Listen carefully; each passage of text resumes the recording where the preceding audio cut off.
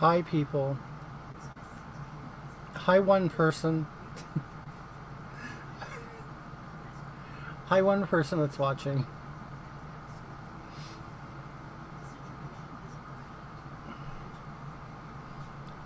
So, one person who's watching. Um, I'm just gonna do makeup and talk. I didn't make the content that I wanted to last week, so this week I really have to do it.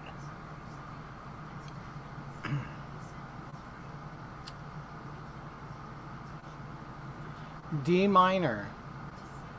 Mara Allen, how are you, dear? Hi, Hope Irving.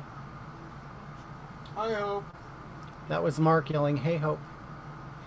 Hey, Ashley. Hey, Facebook user, how are you? Hi, is it Sarah?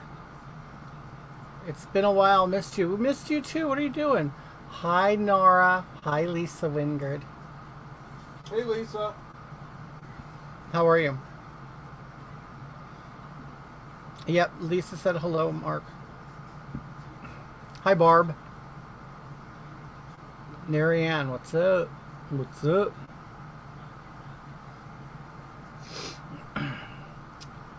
Melissa. Scarab City, hi.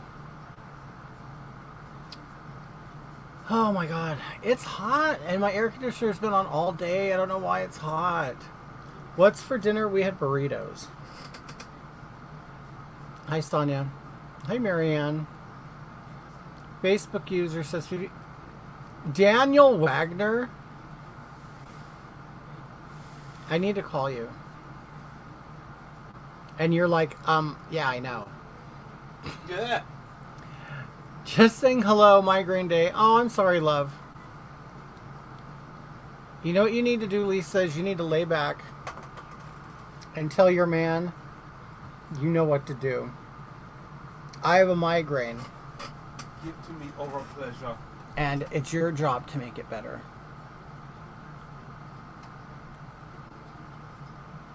Hi, Betty. Hey, Sonia. Mara says, hi, Mark. Loving the little baby kois? Oh, yeah. Yeah, he's recently found 9 more. Yeah. Yeah. So anybody wants to adopt some, well, actually buy them. But you can adopt them for a nominal fee. Yeah, Daniel, I don't know why it's doing that either. I think it was doing it last time too. Hi, Betty. Hi, Ashley. How hot is it? Is it where you are? Like 100. Well, right now it's 92. But it's almost 7 o'clock. Valley Cat. Hi, George. How are you? Oh, you're welcome, dear. Melissa McCann. Mara says, how have you been feeling other than being hot?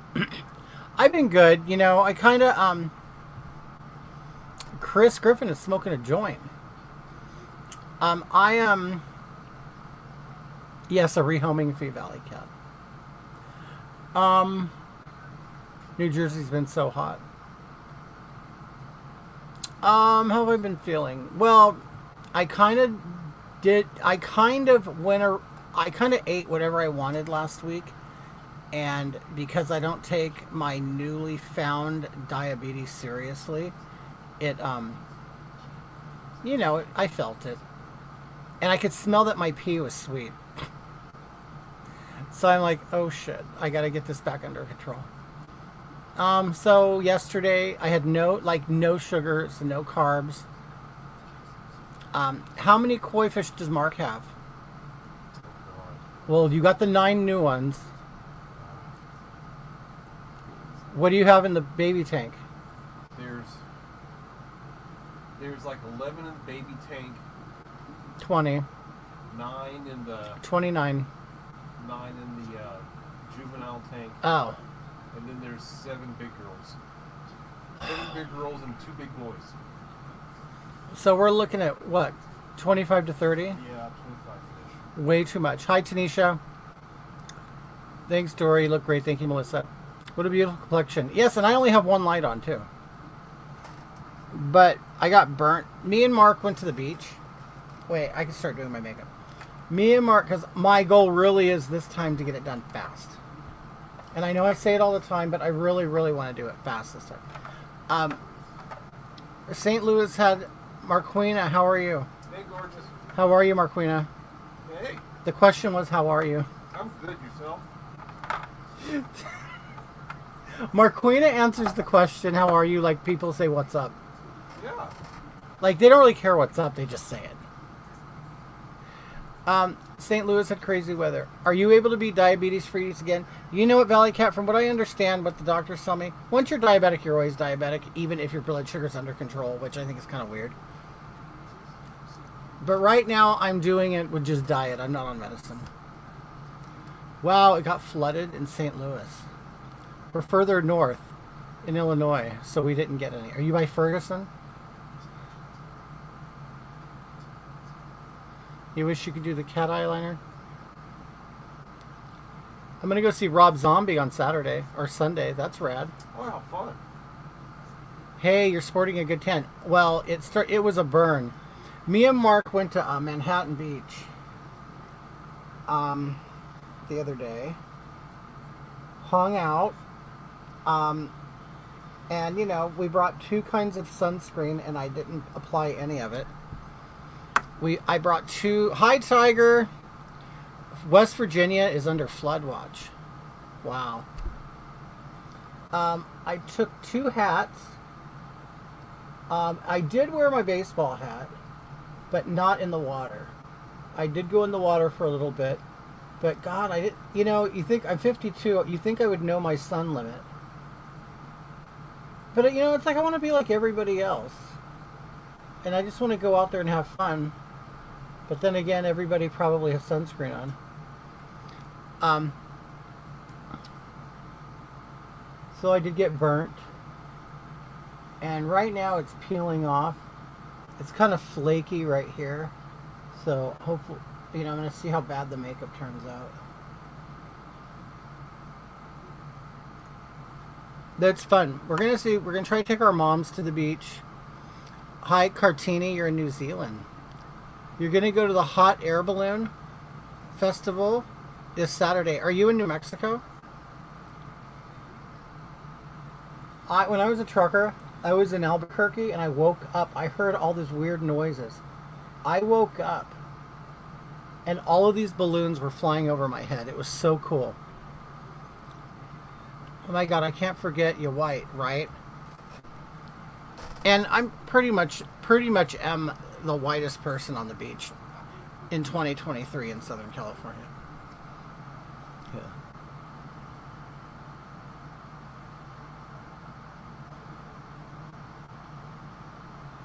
So anyway, but yeah, we usually don't go to Manhattan Beach, but we did, and it was pretty cool. I'm not like, LA beaches are not one of my favorite beaches, because even when I was a kid, you would go and find tampons and diapers on the beach. Redondo Beach was like that, but Manhattan is north of it, and it was really nice. It's a nice beach where restaurants are close to the water. It's very walkable. And it's definitely not like Santa Monica or Venice, where all the homeless people and druggies are hanging out. So yeah, if you're a California person, I would suggest Manhattan Beach. We're going to try to take our moms there next week. Yeah, they'll like that. But, I don't know if you're watching, Mother. But we are not doing it like you like to do it. We're not carrying anything. Me and Mark will carry the shelter, because we have a pop-up shelter, and we have I have an umbrella coming, an 8-foot umbrella. It's an 8-foot span. Hi, Donna. Chris says, oh, I lost a year. If it's 2023, is it? Did I say 2023?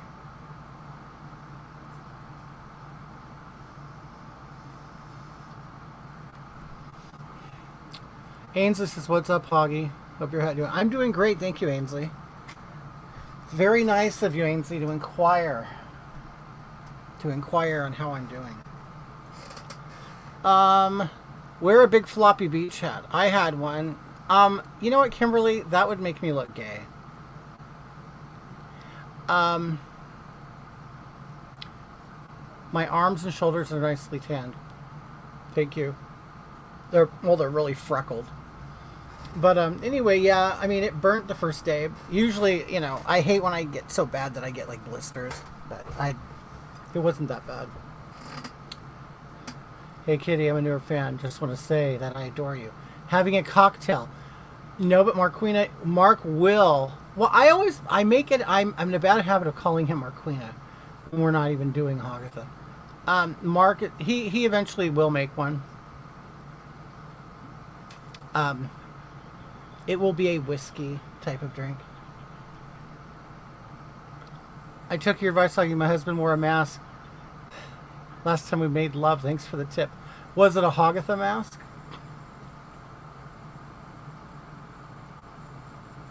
Oh, a mask of me. Good. I hope it really got you in the mood. Does Mark like talking on the phone? That's from Hope. Nope. God, you know what? Neither of us talk on the phone. It's like torture. You want to know something? Okay, so my brother called me today, which was odd. My brother calls me, and I called him back, and he goes, because I didn't answer the phone, and I called him back. I'm all, what?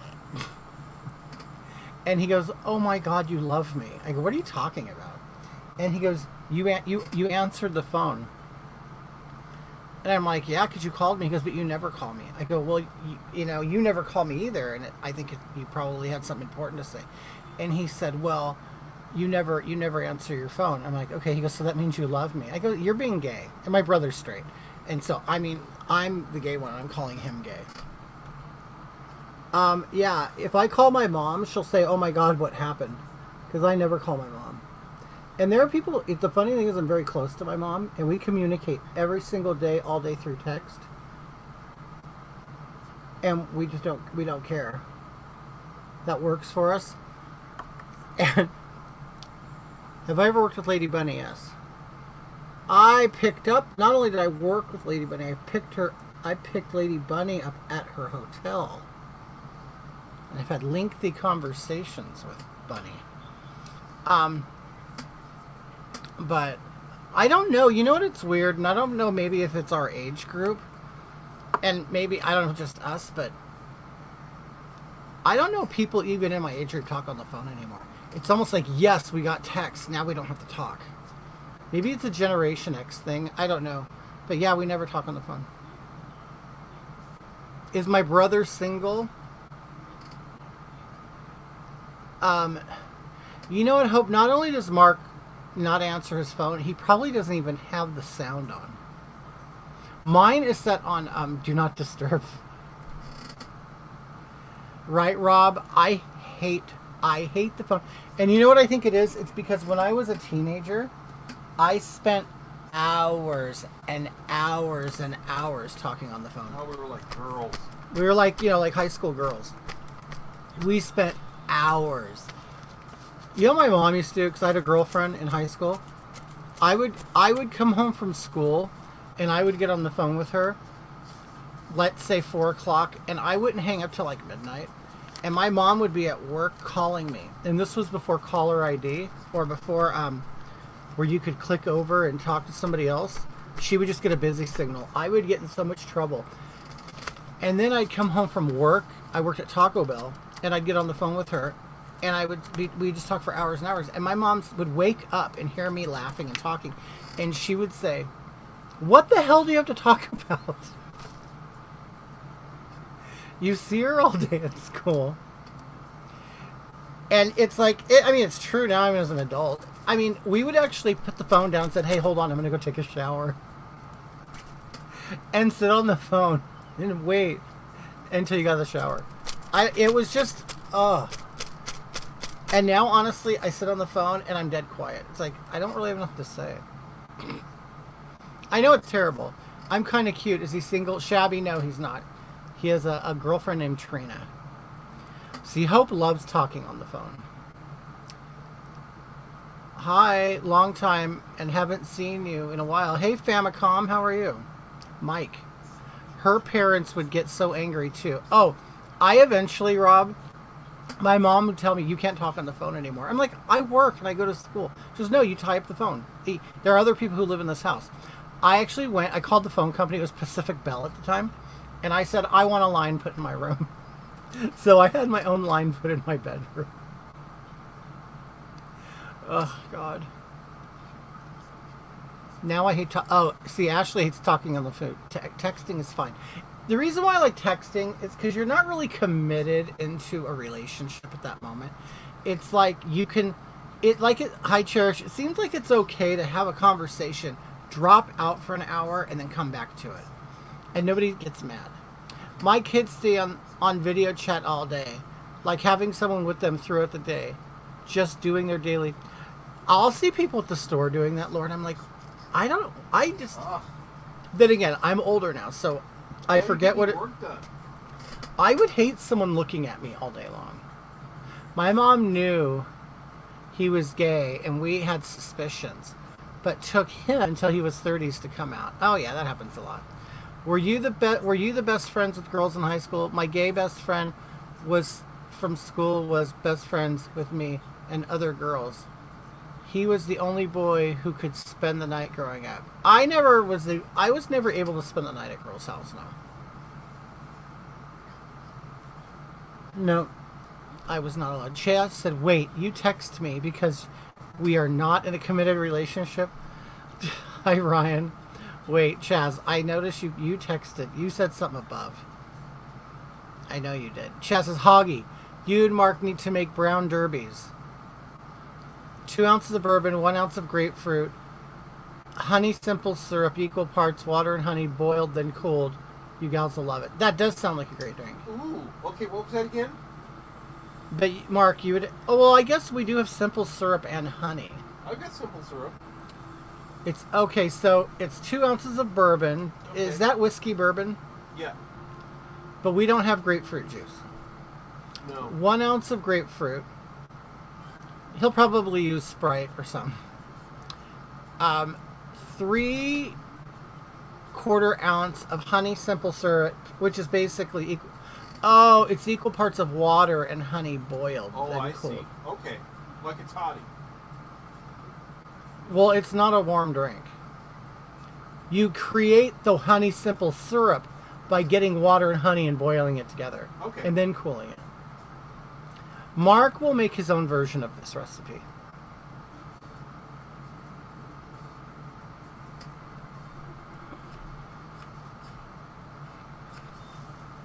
I don't mind texting, just not all the time. Harry says, wow, you're actually handsome under that hog. Thank you, Harry. What is a blumpkin? Hey, hi, Lori from Georgia. Thank you. Dante Mitchell, how are you? I feel weird calling you that. I'm doing great, thank you. What makeup we're doing? I'm doing pretty makeup. Hogatha, you bear a striking resemblance to the vocalist of Disturbed. You know what? I have heard that before. First time I skipped school, I took the phone off the hook so the school couldn't call. My mom worked midnight. She happened to get up and heard the busy tone and and found it wasn't on the cradle. I got grounded for 2 months. How do people voice text? I like those. Oh, yeah, me and my friend, we do it on hi James, we do Signal on the phone app Signal. I'm on YouTube today, but under my Kitty account because Hogatha got banned for a week. Layla said, very handsome under all that hog. I agree. That is good. I'm good also, thank you. Okay. God, I'm just sweating. Why? Oh, I'm sweating. And it's AC's been all day. Oh, thank you. That'll help. That'll circulate more air. Mark turned up the AC, or turned up the, what is that thing called? The ceiling fan. Yeah. It's the circulator, darling. Okay, so let's do this. Oh my God, Mark! Why have we been keeping the fan on low? I don't know. They were stupid. We're just stupid. Stupid. Becky, how are you, dear? I showed your walkaway video to many of my friends. Oh, thank you. Hey, baby. God, that was a while ago. I'll be honest with you, I hated that video. I just looked like shit in that video. Hoggy, this is from Brooke. I got banned, Judy, because okay, so what I did was on that what I was doing, and it was a lot of fun. I could show videos on here, so I was going into YouTube and I was getting their videos and showing them old Dynasty clips of Joan Collins being a bitch, and Diane Carroll. Is that her name? Yep. You know, they were Dominique Devereaux. Dominique Devereaux. They were, you know, rivals on Dynasty. I was showing that. You know, we were laughing at him, having fun. And that's bad. And that was bad. It was like a copyright infringement. Okay. Who the hell is tired of being alone? We'll help you. Who the hell are you? Where the hell did that come from? This. Hey, are you guys tired of being alone? Okay. I keep seeing Hoggy and Kitty pop up on various news sources. Isn't that crazy? I've created quite a stir. My gay best friend since '78 won't talk to me because I'm a conservative. It hurts my feelings. I know he still loves me deep down. He's 61 today. Well, you know what, Lori? The thing is, he's getting too old to care about that shit. And one day he will regret it. If he already doesn't. Too fucking old. He will regret it. And then it'll be too late.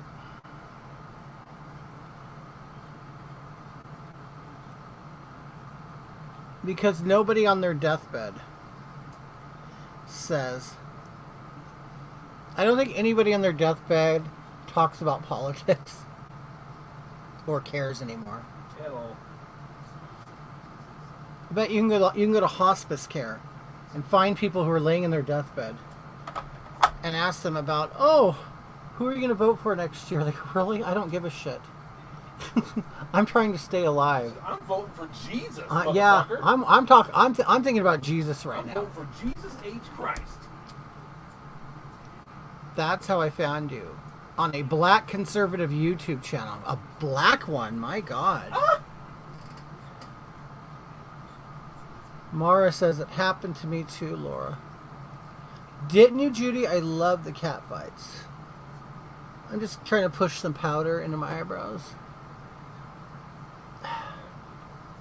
So they can fill in all the gaps. Yes. You lose a very, very good friends being conservative.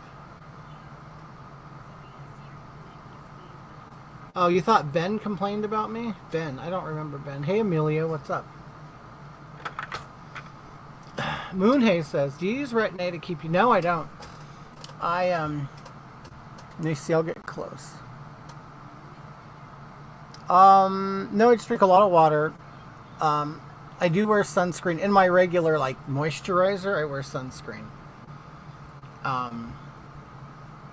And, you know, my mom looks pretty young. You know, I mean, I didn't have a lot of acne growing up. Okay, I'm getting sick of this naked person. Hold on. Yeah. You hungry? All right. You want some dinner? He's blocked. I have nice eyes, Judy. Thank you. Hoggy is all over. You get harassed at work too.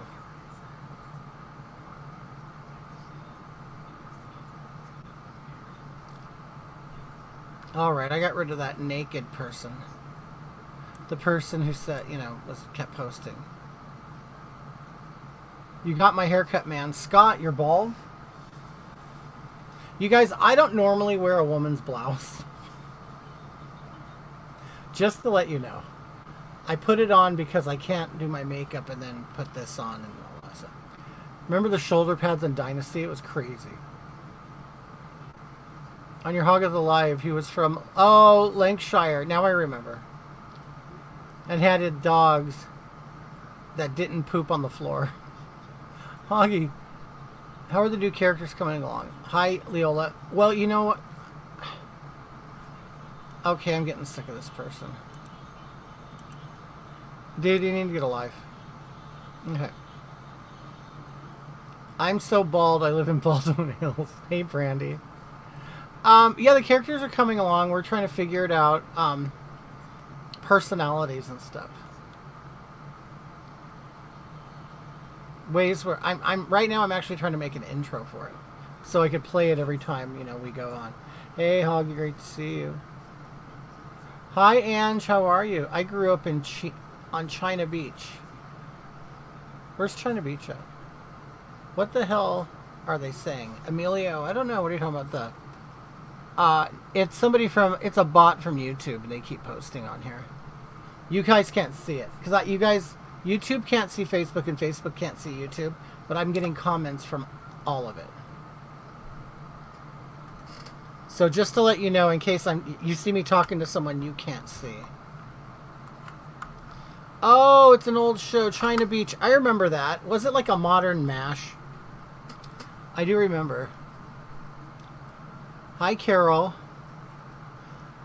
I still need help with my song Hotel California. You should send naked person a picture of Hoggy. They'd probably love it. Hey, are you going to get another boyfriend this stream and then do more breakup drama? Oh, I don't know. We'll see. I never know how it's going to go. I never know how these shows are going to go.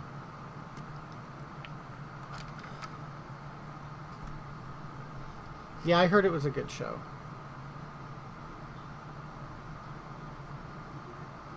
Okay, this will be my final coat of glue. I didn't do a very good job last week. This week my makeup is going to be like browns. I'm going to go completely neutral. I don't know why I tend to like that more.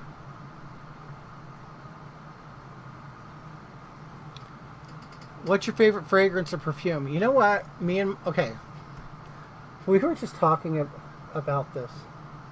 Me and Mark. Okay, so before the car that I have now, I used to have an Acura Integra. And it was basically given, it wasn't given to me, I earned it. I helped somebody move and they just gave it to me because they didn't know what to do with it. And the guy who owned the car went into the military. And so they're like, you know what, will you just take the car for payment? I said, sure. I needed a car at the time. So I took the Acura Integra, and in it was, in fact, it's right here. It was a bottle of Hugo Boss. Okay. Hugo by Hugo Boss. I loved that. And it just had a little bit in it, and I thought it smelled so, so, so good. But besides that, I do not wear, hi Tom, I do not wear women's perfume. You guys, I'm telling you, I'm the most masculine drag queen I know. No, Ange, I do not have my P.O. box anymore.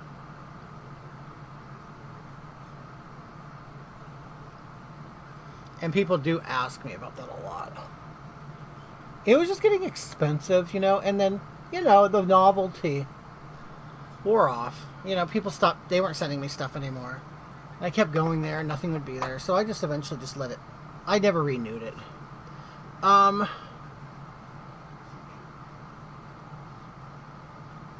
Anyway, the other fragrances I wear are, let me see, this is Gucci, it's Guilty by Gucci. It's called Gucci Black.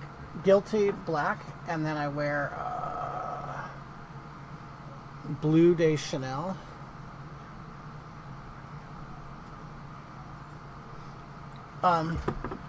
They're both men's fragrances.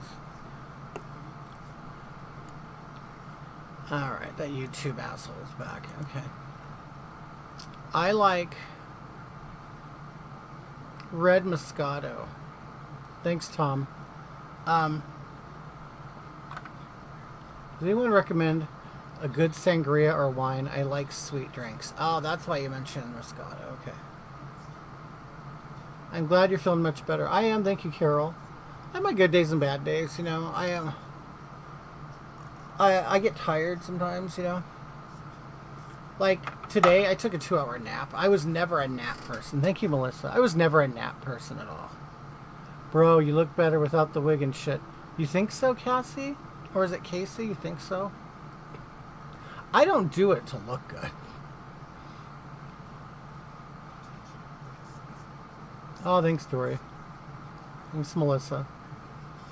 Like, I don't wear it because I'm like, oh, it makes me feel beautiful. I do it for the art of it, the fun of it. I think it's fun. I think it's fun doing it.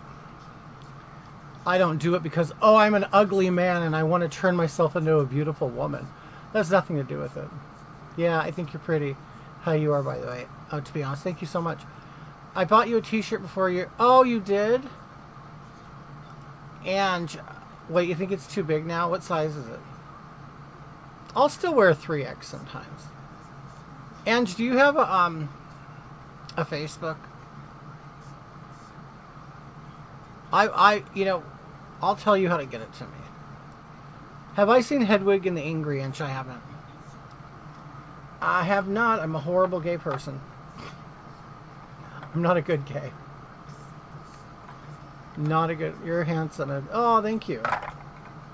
Lori says... Hey, LMSS, how are you, dear?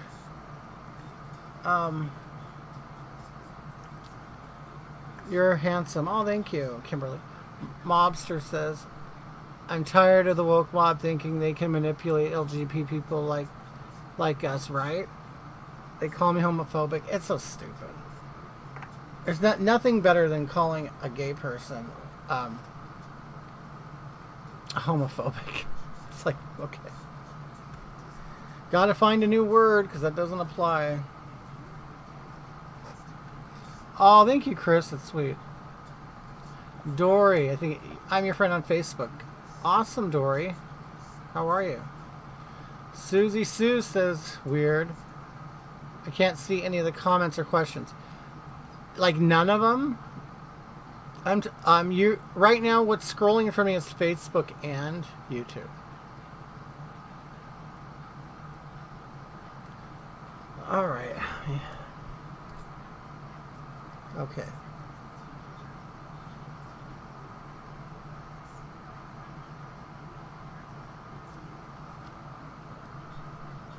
Oh, okay, Dory. Yeah, I have a bad memory and I'm bad with names, so you'll have to, yeah, people always have to remind me of stuff. Oh, you love Dave Rubin. Yeah, he's cool. I get called homophobic or self-hating gay. Of course, they have to call you something, don't they? For all the time. It's so stupid. And they think they're like really hurting. Is that a Shane Dawson mirror? That's what I've been told. I got it as a gift. Oh yeah, you know, self-hating gay. Yeah, it's okay. I don't know. Okay, does that make you feel good to call me that? Good. I know you got to call me something to make yourself feel better. You know what I mean? It's so weird. It's like they're so afraid of being labeled or called names or whatever that they think these childish little names really bother us. Darren, how are you, Darren? How is it in your neck of the woods? Have you ever gone to the fair dressed as Hoggy or Kitty? The fair, you mean what? The Renaissance Fair, or what do you mean? LA Fair? No, I wouldn't because it'd be too hot. Doing well. How is your health?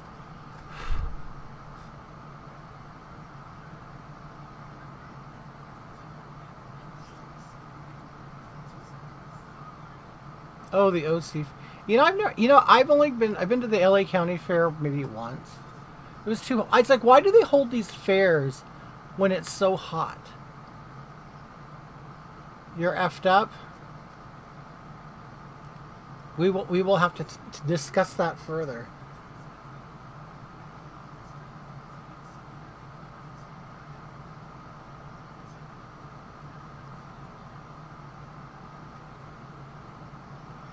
Okay, so this is like my mid color, which would be like the skin color.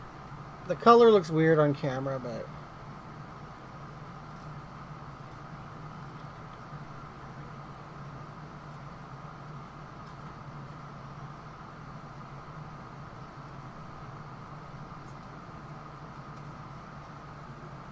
okay, email me.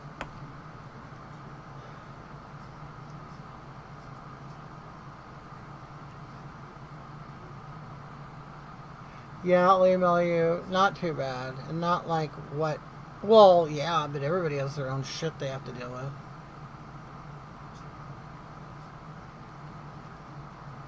Can only go to the fair at night because... Right, like, okay, you know what that is, Amar. Why the hell do they do it at night time? Do it during the summertime? I mean, okay. Yeah, okay, so it's probably cooler going to the Orange County Fair. But it's still hot, and it can still get hot in Costa Mesa, especially when you're outside, out in the open sun. You know. Okay, so I grew up in Riverside County. So where do they decide to do their county fair? All the way out in Indio, which is east of Palm Springs, which is like the hottest place in California. And it's like, why would you do that? Like, why are you creating this huge fun festival in the middle of hell? I mean, it makes no sense. It's like, do you not want people to come? But obviously people must go. I don't know. It just seems like they get a greater attendance if, you know, they pick a cooler time to do it in.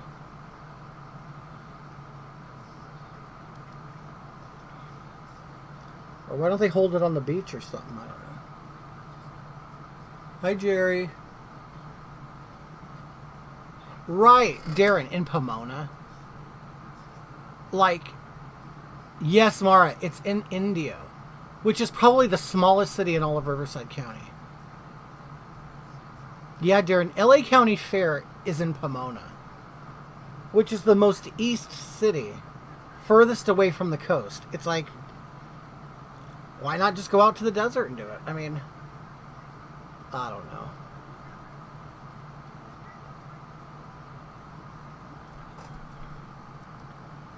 Who wants to use a porta potty when your undies are sticking to your ass?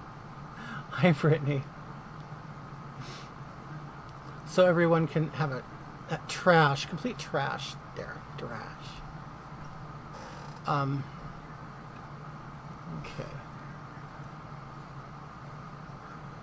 Oh god, the color looks so weird. Oh well, that's what hair is for, to cover your shoulders.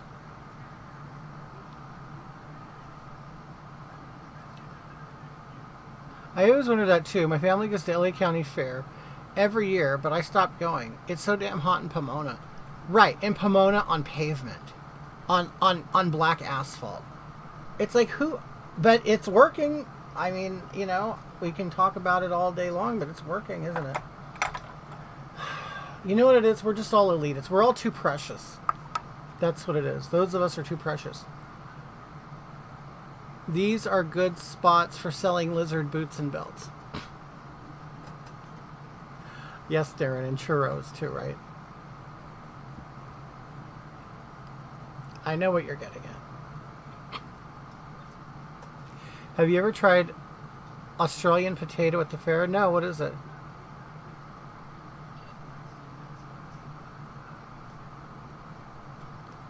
Bolo ties.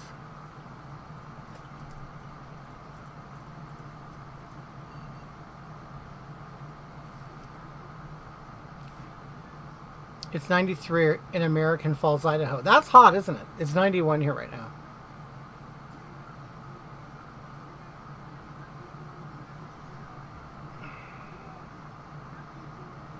It's hot here in Virginia, too. Apparently the Lord listened when we all said we wanted a hot girl summer. Well, the Lord is bringing the wrong hot girls.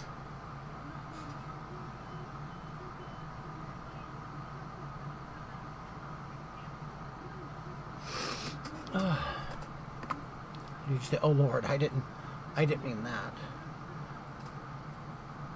Oh no, 94 in Spokane. That's hot for that. That's hot.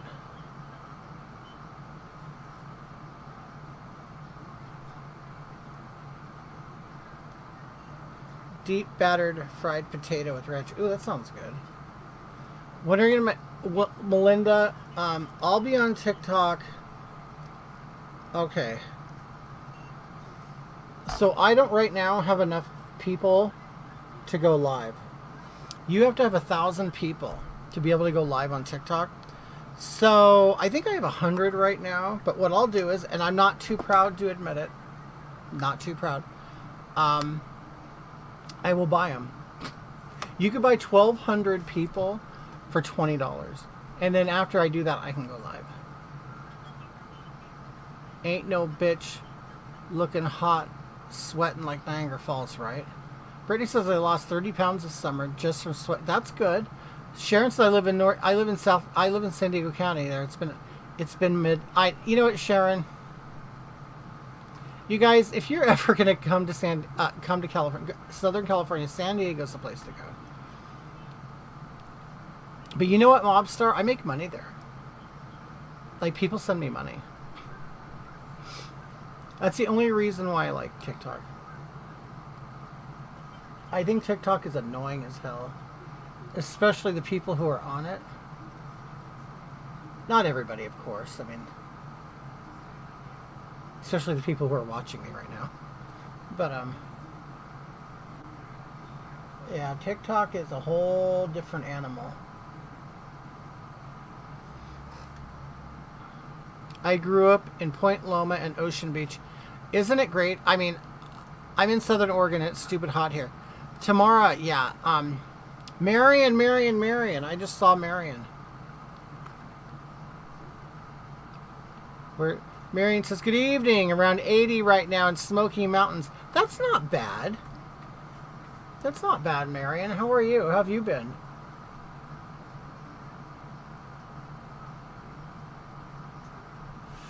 Oh, this always takes me the longest. Ocean Beach is beautiful. I won the lottery growing up there. It is great. San Diego's great, you guys. What is your TikTok? Beautiful Hog Kitty. Yes, it's Beautiful Hog Kitty. And it's a very beautiful picture of me. Darren. And is it Sharon? Yeah, Ocean Beach.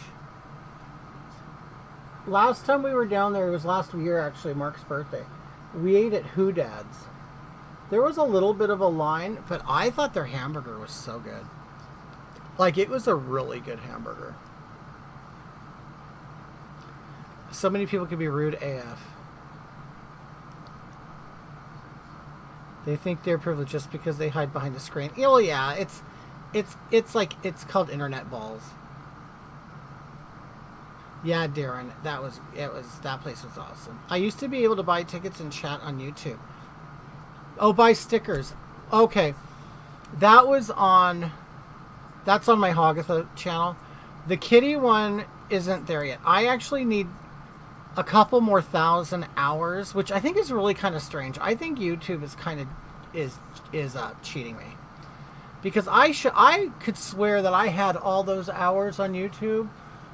But you know, my controversial videos are on there, so maybe I'm being punished, but YouTube is now saying, oh, you haven't had enough views on your channel. And I'm like, I think I have. Blackfoot, Idaho here, and hot as F. Dawn. Oh, you're in Idaho. I went to now, are the Blackfoot and the Blackfeet different? I'm thinking whenever we come visit you, I want to challenge you to dress me in drag. Oh my God, Daniel. With your beard? You know the funny thing is, I'm going to do Marquina.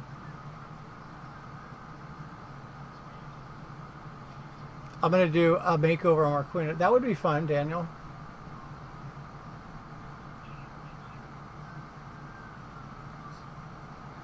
I mean, definitely the beard would have to go.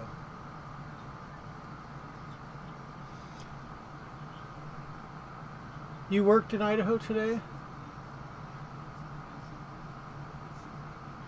Oh, Blackfoot's a city? Okay. Yeah, I went on the reservation. It's called Browning, Montana. Oh, that was horrible. That was a horrible place.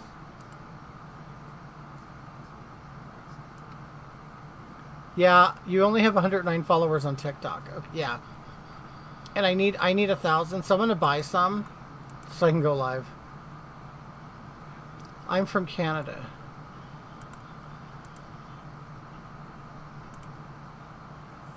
Yeah, I was up north 25 minutes. Coeur d'Alene is beautiful. I mean, they kind of say it's like what, center of the white supremacy world. But I thought it was very clean and pretty.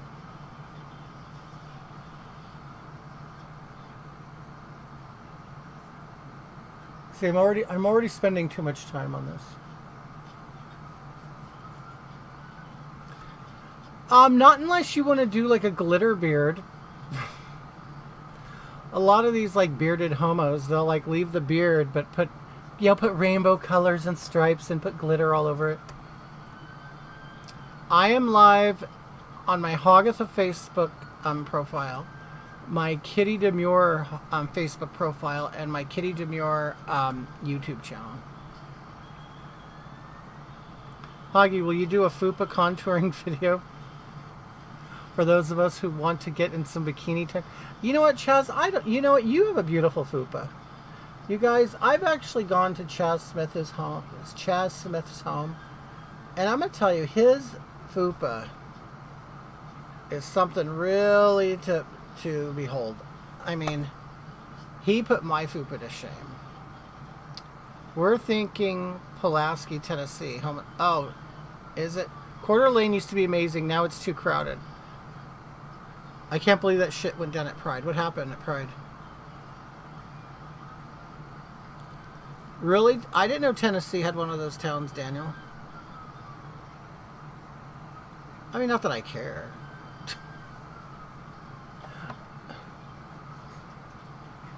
Okay, have to follow Kitty Demure on YouTube. Okay. Yeah, watch me there so I can get more hours.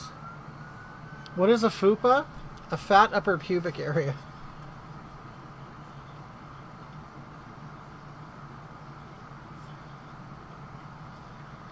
Yeah, his fupa was like, oh my god, and he revealed it when we went swimming.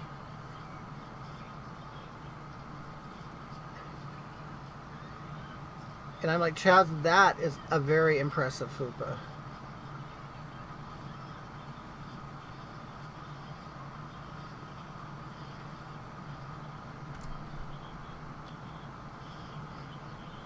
How much backlash have you received from the gay community? I'm sure you really don't care. You know what's so funny, Christopher? As I was reading that, I was saying to myself, I just don't care. You know what? Okay. Now... Equal parts honey and water? Is Chaz still on? Yeah, it's equal parts honey and water. Okay. That's probably to dilute the viscosity of... Okay, so the backlash from the gay community.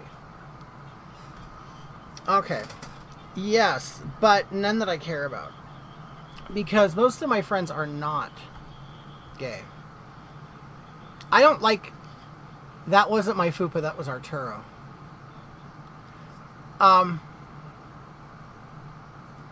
See, I don't understand why people nowadays are like, they care so much about what other people think of them.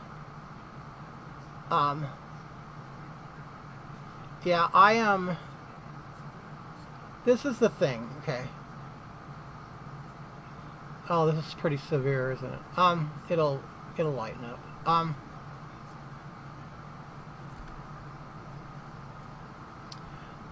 Yeah, I'm contouring.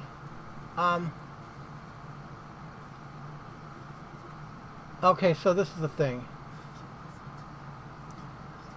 I know I'm right. I know I'm right about the things I think and say. So I don't feel this pressure to do what the so-called community wants me to do. And not only that, they know I'm right too, so they don't bother me. I'm not saying that I haven't been like harassed. I'm not saying I have been harassed. I've had people really talk bad about me, talk shit to me, things like that.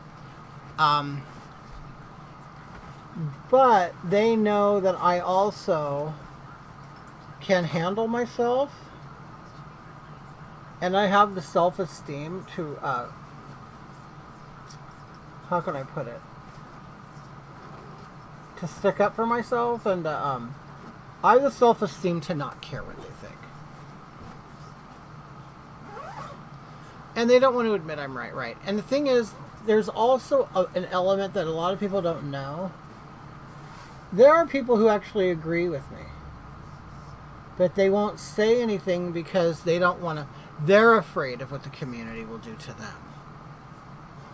So that's what we're dealing with right now in our so-called gay community,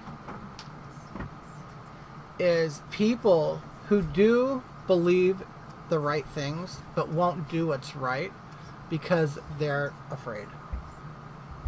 Because they know how horrible the community is, and they might lose work doing drag. And a lot of these people, I've never seen a more, how can I put it, insulated community of people, where all they'll do, they'll only hang out with each other. They'll all echo what each other says. They just want to belong. They want to belong. So it's like a cult. Well, sorry to interrupt you. Yeah. But bottom line, okay. Most gays are just lonely as hell, so they'll do anything to belong. Right. And yeah, gay people do tend to be lonely. And I'm not saying it's because they don't deserve it. Because there are gay people who are just complete assholes, and they don't want to. Okay, to live in a society, we all have to have a bit of conformity and to get along with each other.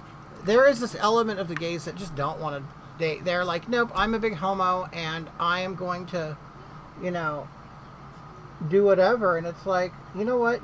I've never had a problem or an issue being myself, and still conforming to society. It's like these people just don't know how to make it work. It's like I could hang out with bikers or cowboys or gangsters or anything and get along really well with them. Because I don't have to wear a gay flag everywhere and prove something. Like you don't have to have gay sex with people for me to like you. And there are people who are like, oh, I only hang around my kind. And that exists racially, that exists sexually, whatever. And I don't get it. I mean, yeah, so I don't need, and the same thing is like, I can hang out with people who like, if they don't understand gay people, or if they like don't necessarily like it, it doesn't mean I can't be friends with them. I could still be friends with people who are like, oh God, how can you? I could never sleep with another man. Okay, I mean, that's fine. I don't care. Just don't make me feel bad that I do. I mean, you can still get along with people who are not like you and not be like each other, and, and still be respectful. I don't know. It's like, okay, yeah, we don't have to sit around and talk about gay sex. It's like, straight people don't sit around. I mean, how many women sit around and talk about your sex life with your husbands? I mean, you know what I mean? I just don't know why people feel the need to do all that. So I don't.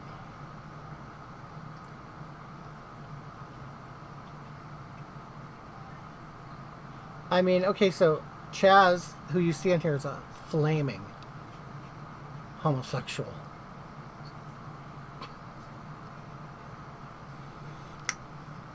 We get together and we don't talk about gay sex.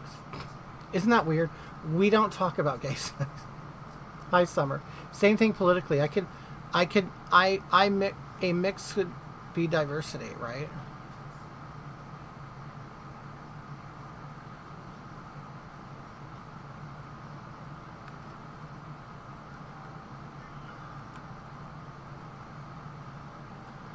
People also understand the difference between private and public actions. Not everything needs to be public, right?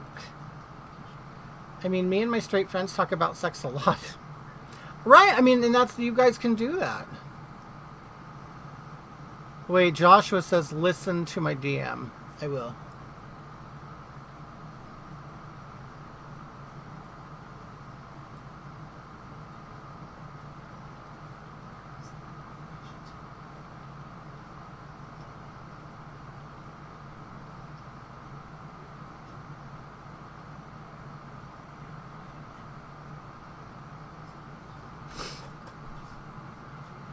You have always been yourself. Then again, you're over 6 feet, so I don't. Right, and that's another thing. You know, I am a big guy, so. I mean, that's not to say out to You know what? Well, the guys in high school knew I was a sissy, so they messed with me all the time. I would have little guys picking on me because they knew I wasn't going to do anything because I just didn't fight. But that's because they knew me and grew up with me. But when I got older, yeah, sure. Nobody as a grown man has tried to physically. I'm 6'4". No one has had tried to, physically threaten me in a long time.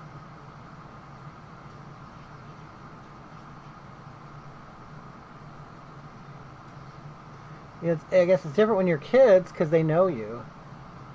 And they're like, well, I've been calling him a faggot for 5 years and he's done nothing about it, so.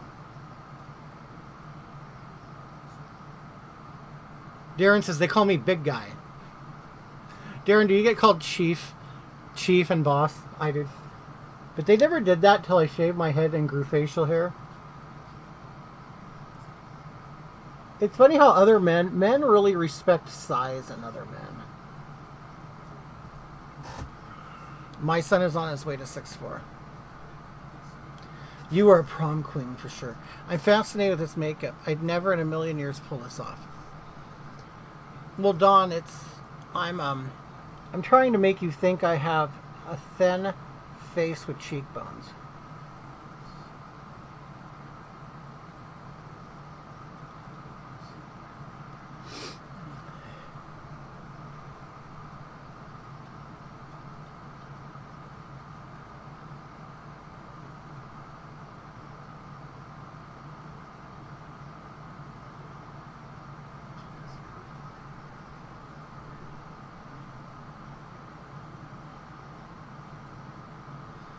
Chaz, you've always respected size because you're a size queen.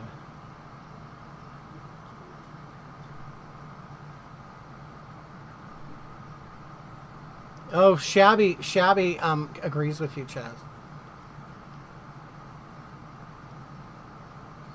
When did you get into drag and why?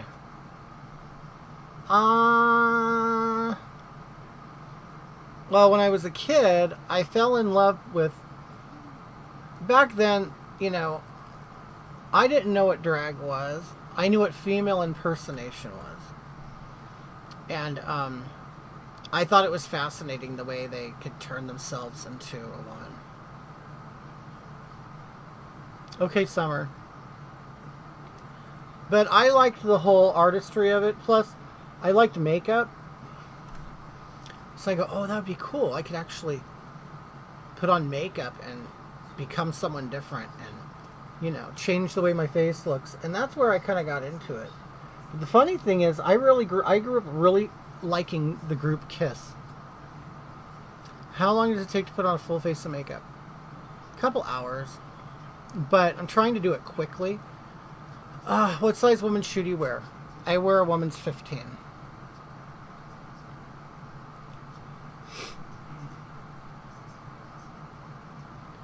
Okay, I'm going to kind of leave it here.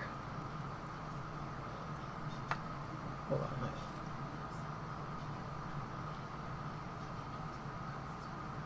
I've lost weight. My face kind of sinks in right there now, so I make it extra light there, so on camera it kind of looks like it kind of pops out. Have you seen the new international group that materialized last month called Gays Against Groomers? Oh, yeah, I'd make content for them. Oh my god, my favorite Kiss album. It's been years. You know what, but I listen to Kiss Alive a lot.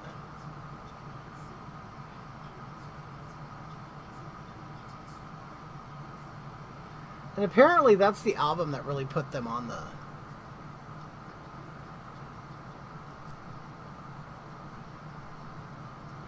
Yeah, I've lost some weight.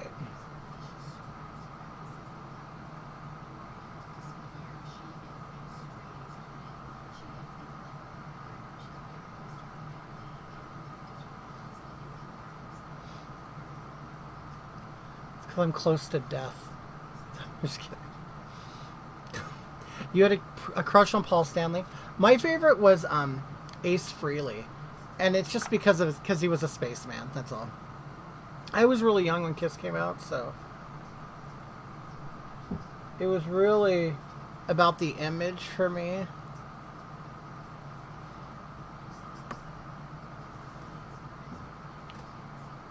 I had a little girl crush on Paul Stanley. Who does Marquina listen to? Love and Spoonful? You want to know something? Mark. He likes...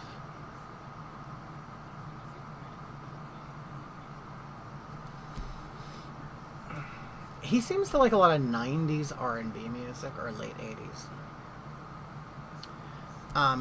Of course R&B. But he actually listens to a lot of classical music.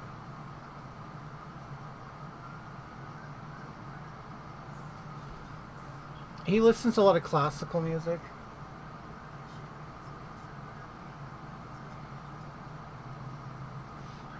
And like some 70s. Have you ever showed up at a doctor's appointment? No, I haven't. No. No, I wouldn't.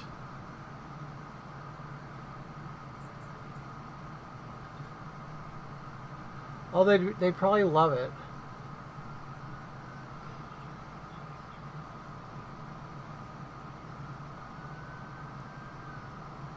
Mark likes cute poppy music. I mean, I'm not saying I don't, but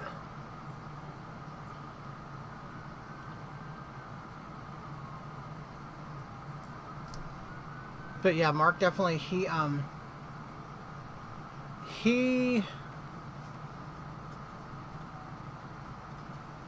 listens to, like, you know, to a lot of stuff. He likes like some 70s music. I like 70s music too. Like, I love disco. Like, but you know, I'm gay. How stereotypical, right? But yeah, I do love disco.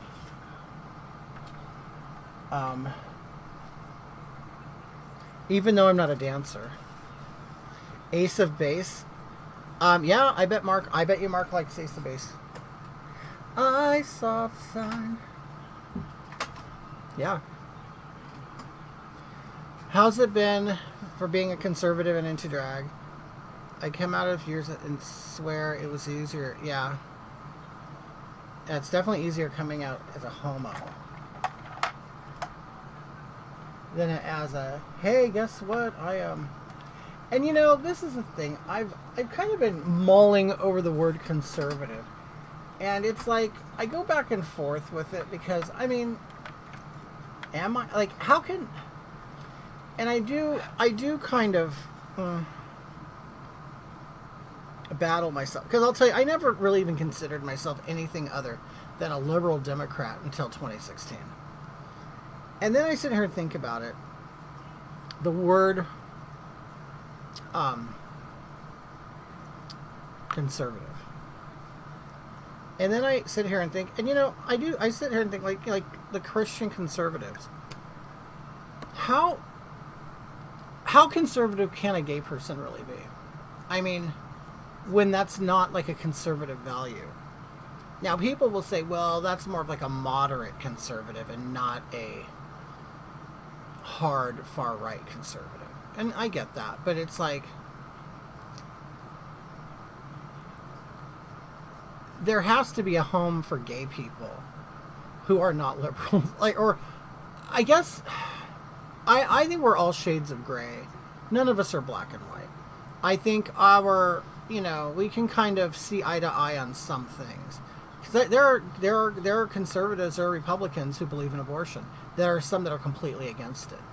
There are some Democrats that are against abortion. So at some point we all kind of meet somewhere in the middle. But well, we Christian conservatives support you. Oh, thank you.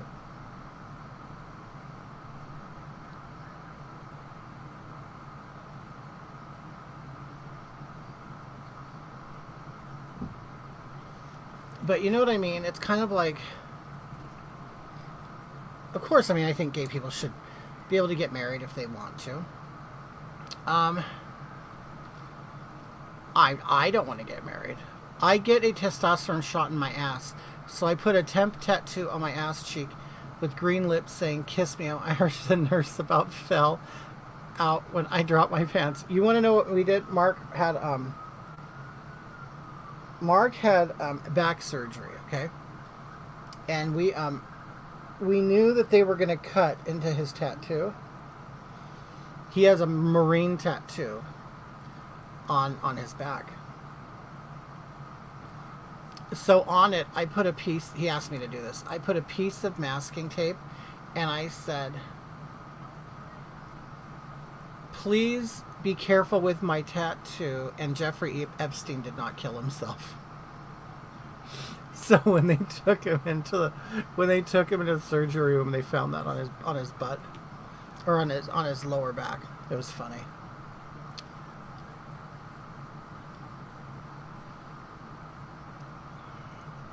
So like the whole there's I'll tell you, there's just as many conservatives who hate me as liberals do.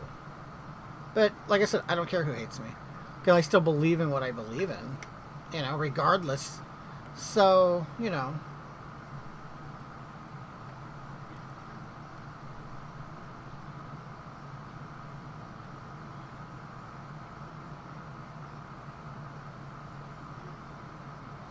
like, I don't know if any conservative in here knows who the Log Cabin Republicans are. The Log Cabin Republicans is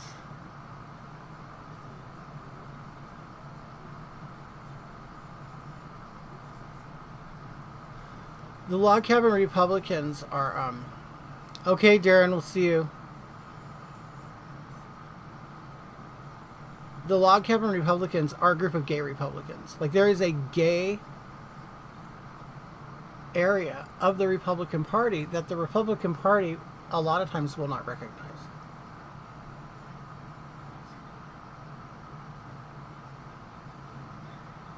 And the thing is,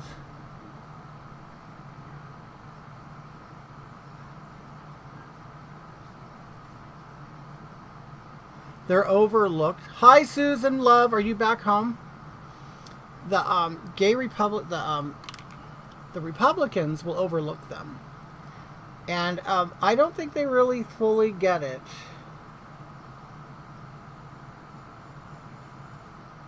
That there are gay people who support them. And that actually spend money and go out and campaign for them. And they will ignore the gay Republicans. And whether they like it or not, it's getting bigger all the time. They're not that conservative, and they aren't. And they are stalked by rent boys who think they have money. Susan, your mom gave you COVID? Are you back home? And are you really sick? Yeah, like the Republicans wouldn't let the Log Cabins speak at their convention. And It's a constant thing with the log cabins. You know, they're like, well, we do you feel okay? Like, are you bedridden?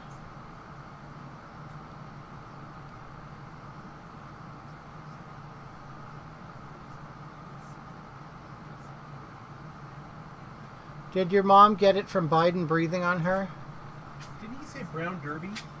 It's called a brown derby. Brown derby, gotcha. Yeah. But this is going to be a Mark derby Well, because we don't have grapefruit. I'm working on that now. Susan and John are back home, Hi, Susan. and they both got COVID from her mom. Oh, God. Now, what kind of COVID do you have? Like a severe case of COVID or the cold COVID? I heard about you on a Black Conservative Perspective Daily Wire. Really? I'm not too bad. John is worse than me. Teddy has it too, hanging in there.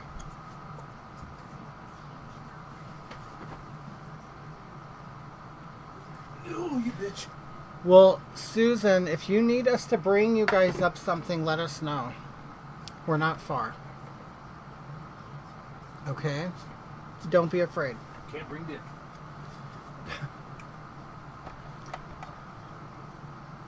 How long have you been sick?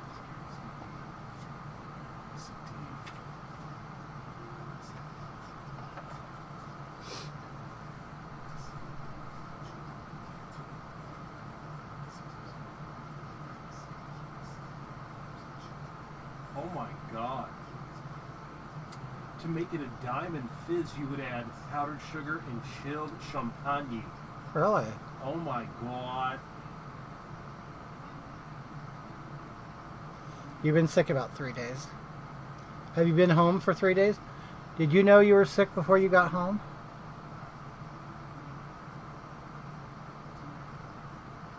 Did your mom have symptoms? Like, did she know she was sick?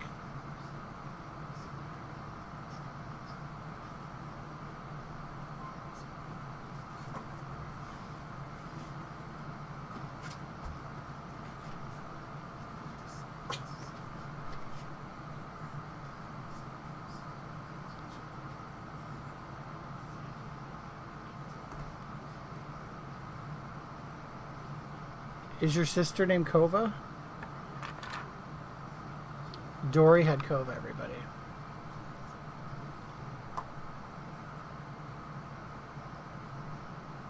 How are things in California? Not bad. It's a little warm. But, you know, I know it's worse in other places.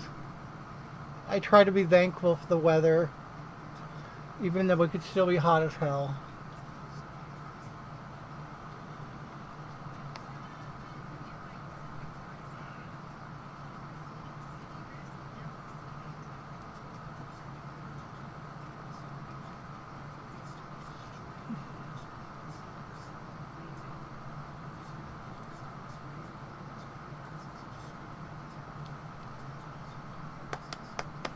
Hey Susan, how is when Teddy is sick, how does he do? Is he a good sick person? You know what I'm talking about? 'Cause I know people like Teddy sometimes cannot handle, you know.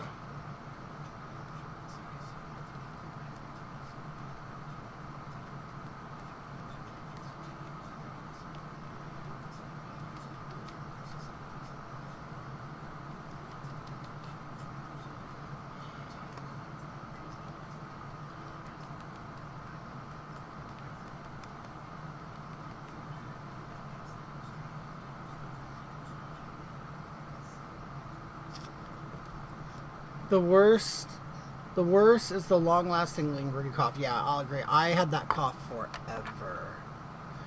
We took her to dinner for her birthday to tap on. Oh, okay. Ah! I'm not going out now. I'm just going to do video content. She said she started feeling tired at dinner. Wow. He's good. He's a trooper. Good. It is annoying, Dory.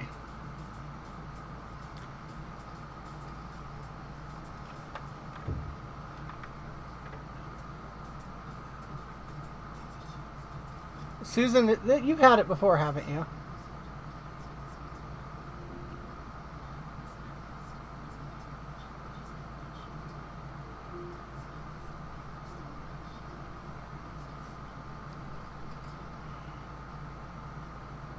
Okay. You lost your taste. I never lost my taste. Mark did. Mark lost his taste.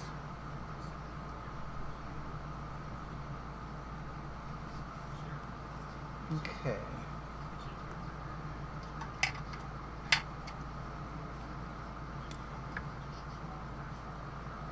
I'm going to use this new eyebrow pencil, see how it works.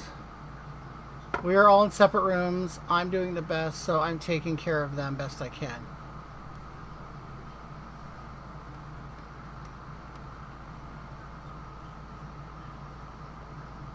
Is anybody downstairs, Susan?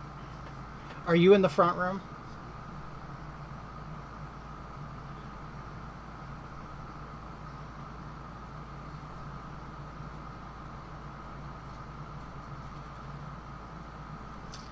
Okay, this pencil's too hard.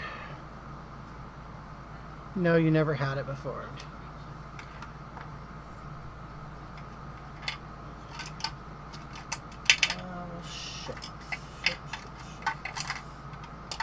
Where is my brown eyebrow pencil? I gotta head off. Alright, Famiko. Thought ban. No, they didn't ban me. They did. Well, they banned me for a week on my other channel, but it'll be over soon.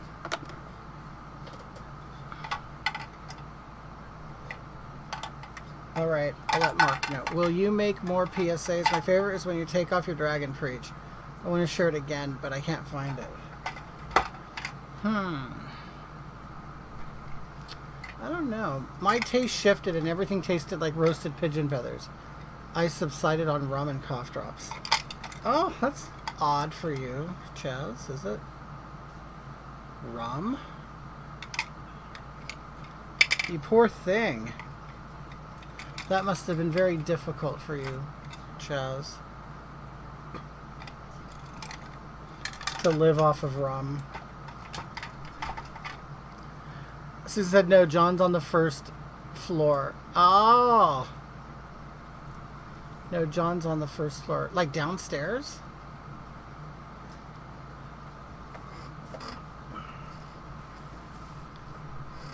Do you throw him food once in a while? Or do you leave it on the staircase and he comes up and gets it?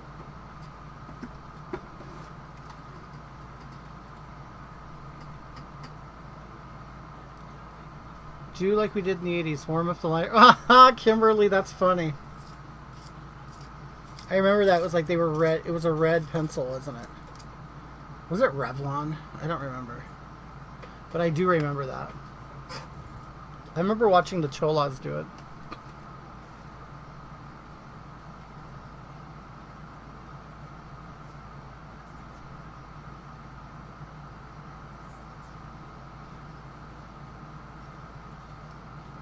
No, across. Oh, okay.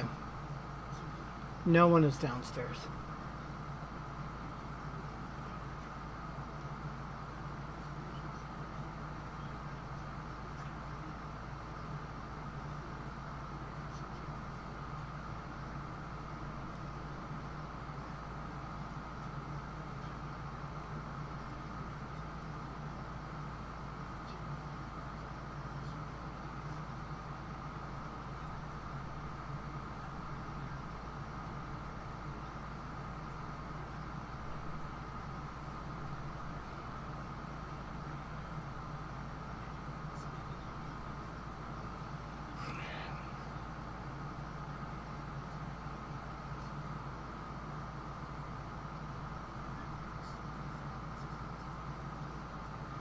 Joey Gomez, how are you?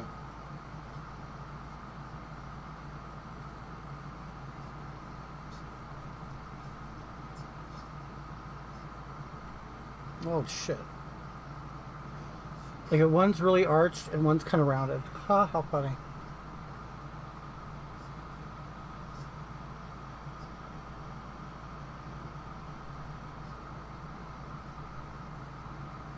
Alright. I can make that work.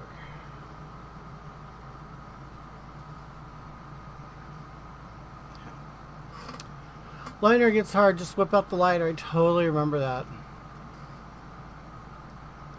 I have totally natural brows. They're crazy. I'm liking watching you create them. Well, these are very... Nobody's eyebrows do that. Joey Gomez, where have you been? Yeah, I don't make like really thick eyebrows, but I do like tilting them up. You know, it's all about the illusion of making everything go up. That's exactly why I quit drawing on my eyebrows. I just grew them out because they'd always come out different. Well, you know what? You need to get them tattooed on. That's what you do. The funny thing is about getting them tattooed, your skin's going to fall. Your face continues to fall. You know, even if you get things tattooed on your face, it's going to, you know... Oh, there it is. Yes, gravity sucks. Yeah, I mean, they're going to fall. They're going to continue to fall. So, I don't know why people tattoo them. Okay. I was so happy to find this. It's in my old makeup container. It's like a contour. These are contour palettes. I love these. Has anyone tried the eyebrow stamps? No, but I've tried eyebrow stencils. And I do like them.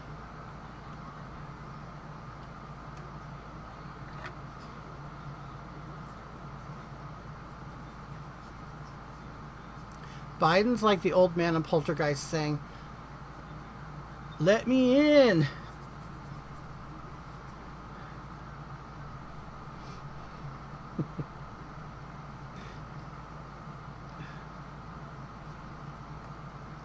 That dude is... I don't know what's going on with that dude.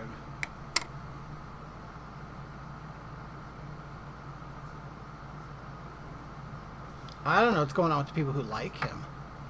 I am not watching Drag Race, Liz. I haven't watched Drag Race in quite a while, to be honest with you.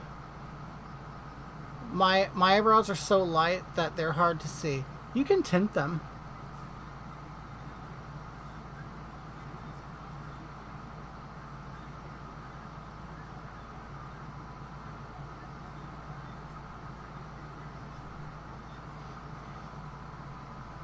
Hi Kim, how are you? I used the stencil to shape my brows when it was time to pluck after fully growing them out.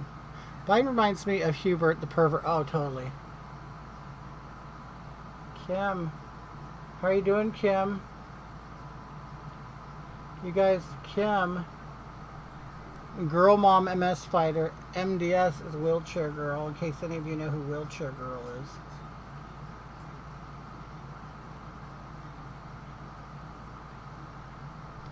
You know, it's funny. A lot of people have watched Hagatha and say, "Oh, Hagatha's so ableist and makes fun of handicapped people."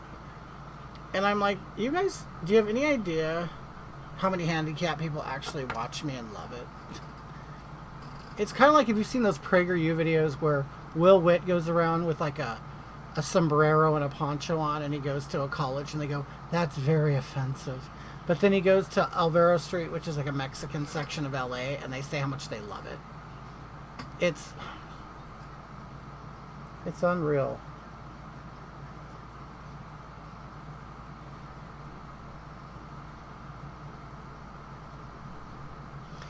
And the funny thing is, it's not even if let's say you don't like, oh, you make jokes about handicapped people. And I'm like, okay, so, well, I think that's offensive. Well, are you handicapped? No. Then why are you offended? And that's what's going on. People get offended. It's almost like they're professional offenders. Like, they're people who, like, didn't they used to hire people in the old days to go to funerals and cry? Like, didn't they used to have people, like, you would hire them? It's like they're like that. It's like, dude, it's like, what are you, like, paid to be offended or what?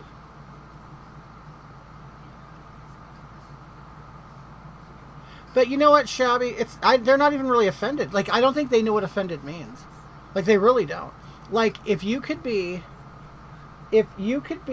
Irish and you're offended that I wear a Native American chief's headdress, how could you be offended when you're not Indian? Like, when you're not Native American, how could you, yeah, professional mourners, how can you be offended by something that doesn't pertain to you? You know what I mean? It's like, it makes no sense. Like, I don't know. I don't understand it. It's like, how can you be offended by something that you're not a part of?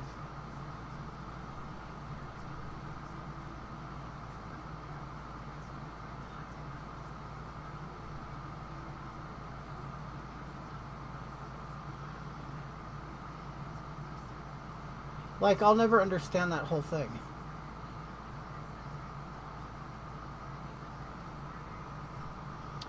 My aunt is an unprofessional mourner. She weeps all the time over everything but doesn't get paid. You have helped me to learn how to not be offended. How the world is my oyster, right, Maverick Spirit?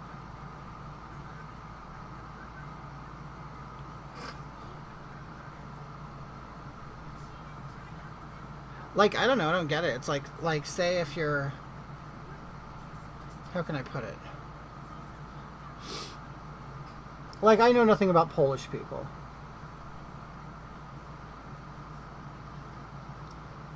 And let's say they like to make fun of Ukrainians, which I know nothing about. Or like the Romanians making fun of the Turkish or whatever. I'd be like, I know nothing about it, but I'm supposed to be offended. Like being offended isn't. It's not like it's not like something you can make up unless do people. How do you make it up? I mean, like if you say, "Well, why does it offend you?" Oh, I don't know. Well, because it's not your culture. But who cares if it's my culture or not? Why does it personally offend you? Because I don't like it. Well, liking something and not liking something. Not liking something or liking something isn't being offended. That's the thing. And also, why is it my job to make sure you're not offended? Good night, Brandy. Like,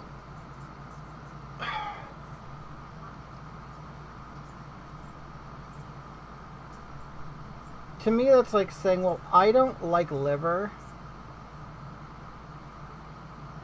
and I don't want no one to eat it around me because I don't like it.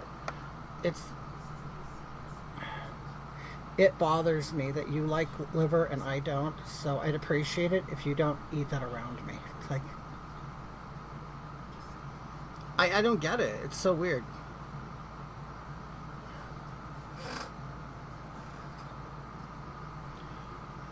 Honestly, I buy a lot of my makeup at wig stores, and Amazon. Wig stores tend to have a lot of makeup. I don't spend a lot of money on makeup. Probably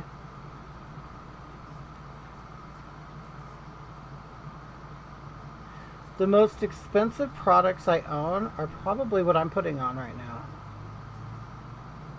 This is by a company called Ben Nye, which is like a professional like stage makeup brand. That's probably the most expensive stuff I'm putting on now because it's highly pigmented.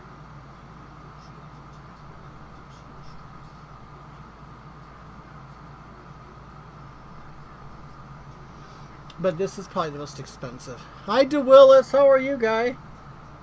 No, you're a girl. I don't remember what you are, DeWillis. You're a chick, aren't you? It's been so long. How have you been?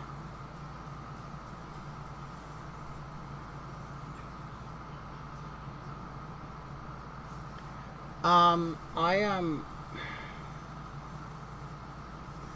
I know. I remembered. I don't spend a lot of money on makeup.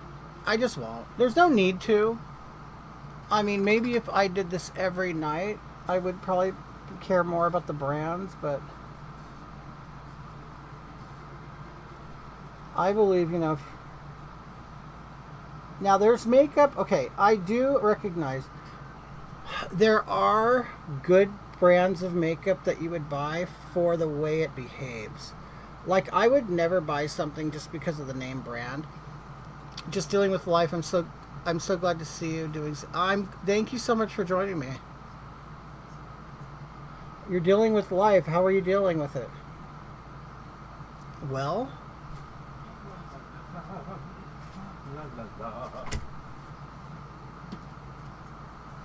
I hope it's treating you well. What was I going to say? There's an eyeshadow brand that I like called Lorac. I like it because it's very fine and it blends very, very well.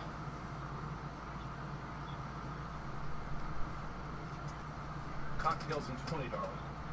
Oh, really? Yes. What are you gonna do right now? I'm just changing for cocktails. Oh, okay. I really hate to ask things of you, Marquita. Could I have some ice water? Okay.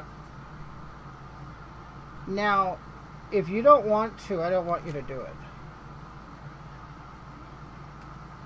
Okay? Uh-huh. If you do not want to get me ice water, Uh-huh. Go on. and and I want everybody at home to know, Uh-huh. Go on. I never ask you to do things for me. Uh-huh. And you know, Why's that? because I could do things for myself. Mm-hmm. Has nothing to do with the demographic? The demographic. It does.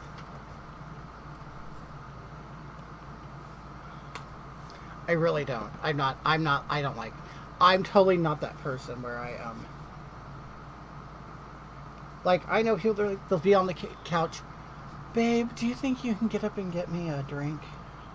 Pretty please. I am not that person at all. And if you're that person, I don't think you're a bad person. But I don't do that. Hey Chaz, does Arturo do that to you? Right, Chaz? Is he fermenting it? Really? I have a bad habit of asking my husband to do too much, but he probably wants you to. Tammy, he sounds very accommodating.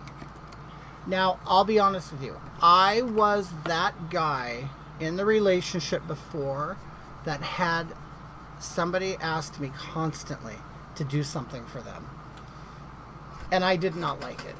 And they were taking advantage of it. And I felt like, don't be a bitch to me while I'm doing things for you. Like, at least while I'm doing something for you, don't be a bitch. Yeah, Christine, if they're already getting up. Yeah, so it's like, but no. If I'm being nice to you and I'm doing something for you, do not be a bitch. And they were a bitch. Okay. All right. Thank you, love. There you go. Oh, you're so sweet. Look it. He brought it to me in my Bubba cup with my sticker on it. Courtesy of Valley Cat. And just in case you can't read it, it says, "Don't F word kids."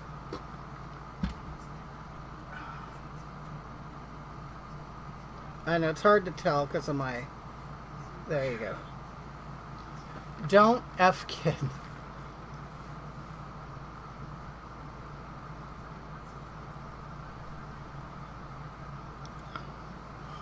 Right, Christina said, "Are you sure you didn't put too much ice in this cup, Mark?"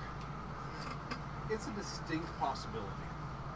But I think there's an equal ratio of water to ice. I like a lot. Mark knows I like a lot of ice. The cup is big enough to where I can have both. A lot of ice. And then you don't have to deny yourself. Oh God, Chaz! I just read the first comment. I read the first sentence of your comment, and I already know what it's going to say. Okay, because I said, I'm really not that kind of person to ask. Like, I'm not the kind of person like people will sit around watch TV and they go, "Babe, can you get up and get me a drink?" I'm not that person at all. I was the person that was asked to do that shit Gotcha. before, so that's why I'm not that person. Leola says hi. Hey. Kimberly, you have a Bubba cup. You fill yours with coffee. Could you imagine putting coffee in your Bubba cup? Nope. We drink coffee. Well, I drink tea now.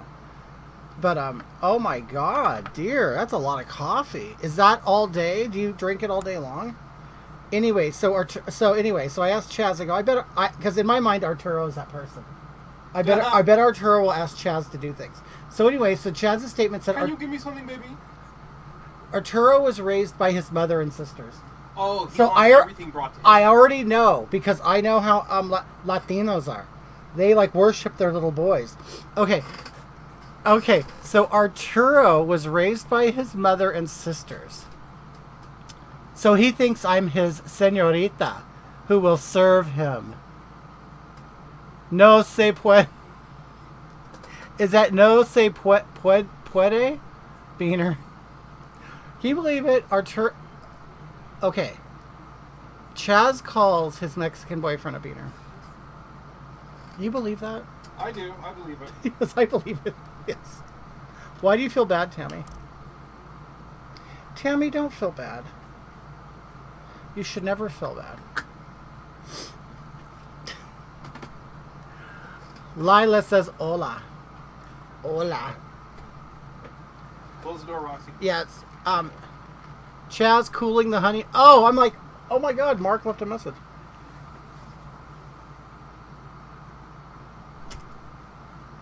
Oh, now taco breakfast. You know what? Breakfast tacos. Breakfast tacos. We like breakfast tacos. We really do. We'll make tacos for breakfast. I love breakfast tacos.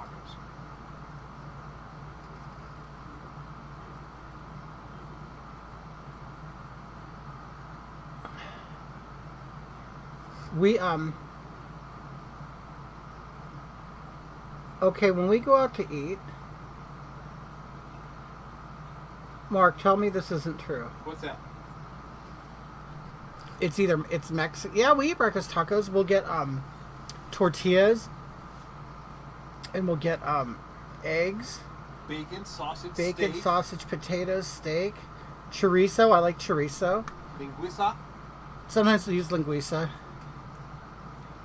Put it in a tortilla with some cheese. A taco shell.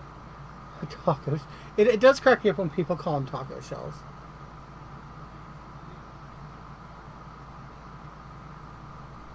But we are there still plans for a prison cooking class? Oh, me and Mario were gonna do that. Yeah, we haven't talked about that.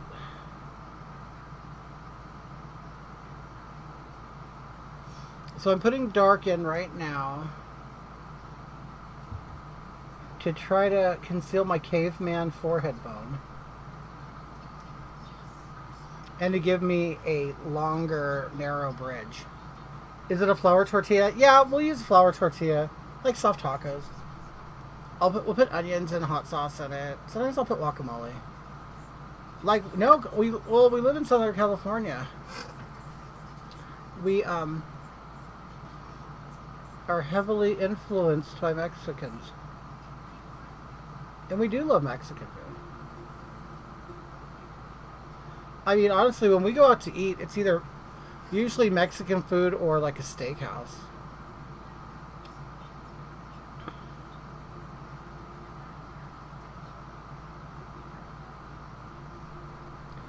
One of my favorite things to get is I don't know if it's popular anywhere else or just here in California. A lot of restaurants are adopting a Mexican menu for breakfast. I like chili verde. Chili verde omelets are kind of popular in places we go to, where they make like a 3-egg omelet. They put cheese in it and pork and a green sauce on the inside, and then they'll pour it on top and put more cheese on it. Usually always Mexican food unless I cook.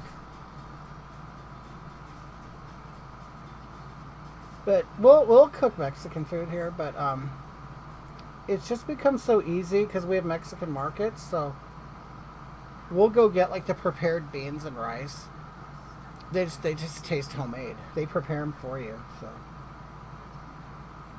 you can get it for $4 or $5, and you can get like 3 or 4 meals out of it, or not. Well, I'll say 2 to 3.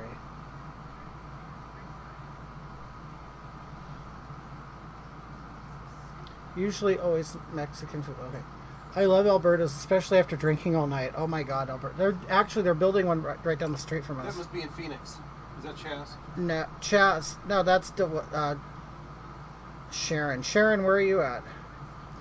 DeWillis says, and I'm as white as it comes. LOL. I was born and raised in Coachella.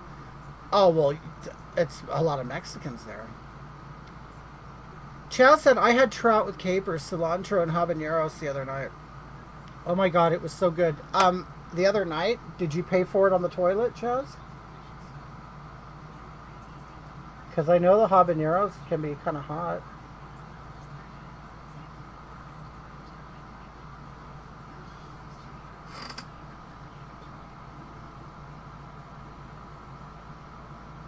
Okay.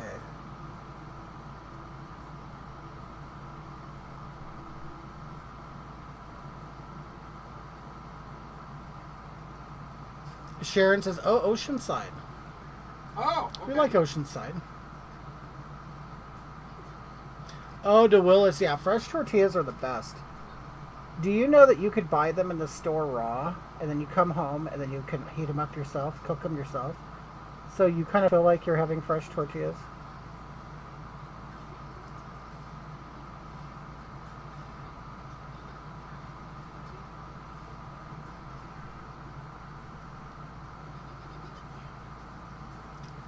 It's incredible how different you look when you're not Hagatha.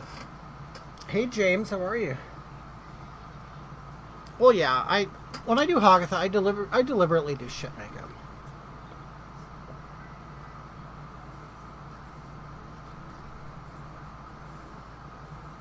DeWillis says I'm not far from there. 20 San Diego. Are you 20 miles east, like toward Hamul? Thanks, James. Okay. See, it's already been almost 2 hours, and I said, "Oh, I'm going to do this real quick." Yeah, Lila, I got a tan. I went to Ramona area. Okay. I went to it's like by Nuevo. Isn't that out there in Nuevo? And hey, hey, are you familiar with the Mark, what is that area we were looking at? Where? For looking for starts what? with an A. Anza? Property. Anza. What was that city by Anza? Aguanga. Aguanga. Yeah. DeWillis, are you familiar with Aguanga? I may be moving back to Pacific Beach, though. We like it there. Oh, I bet. Well, Pacific Beach, yeah. Yeah, Lila, I went to Manhattan Beach, which is in LA, and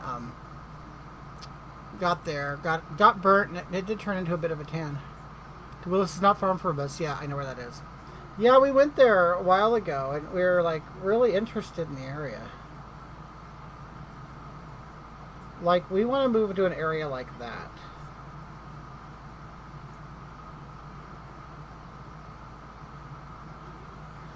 We're just sick of everybody. We're sick of everybody.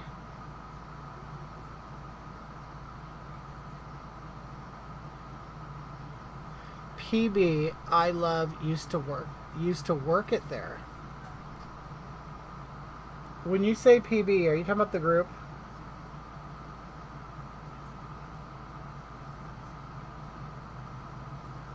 I want to make sure we're talking about the same thing.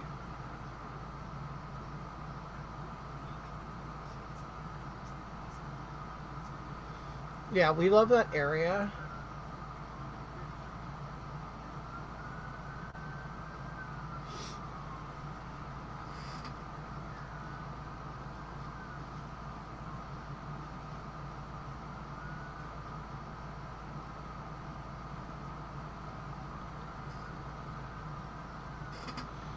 I'm just kind of... Charlie Kirk posts your video. Oh, James, all the time. You know what? Okay, I like Charlie Kirk. Don't get me wrong. But that dude is a user. Oh, Pacific Beach. Okay. Charlie Kirk, you know, he'll post my video all week long. And by now, he knows. How's Gladys? She's good. We're going to go to her house on Friday for dinner. That dude posts my videos all the time. Okay? And what he does is he downloaded the video, he put it on his Rumble account, and then filled it with commercials.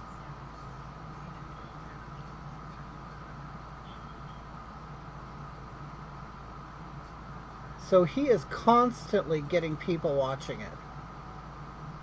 And he knows, trust me, Charlie Kirk knows it's fake. And you know, PragerU did the same thing to me. PragerU did the same thing. And PragerU did the same thing, which really shocked me because I really liked... I mean, I still like them, but you know... Okay, if you know what I'm doing, if you look research into me and you know what I'm doing... I mean, you would kind of think they'd be like, hey, you want to come on our show and you want to talk about these things, you know, but they won't. They won't do it. And it's like, everywhere I've done an interview, they get a lot of ratings. I mean, I'm not saying that to think anything about myself. It's just a reality. And, they could, hey, here's the man behind Hogatha, or whatever, you know what I mean? But they won't do it. So, you know, I sit here and just create entertaining content, satire, and then they post it as fact, and they do it to upset people. So you get all these, and I'm not saying I'm mad at that, but they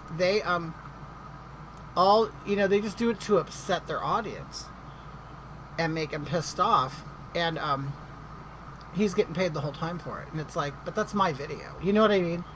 I don't know. There's something, shitty about it. But, you know, I mean, I like Charlie Kirk. The first time, you know, I think I actually saw him before I even knew who he was. Like, we went to Candace Owens' event in LA to Blexit. And Charlie was there, and he was second fiddle. Nobody cared what Charlie Kirk was saying or doing. He actually was, during the show or afterwards when Candace is meeting everybody, after the show, he's kind of standing by the stage, he was kind of waiting for people to recognize him as somebody. And no one did because they weren't there for him. No one knew who he was or cared at that time, and he wasn't that popular then. It's kind of like they became popular at the same time.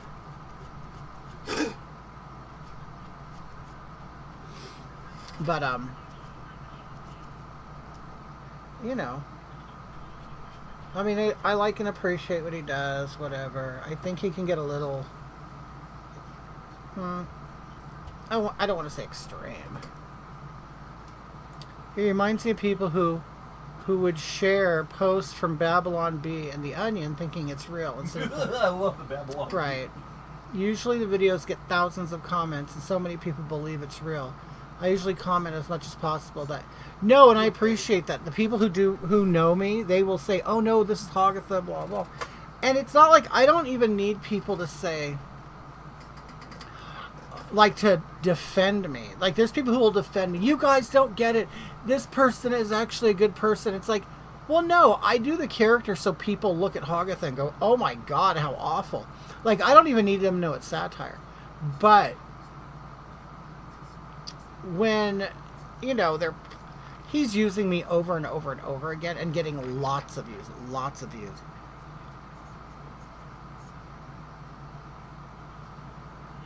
I mean, come on. At some point, you could say, hey, Hogatha, why don't you come on the show and let's talk about your video or something.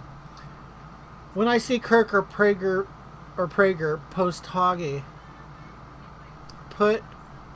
copy paste your YouTube video on there. I have. I've actually sent them to the video because people will complain to Charlie Kirk and say, "Wait a minute, why are there so many commercials in this?" And it's true. It's because he's making money off of it. And it's like, because I know how it works. Like on YouTube, when I have videos up and there's commercials in it, I get paid for that. Charlie gets paid for all of it. Anyway, so that's fine. You know, it's his business. I guess he's running a business, right? He's running a show, so he has a big platform. So he has. I mean, and every time I look at the video, he's been paid. Hi, Dory. He's been paid. Send him a bill for royalties. He's been pasting it for weeks now. For weeks. And there are still people who you know, he's still getting people. They're like, "Oh my God, what is this?" So there are people who are seeing it for the first time who have never seen Hagatha. But you know, at some point it would be nice if you went, "Yeah, this is cool. You should follow Hagatha here." Oh, never would he do that.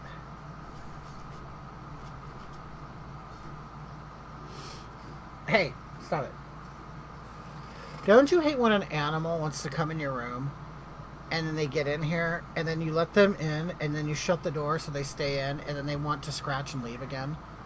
No, you don't get to do that. I'm not getting up and letting you out.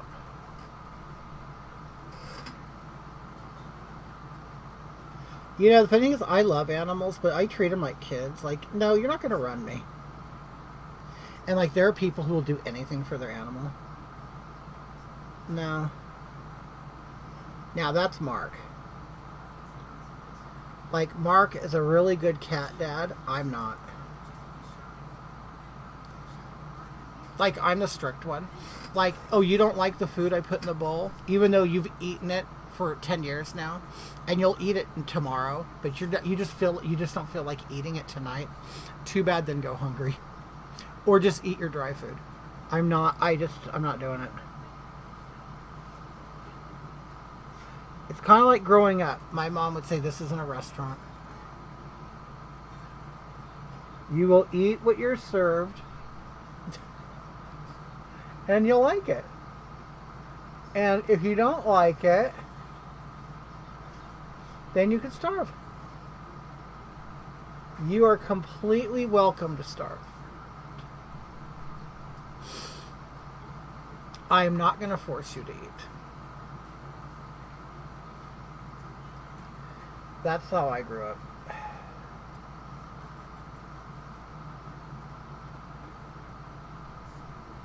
You know, we went to Walmart today, and Fancy Feast is 86 cents a can.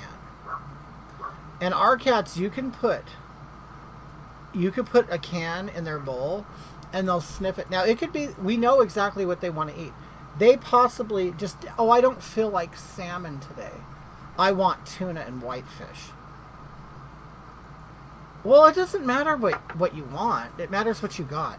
Because we know you like this. Just because you don't feel like eating it today doesn't mean I have to spend another 86 cents trying to please you. And these might need to be adjusted. Okay. So let's taste them. Okay. Okay, Mark. When you get a chance. Okay, ready? Okay, Chaz. So this is Mark. How short am I? I'm 6'4". I'm a midget. Oh wait, do you know Mark didn't know until last night that midget was a slur? They're midgets. I mean, and being called a little person is better. Like, you'd rather be called a little person than a midget? I think that's silly. Okay, cheers. That fuzz is neat. Oh, it's good. I don't taste any grapefruit.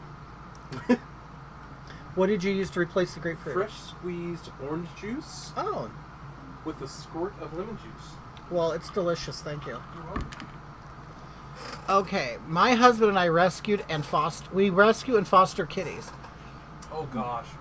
Oh, because I was telling them how cat food's gotten so expensive. Oh, And you know what I told them what kind of cat dad I am. I'm a mean one. I put the food in, and if you don't like it, then you're not hungry. Where Mark is like, he's the better cat dad. And he'll cater more to their palate at the moment. See, maybe tonight they don't want tuna. They're going to want it tomorrow, but tonight they may not want it.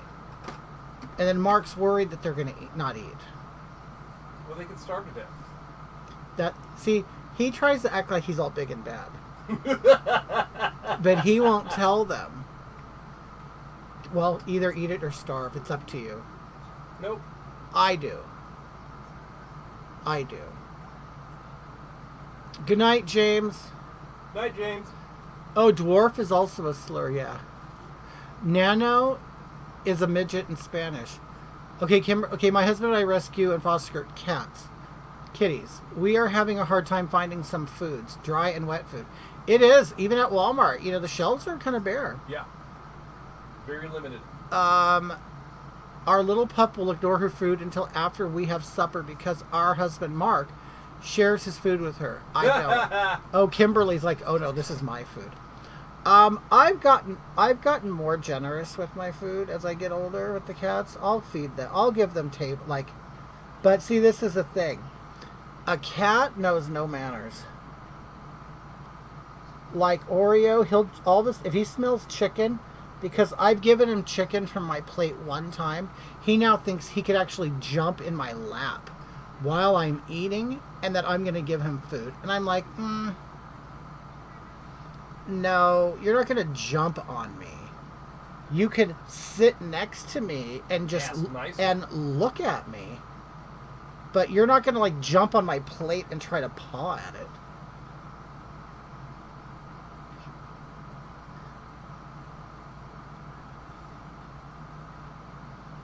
Like, I don't know who the hell you think you are.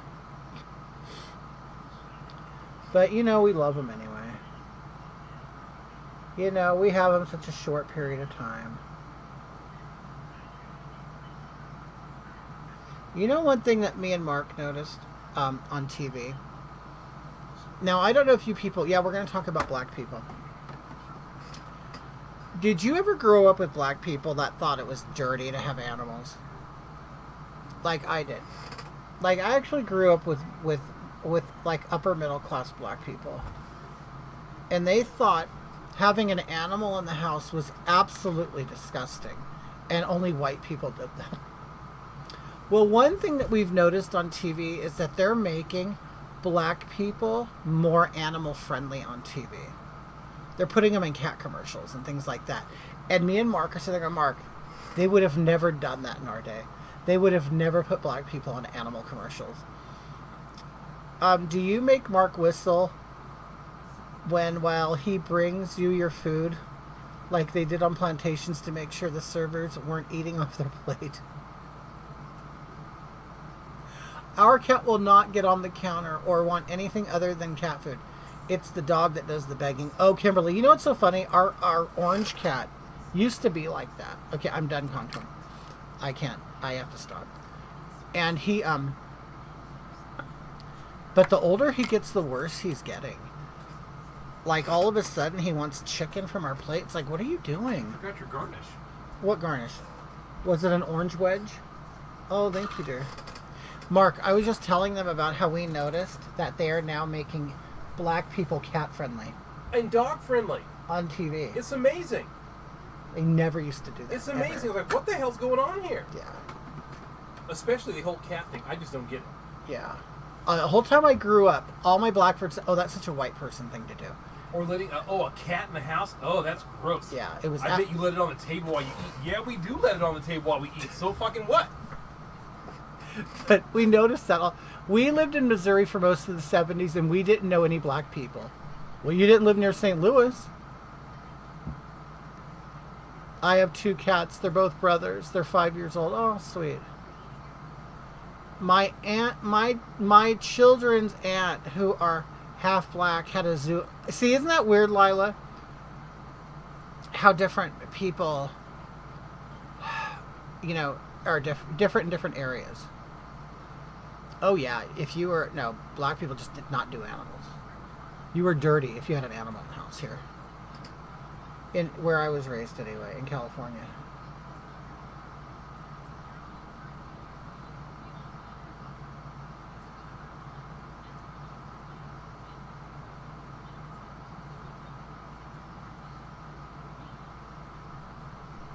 Okay, I am making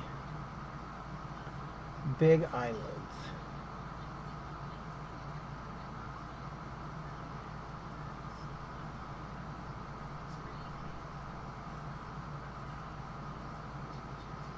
See that?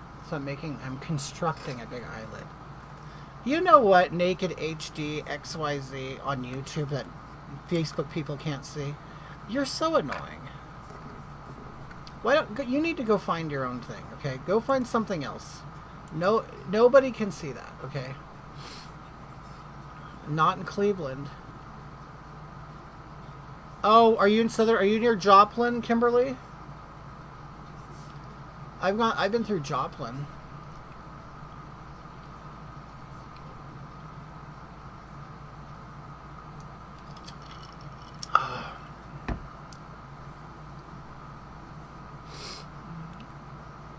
Marion says 4 dogs, Suki, Sky, Shelby, and Zuby. No food off the plate. Oh, Marion. Do you say 9? Does that mean no? 9. Niet. No, that's Russian, isn't it? Niet is Russian. Because the white creative people in ad agencies that are race swapping blacks for whites don't even understand the cultures are different. Do you have big dogs, Marion? You know what? I want a little teeny, little gay, little foofy designer dog. Yes, I've been to Iowa, Chris. I was a trucker. I've been through there. That drink is very good. Raise our own pigs, chickens, had milk. That's awesome. Canned our own food. That'd be great. That's how I was raised. I think that would be neat, honestly.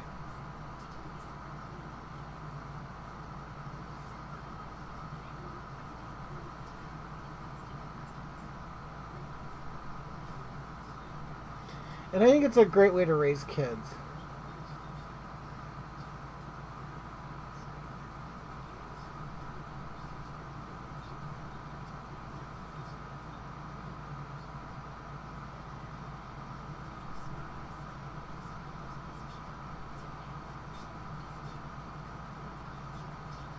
Marion, yes, 9.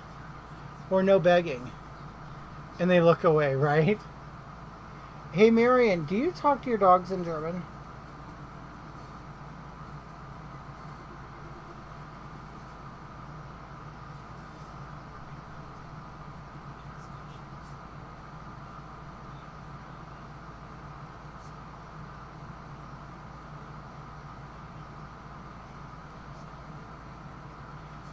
Yeah, Mark used to be a bartender at a gay bar. At a homosexual establishment.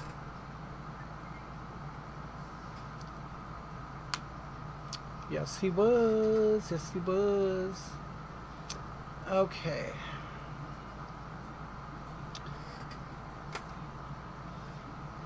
Kimberly said, yes, it is. We didn't really know we were money poor, but we always had a roof over our heads, food. Yeah, you probably had lots of food, didn't you?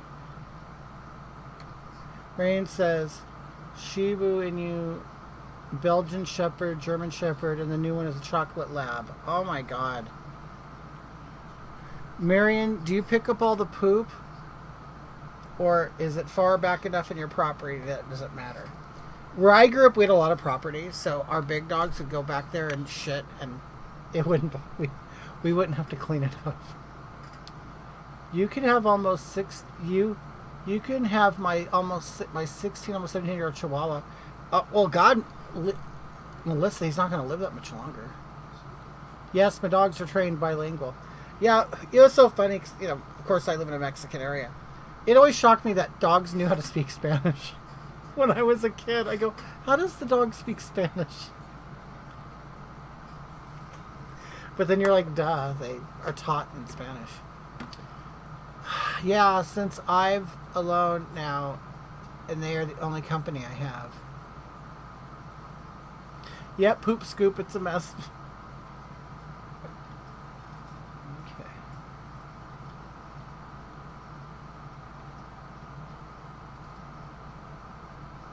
So I tonight am just working on browns.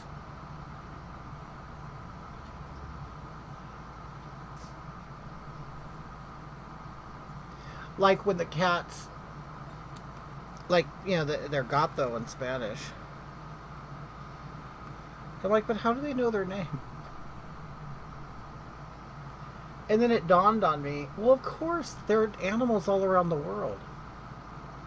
Isn't it weird the things you think about when you're a kid? You're like, God, I'm stupid.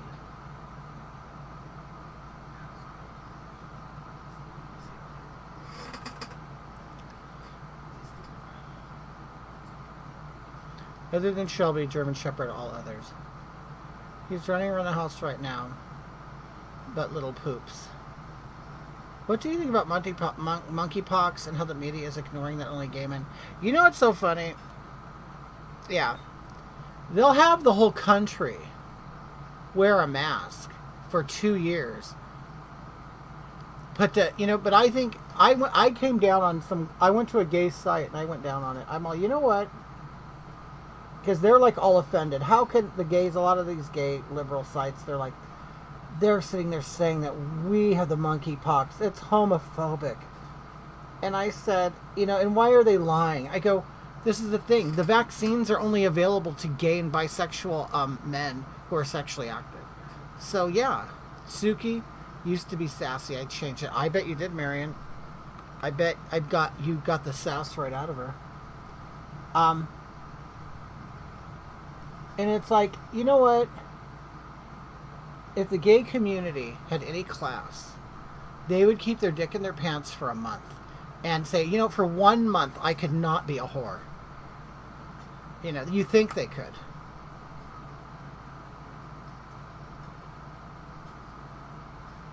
Now, I'm talking about people who don't live who have monogamous relationships, or, you know what I'm saying.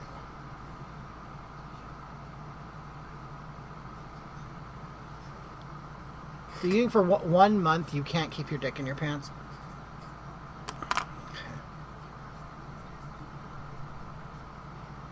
Just for 1 month. Can you just do it for 1 month? For all of humanity. For 1 month. Yeah, I've done my mom's makeup before. She isn't one to sit in a chair for one. Like, I do her hair. Okay, I cut and color her hair. And she's always trying to... I'm so sick of sitting here. I'm like, well, what do you want me to do? Wave a magic wand and put highlights in your hair?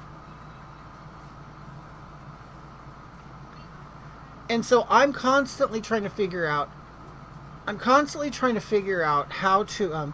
the gay community. Oh, Black Lives Matter and, all this stuff. Well, you don't want to keep your dick in your pants for Black Lives then for 1 month. How about that? No, hell no, they won't do it.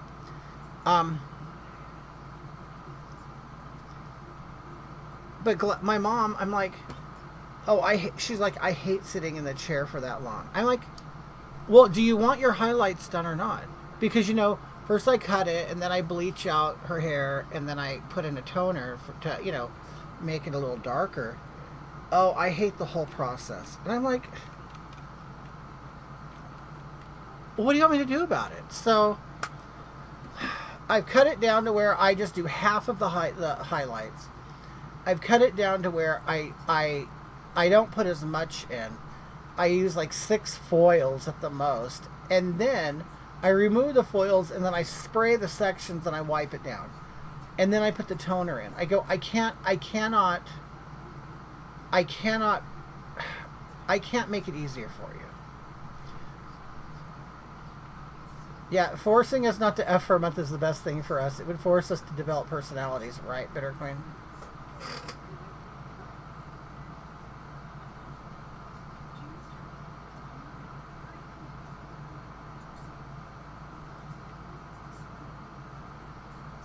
I mean, these communities can shame you into everything, but God forbid you shame the homosexuals and say, hey, can you guys, until this is if the monkeypox is really a thing, you know, until we get this under control, do you think you could probably not be whores for 30 days? For 30 days, don't be a whore.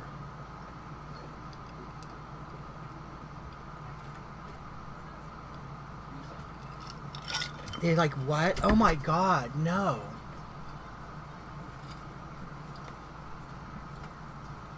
That's good drink. It is very good. Oh my God, I have to live my life. That's part of my culture. Your mom is like your older cat, getting demanding. Yeah, she is.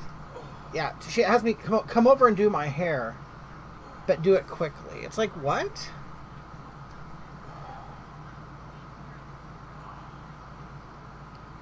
Oh, I'm sorry, sweetheart. You know, you want highlights in a cut.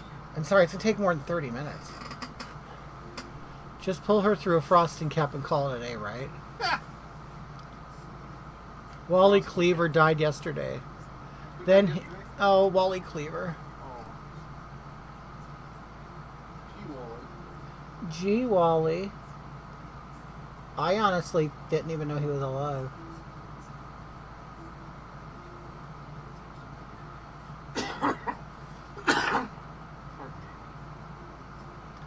I mean, there is an era of television. Okay, I never watched Leave It to Beaver. Hey, gagging for it. It's 4:55 in the UK.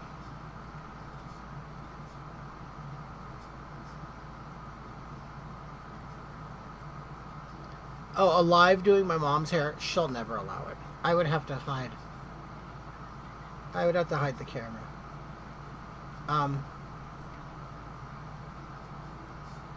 But you guys, I am going to do a live soon. Marquina's going to get a makeover. Marquina's going to get a makeover. I had several friends die of AIDS because they had no self-control and kept whoring around Seth. I mean, come on. I mean, is it really that hard?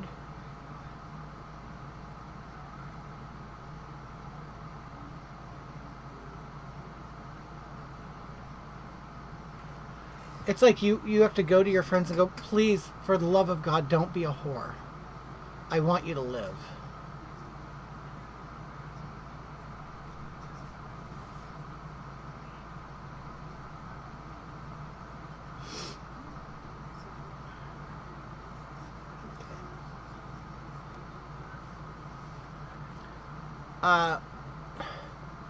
Megan Powell, how are you?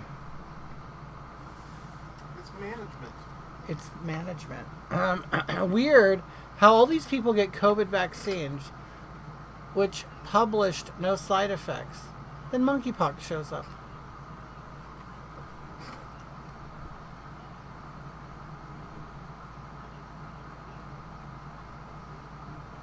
You know, Chaz is one of those homosexuals that can't keep his dick in his pants.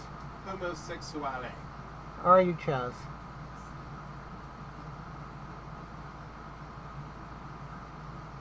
A microwave user. I'll never forget that. You guys, I don't know if we've talked about it already, but Nigella Lawson, the cook on Cooking Food Network or whatever, Nigella Lawson came on television. I'm freaking you can't wait. Oh yeah, Marquina's makeover is going to happen. Maybe, what's today? Wednesday? Friday I'm busy. Maybe the weekend, you know. I could keep my dick in other people's pants. Right, Chaz? You guys, Chaz is a famous whore in the Southwest. He's actually a... Didn't we used to call him gigolos? Chaz, are you still a gigolo? Like Richard Gere? Do you ever see American Gigolo with Richard Gere?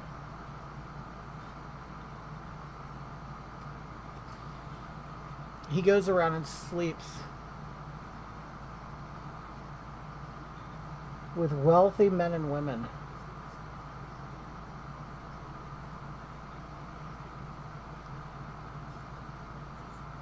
Ches says, can you make up Marquina to look like Michelle Obama? I don't know. See, that's going to be the challenging thing with Marquina, is the fact that I do not have foundation to match her skin tone. I might be able to make this contour color work on her. We will try. Didn't he put a gerbil in his bum? Do men use the I have a headache excuse? Yes. Kevin Brown says, do you know Lady Maga? Yes, I do.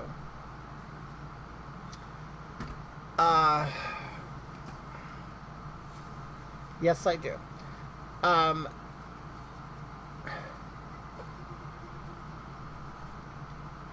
You're in my video. Drag the kids to Pride. Event causes rage. Wait, Cash Brown, what are you talking about? I am in your video? Yes, Kevin Brown. What are you asking me? What's Marquina's skin tone? Marquina is, I tried to think what it was the other day. I was actually looking at it. Marquina is a toasty golden beige. Do you think that's a fair description? Huh? He don't give a shit. What? Someone said, what would you call Marquina's skin tone? And I said, I would call it a toasty golden beige. Camel? Camel? I don't know.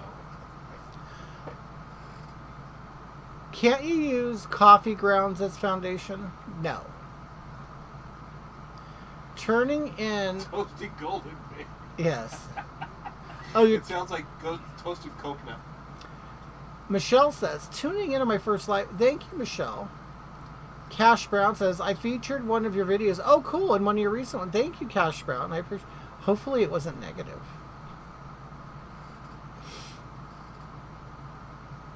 Hopefully it wasn't negative. Did you say, look at this disgusting homosexual applying women's makeup on his face? Look at this pervert. I said nothing but nice things about you. It's how I found your channel. Oh, thank you so much. Melissa says you're caramel. Okay, now I just have to add some black and blend, and I'll be done with my eyeshadow.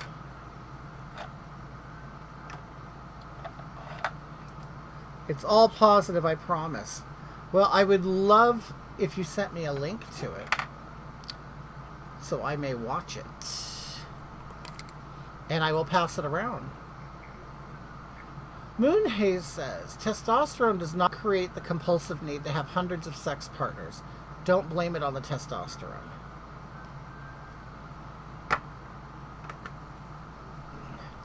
Hershey's Cocoa for foundation. Here's a website.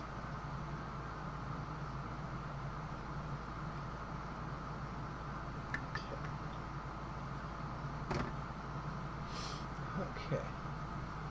So then on the black, the line that I made there, I'm going to put black.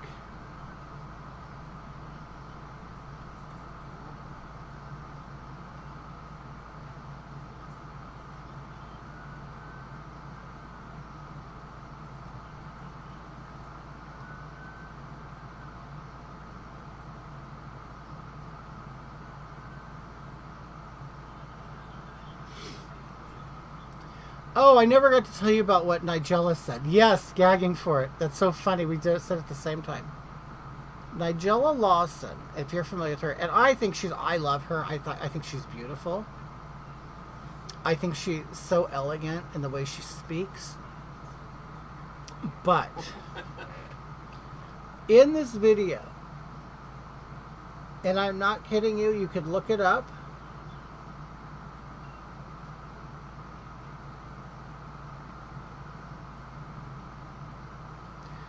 She called a microwave the microwave.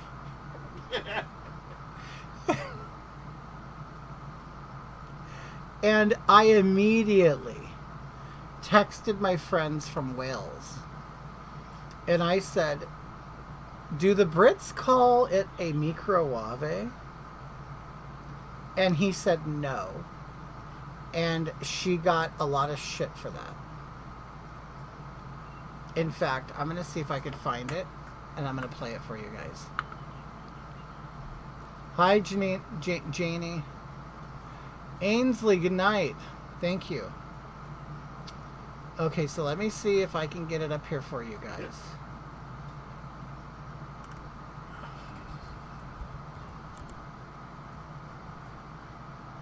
Oh, it's actually a search. Okay.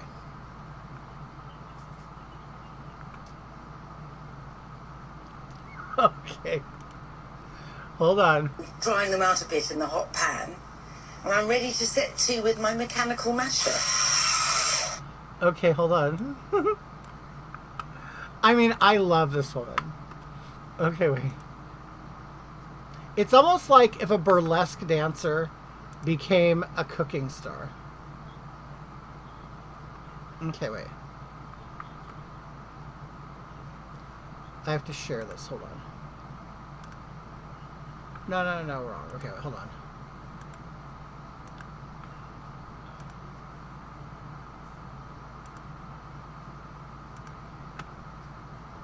Okay, here we go. Drying them out a bit in the hot pan, and I'm ready to set to with my mechanical masher. Now I'm aiming for quite a solid mash at this stage, but I still need a bit of milk, full fat, which I've warmed in the microwave.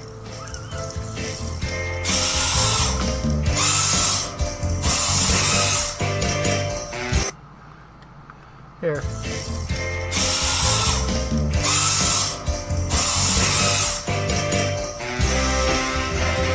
And in the microwave. And in the microwave. And in the microwave. All you plebs out there, if you don't know how to say microwave, microonde, microwave, I'm sorry. If you don't know how to say that by now, then you should just stop existing. Oh my god. I mean, I like microwave. Yeah, she's so pretty. She is. And I actually like her with her darker. She used to have darker hair, and I liked it. But, like, why did she really think that she could get away with saying microwave?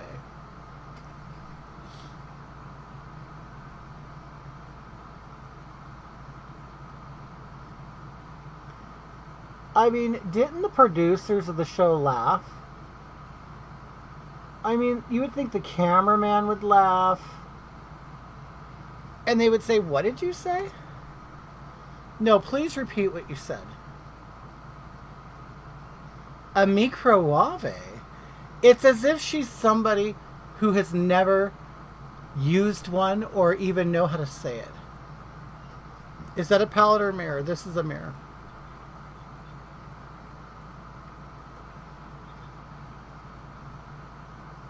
Yeah, do you think when they're in the break room at the studio, they'll say, oh, hey, let me go heat up my meal in the microwave? I mean, that's too much. But I think it's hilarious. It's the continental way to say microwave, right? It is a fun way to say it. Me and Mark say it now.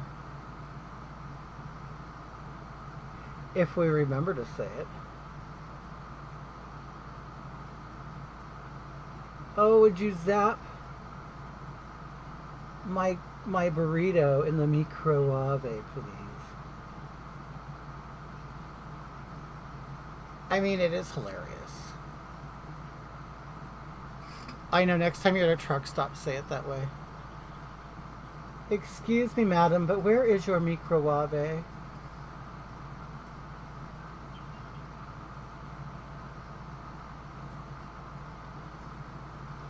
Yeah, that's too much, isn't it? Too much, but it was hilarious.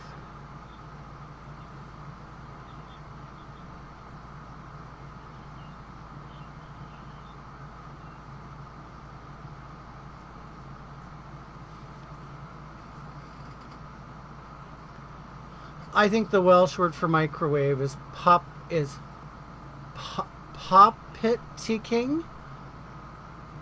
LOL, the Welsh people have to keep inventing new words for technology. A poppity ping? A poppity ping. That's what you said. A poppity ping. I gotta ask Adam and Dale.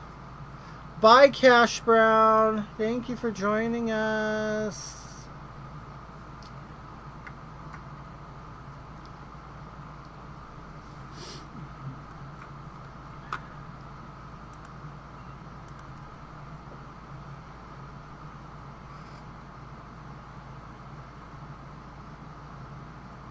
Yeah, the microwave is hilarious.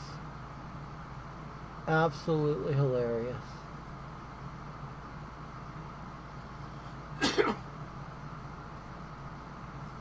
And it is fun to say it.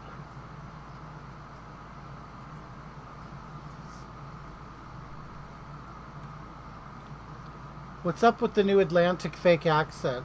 I think it's called that. Isn't it? I think it's called the transatlantic accent. No, we were talking about Nigella Lawson. How are the cats? They're great. Is there anybody in bed right now? No? Nope, they're not in bed right now. Sometimes they're in bed, but you know, it's weird. It's like sometimes they're boys, and yet they've both been fixed. They've both been fixed since they were 3 months old. But you know how cats are. They still like to be outside really late, and sometimes they won't come home. Like, we give them that freedom. We'll let them, you know, they want to stay out, they can stay out. Unless if they're sick. If they're sick, we won't let them stay out. You know, and yes, we do know that we're taking a risk. There are coyotes in our neighborhood. But you know, me and Mark, I mean, we've decided, you know what, they're cats. And I know it's a very unpopular thing. But we go, you know what, if they want to Beautiful. cat around, then they can cat around. We've had people, oh, don't you care about them? Well, yeah, we do. But we also want them to live their best lives. You know, and we like them to be cats. We want them to go out and have their cat friends, and they get in fights once in a while, and yes, we've had to doctor them up, and, you know, we even take them to the vet before, but that's very rare. But we've also told them, if you come back home again and you're that sick, then we're just going to put you to sleep. Like, we're only going to allow you to cost us so much money. And after that, we'll pay $50 for the final shot. And you know what? They've listened to it. They've listened to it.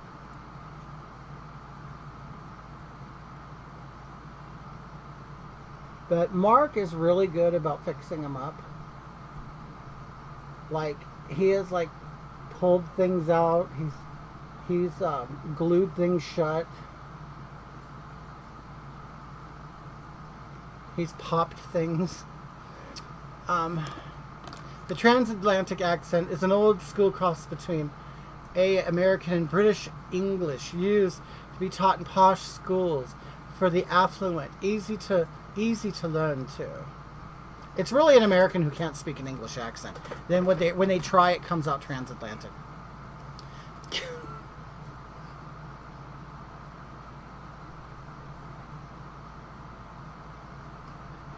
They also, the actors used to use that accent too.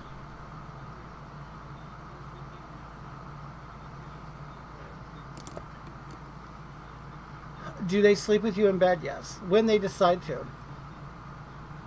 when they feel like they want to be at home, they're like, okay, we'll crawl in bed with daddies. Once in a while, they'll, because they're both boys of the same age, but they're not related. But they've been here. What exactly did he close shut? Like a puncture wound or something. Like a bite from another cat. Like we'll clean it out, and then glue it or whatever.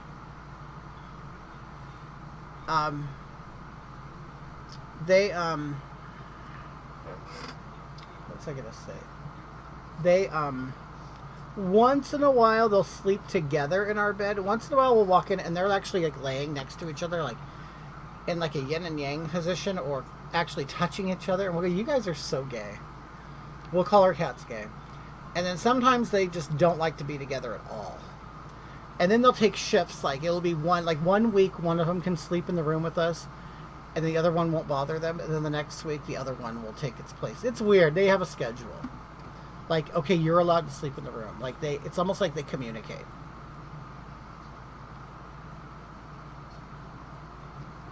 Okay, here we go. But you know, I think cats have their own, and dogs too. They have their own language. They talk to each other.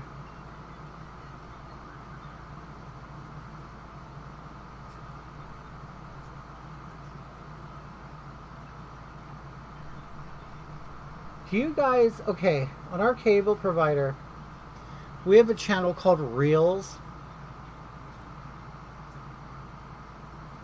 Leola, your cats sleep with you? They're your only family? Now, I don't like... Okay, now Oreo, he'll want to sleep on you, and I don't like it. It's even in the winter time when it's cold, which he does it more often. I don't like it. I'm like, just get off. I don't want to... I don't want your hot body on me. Plus, I know you're just using me.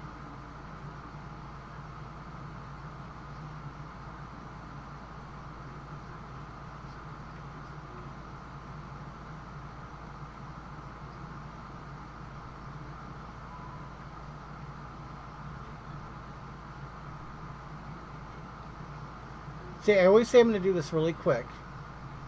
It's been 2.5 hours. It's because I get carried away and we just start talking. My cat is a sassy boy. Mine sleep with me on the family. Oh. My ex-boyfriend's cat would come and sleep on his back or belly over the duvet. I always thought that was adorable. You know what? I know this now that you bring up duvet. You know, me and Mark, I mean, actually Mark thought of this, and it was a smart idea. You know how you go to hotels? Or this is hotels we go to. But they'll have their comforter, and the duvet cover is just a sheet thrown over it. So they basically sandwich the down comforter between two sheets, rather than have a duvet cover, because you would have to remove it all the time between guests. So that's what we do now. Like, I bought a couple duvet covers, and we like it, but you know, the cats get on it and they'll dirty it, and then, you know, you either stay with the duvet cover and wash it once in a while and go through the whole trouble of removing it, which I hate. And it's a pain in the ass to put it back together. Mark had the idea of just sandwiching it between two sheets. And it stays. Like, it's no big deal. And so that's what we do now. And it was a great idea.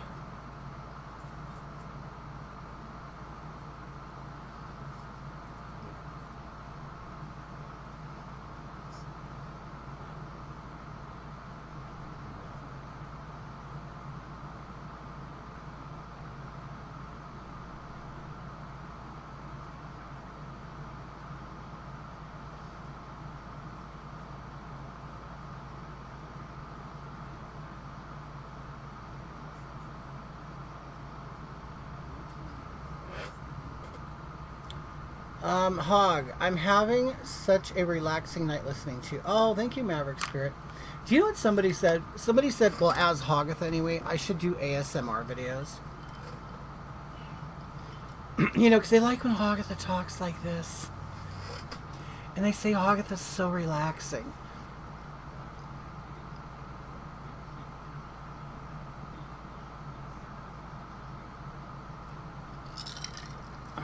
I never thought about doing that. Alright. Okay, let me blend this eyeshadow more together.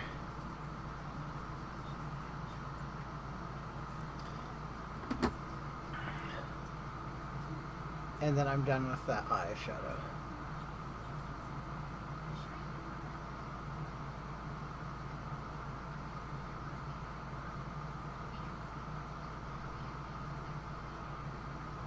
Do you guys watch the Food Network? What shows on there do you like?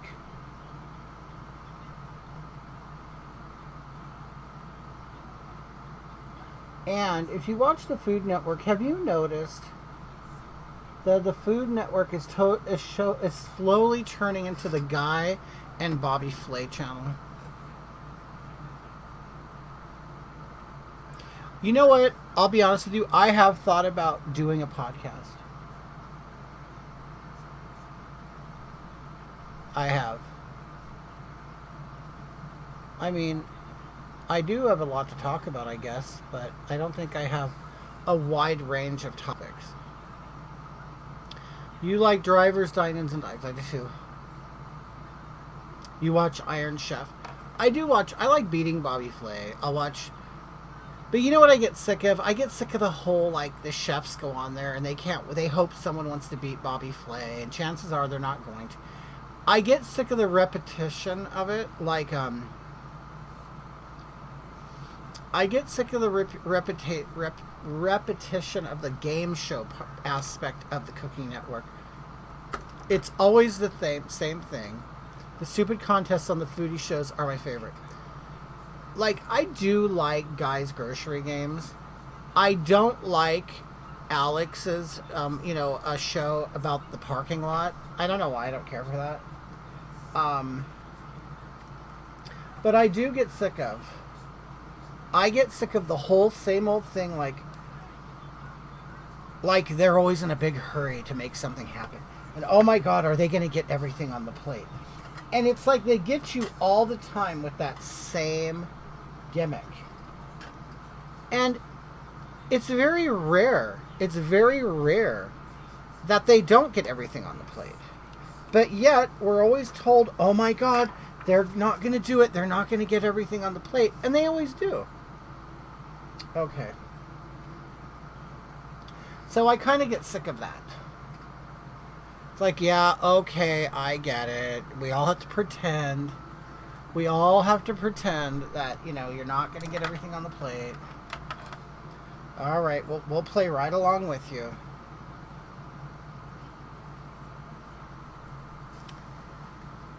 Don't watch TV. If I want recipes, I look for them. If I want to watch other people cook, it's because I want to make something, so I watch YouTube. I do love YouTube. I do love YouTube. Yep, Chopped. And do you want to know what else I hated? Okay, what I don't like? Okay. And this is about any of the game show ones, and Chopped is guilty of this. I don't like when they go, so, what brings you on the show today? Oh, me and my mom, we used to cook all the time. And she was passing down her family recipe to me on her deathbed. And then she told me, honey, it's my dying wish that you go on Chopped and you beat them. And you make all of your cooking dreams come true. So I promised my mom I would be here, and I promised her I'd win. And then a week later, I found out I had cancer. Anyway, I've prepared for you a beef Wellington. on a bed of arugula. You know what I mean? And it's like, I don't care about your story. Like, do you, it's, like, is it mandatory that you have some sort of sob story to get on these shows? And then you kind of hope that they're going to vote for your dish because, of your story? And I'm not going to completely say it's their fault. I guarantee you the producers of the show want that. Because they do script these shows in a certain way. I know that from people I knew who was on RuPaul's Drag Race. Food show competitions are just entertainment. I have learned just to appreciate it for what it is. Oh yeah, I mean, no, I know. I'll still watch it. Even though I'm like, oh God, who cares about your mom's breast cancer?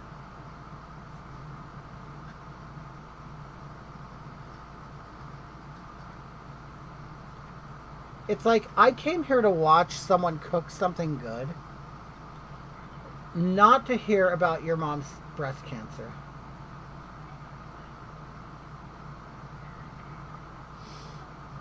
Yes, I was bullied in school, so I made you a chicken curry. They used to call me a dot head in school, and I'm a Hindu. And you know what? I persevered, and today I've made you chicken curry to honor my people. Matthew, hold on. Hey, Matthew, hold on. Go outside. You know the story behind the spaghetti I made.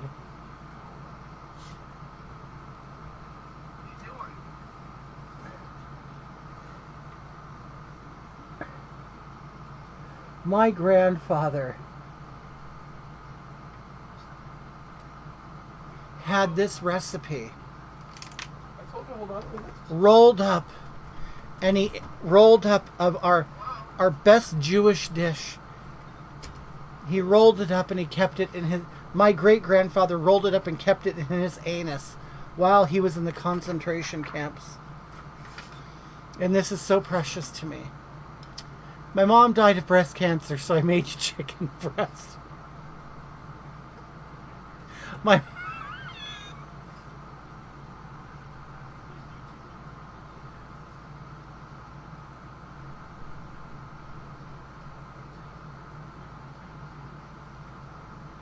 Oh, God. We're going to hell, people. We're going straight to hell.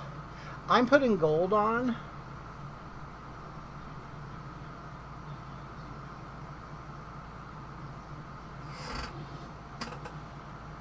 I figured, since I have gold sequin on,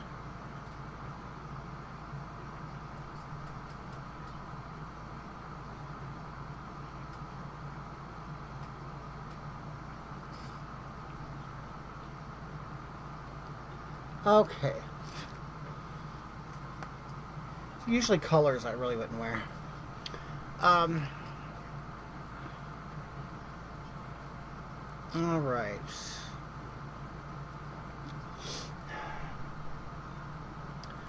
Going straight to hell. Billy, how long have you been doing makeup? Since I was a teenager. I was one of these homosexuals that would go to school and wear makeup and make everybody uncomfortable. Well, it really wasn't that bad. In the 80s, people... That's why I hate people. I'm going to be myself, and I'm going to wear makeup to school. Really? Wow, how groundbreaking. We were doing it in the 80s. So, yeah, I liked makeup, and I'd wear it to school. I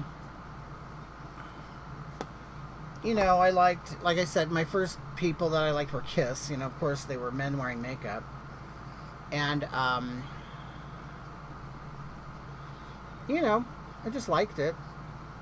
And then one day I decided I want to be I want to be a makeup artist. I want to work on models. That's what my first thing is. I wanted to work on models for magazines. Of course it never happened.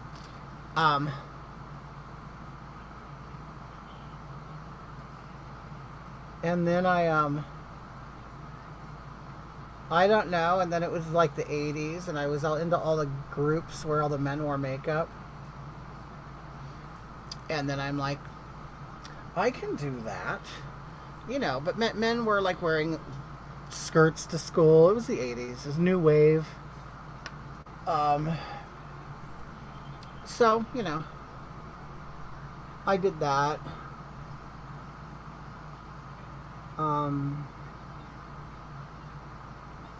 Then I watched, you know, this episode of Donahue. He was a talk show host. And he had female impersonators on there. And I went, oh my God, that's so cool. This guy, Jimmy James, looked so much like Marilyn Monroe. And I thought it was so neat that he could do his makeup like that. So I was very intrigued with that, the art of female impersonation. But actually getting on a stage and doing drag, rather than like be a kid who wore makeup and kind of looked like a goth kid back then. Before I got on a stage, I was in my 40s, really. Right, Leola, you're an 80s teenager, you know. That's why all these people, I'm non-binary and I'm wearing makeup. Well, good for you, dear. Good for you. You really think you've discovered something new? I'm happy for you. You wear that makeup, you big rebel, you. I am an asshole. I'm a complete asshole. You show them. You show them what a rebel you are. You're different. You really are. You are different.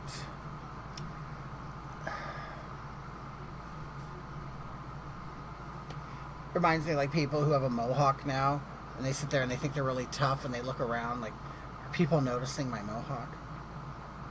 Yeah, all the old people that you see right now, they actually went to school and had mohawks. At some point, the being different and unique is not. That's why all of Generation X are rolling their eyes, going, you people, oh my God.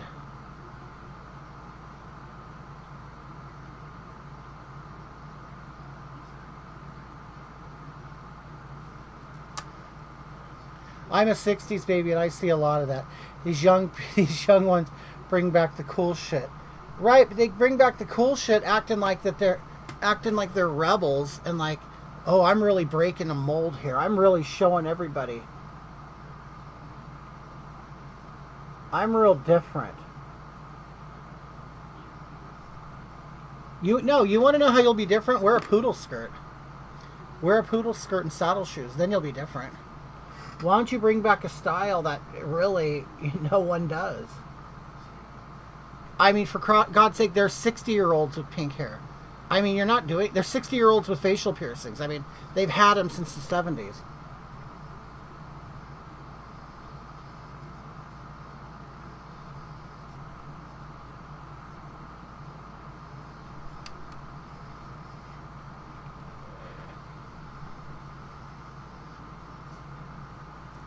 It's funny how much people get flustered when a man literally goes out of their way to put stuff on their face or heels when they've been doing it for hundreds or thousands.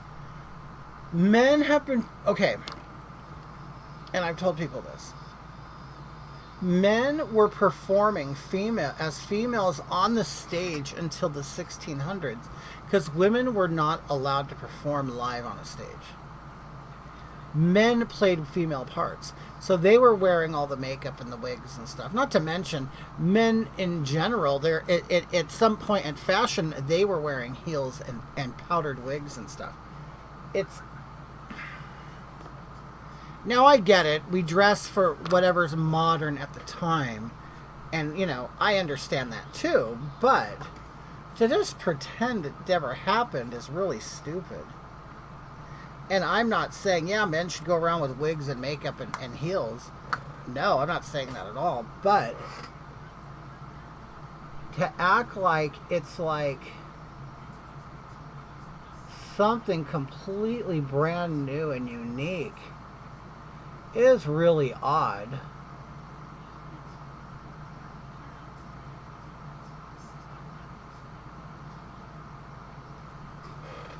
I mean, aren't there are actual paintings of our founding fathers wearing powdered wigs with ponytails with a ribbon in it? I mean, just like when Post Malone and Ozzy made a duet and everyone said, wow, that guy singing Post is awesome.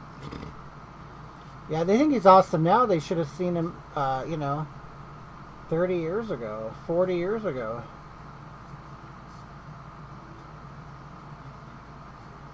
I mean, that's when they were really groundbreaking and did things that broke the mold. I mean, really, is there an artist alive today that's seriously doing anything that's rebellious? Or anything different? No.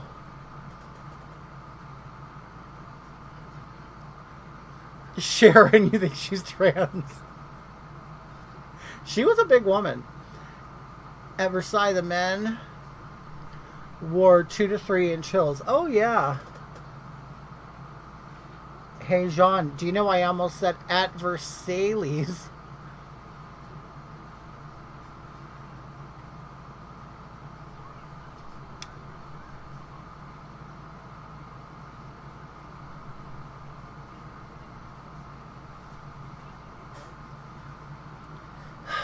Have you watched Rose of Dawn? That does sound familiar. I know that. Oh, I gotta look at that, Trans Stupid. I swear to you, I just thought of trying to find a poodle skirt and a pair of saddle shoes. I had saddle shoes when I was a little girl, and even then, I wasn't poodle skirt era, though. Johnny Rotten. A few others. But that's because of politics. Oh, right. What, they're all like kind of like liberal-y people now? Say, wait, weren't you the people that said fuck the man? I mean, you were those people, right? Okay. Okay, let me glue my lashes on now. Oh no, I gotta do my eyebrows. Okay.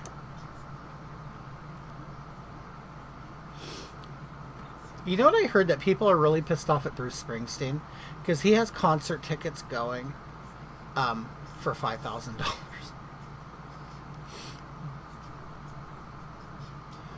Why is the music being played at restaurants and malls all 70s and 80s? You want to know why? Because we're the ones with the money and spending it. If you think about it, I think they always cater to the era of people that are spending money.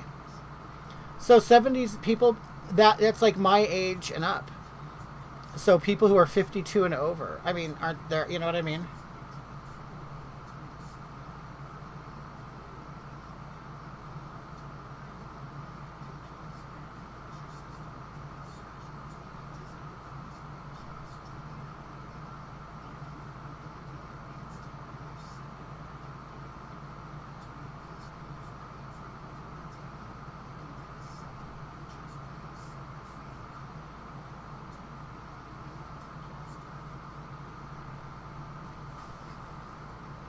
I have more viewers than Rachel Maddow, really, Chaz.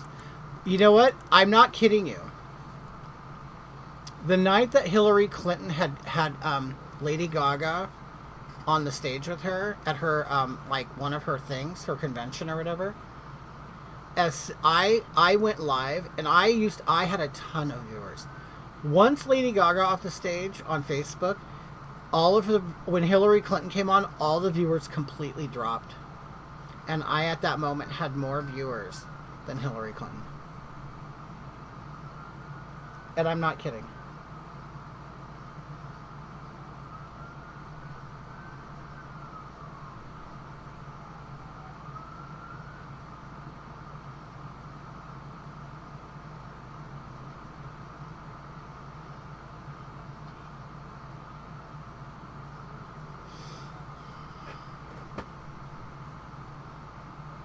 Have you heard from Adam and Dale? I hear from them every once in a while. They just went on a camping trip.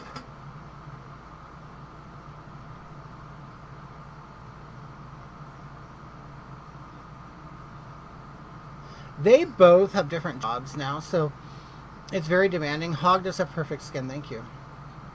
They have different jobs now, and more demanding. And you know, we all know that they've always thought they were too good for us anyway.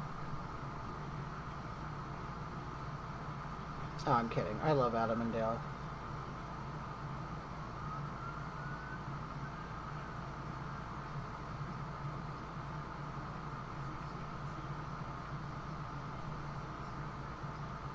I mean, you know how the Welsh are. I'm just kidding.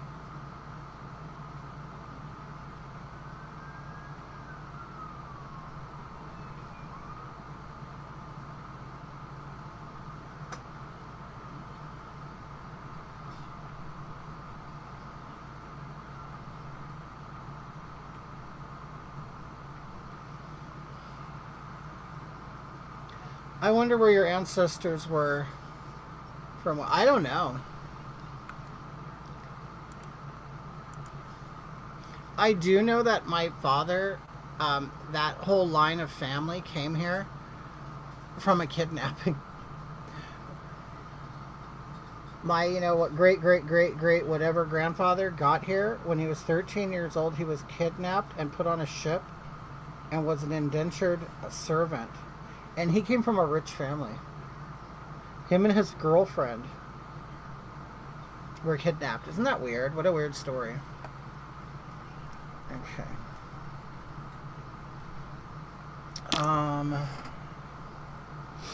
Okay, my eyelashes. I wonder where your answer... Oh.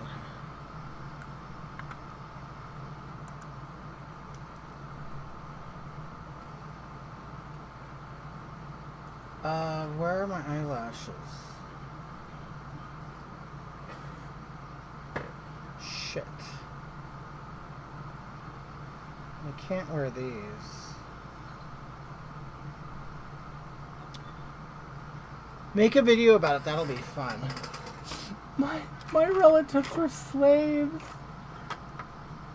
They were kidnapped. Oh, there they are.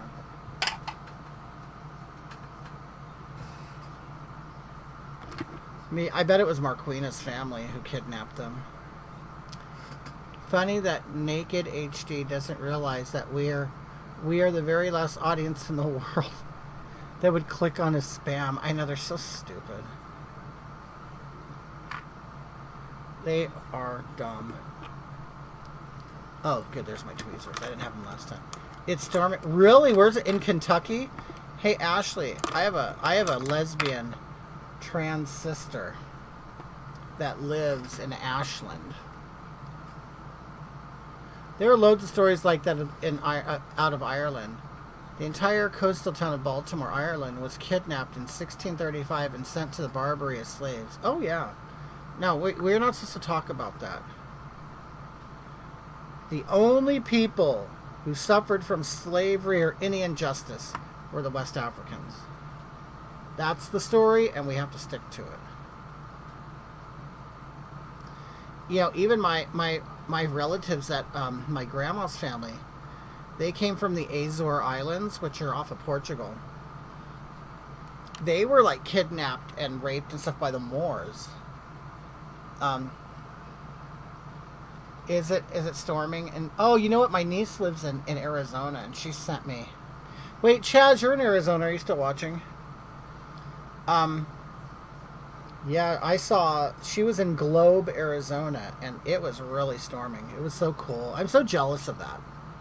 I'm so jealous. I wish we got storms like that in California. You know, we may have good weather in California, but that means boring weather. When I became a trucker and I went traveling the country, I saw the best shit. Like, I'm like, oh my God, this is what weather looks like. Yes, the Moors were the main offenders in Spain and the Mediterranean. Yeah.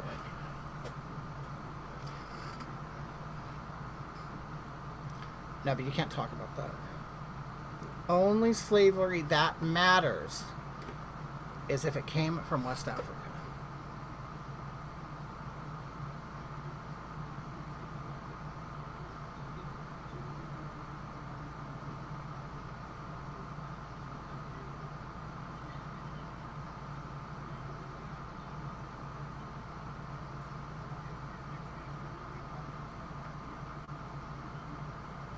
And you're not supposed to blame the West Africans either.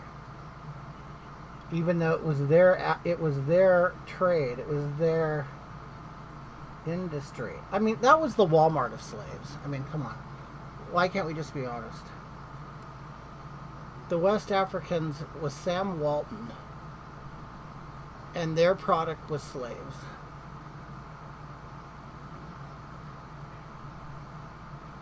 I don't know why we just can't be honest about that.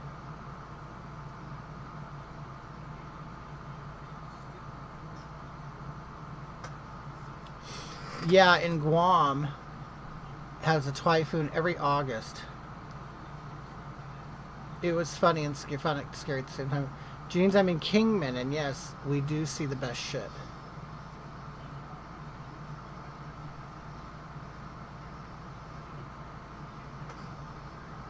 Stormy weather makes me randy.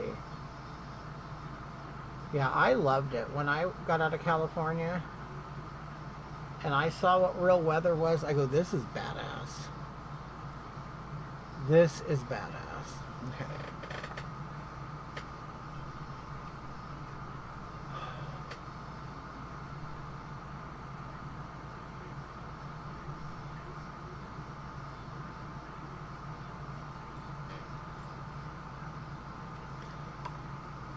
All this is bitchin'.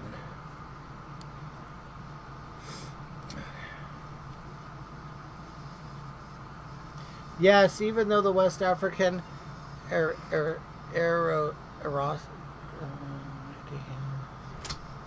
yeah, no, they were their commodities.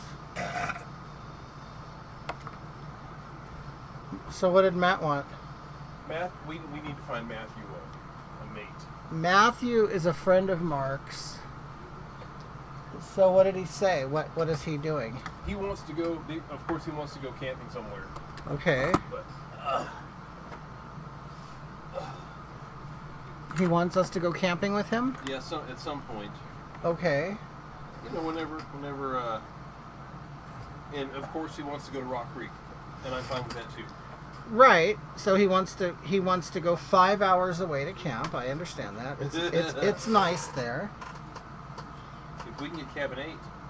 But Rock Creek isn't camping. He doesn't want to camp. He wants to rent a cabin. Well, that's my kind of camping. Well, to me, camping is getting a tent. So we want to rent a cabin. Yes. Okay. Because if we go anywhere else, we'd have to get a tent. Because Okay. lots of places the campgrounds aren't open. Or the cabins aren't open. Okay, so does he have any kind of privileges to just say, "Hey, give me." Okay, you guys, we go to this place called Rock Creek. Gagging for it says, "Oh, a friend of Mark's." Yeah. No. Trust me, no. I never thought about that. Anyway. Stormy weather is the best. In England, a huge thunderstorm is the greatest thing to see. Anyway, so yeah.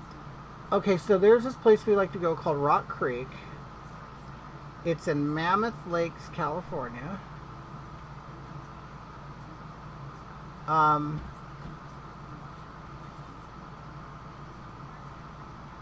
Which is sort of the high Sierra country.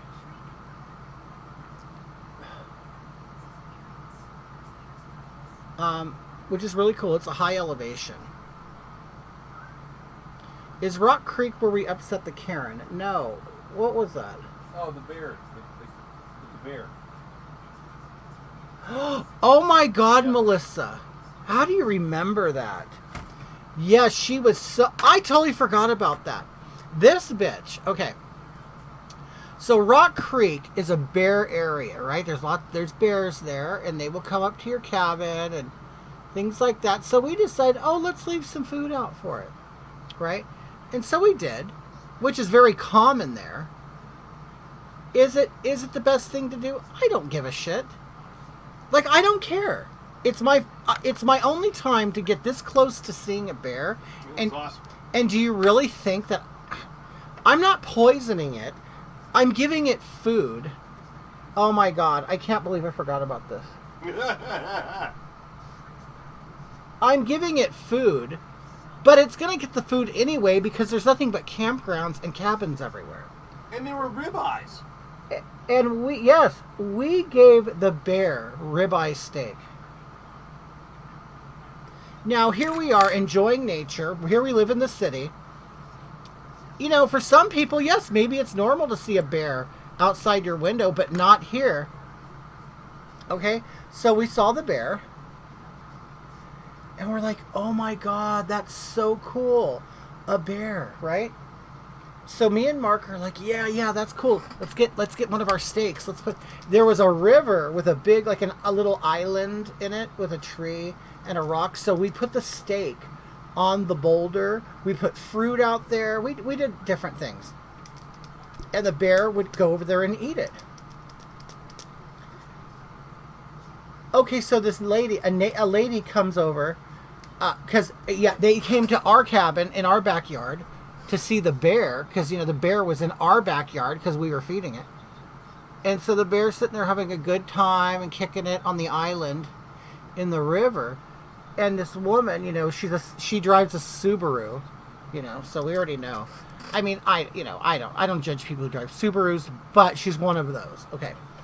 So anyway, she probably had a handicapped child. She didn't wear makeup because she was very organic. She was ugly as hell. She was a natural redhead with pale white skin, wearing a hat. Anyway. And so, wait. So she is taking pictures of the bear without the bear's consent, mind you. Admiring the bear, admiring the animal that we had, at our cabin. She brought her whole family of albino children who are all awkward and weird. Oh yeah, they were. Yeah, they were. And then she made They sure. were so weird. And then, gawky looking. yeah, and she also made sure she told us they had every food allergy under the sun. It's like, bitch, I just met you 30 seconds ago, and I have to know about your albino and they children. Have a weird dog. They had just a weird dog with a disease. It's like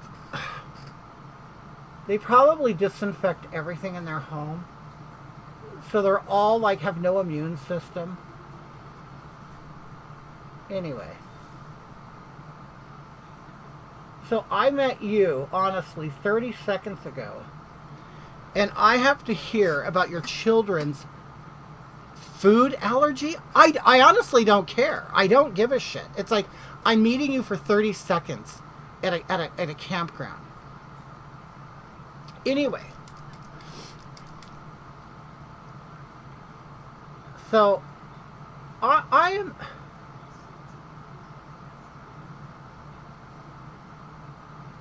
Me and Marquina are in paradise, enjoying our cabin. Absolute paradise.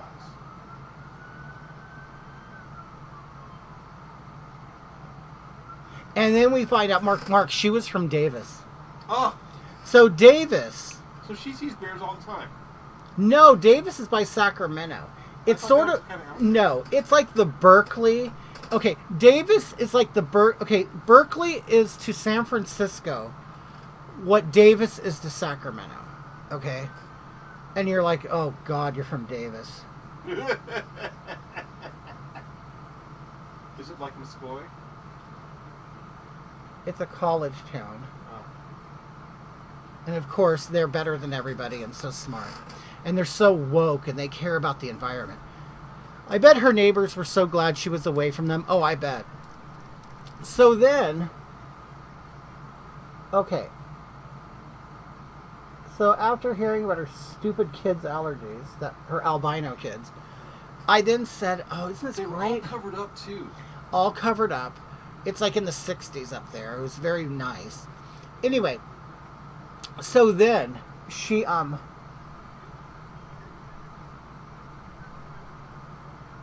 sitting there going, "Wow, the bear.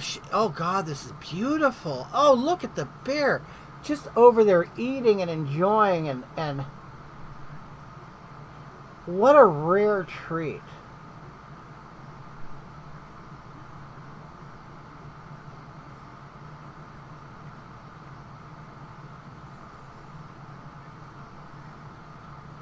What a rare treat to see something like this in the wild. And I'm like, "Yeah, isn't that cool?" I said, "Yeah, we, of course, here's me being friendly and talking too much, acting like everybody's normal." And I said, "Yeah, isn't this great?" I said, "Yeah, we saw the bear out there, and we knew." I go, "Because the people who camp here all the time, or rent a cabin here all the time, they'd say there's a bear that goes up and down the river twice a day, and he's looking for food." And I said, "So we went out there and put food out there on the rock." And she goes, "Oh, don't do that. Don't do that to the bear." And I'm like, "Why? What are you talking about?" "Well, because then the bear doesn't like forage and hunt for itself. Don't ever do that." Like, she was then giving me a lesson on bears and why we shouldn't do that. And I honestly, because I do forget about things. I do. And I'm like, "What?" We just sat here and we're having a moment. We're enjoying this beautiful, majestic bear that you were so thankful to see. And I'm letting you know that I actually provided this moment for you by feeding it so you could watch it. And that's what I thought was so weird is, I put the food out there, or we both did. We put the food out there.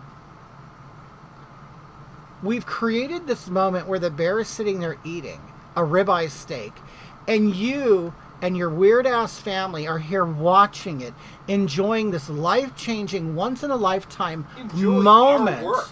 Enjoying our work. Our choreography of Yes, nature. we created this moment for you. And then you're going to attack me and then tell me I shouldn't be doing that? You're a bitch. Did you tell her that you were on welfare and that you don't forage for yourself? And I'm like, who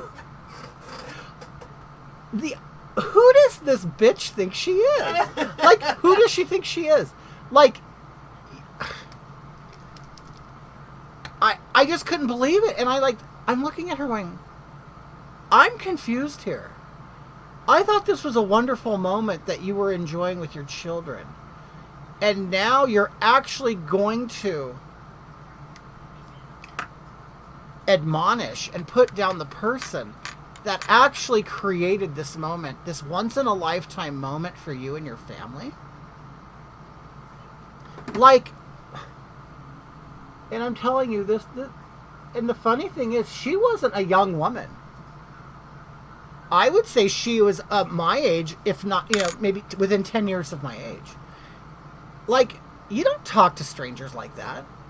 What are you doing? And honestly, I don't remember what I said to her.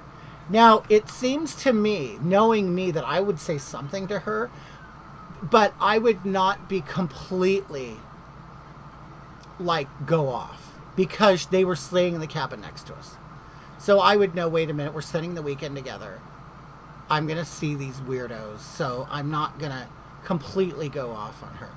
So I believe what I did was I looked at her and I said, "You have got to be kidding me." And I walked away. And as I walked away, I said to her daughter, "What a bitch." Okay. Because to me, it was more, and when I say daughter, I'm talking older teenager, young 20s, okay? But she treated them as if they were young kids, okay? Because, the 20-year-old is the new 12-year-old. Anyway.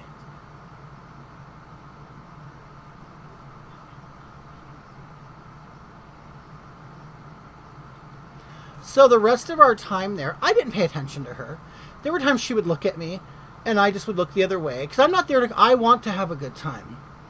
Yeah, just pick your battles. Yeah, I'm there to have a good time. We paid to be there. We drove 5 hours to be there. You're not going to ruin my time, even though I think you're a bitch. And yes, and I did talk about her the whole time, behind her back. Yes, okay. Like any normal person. Okay.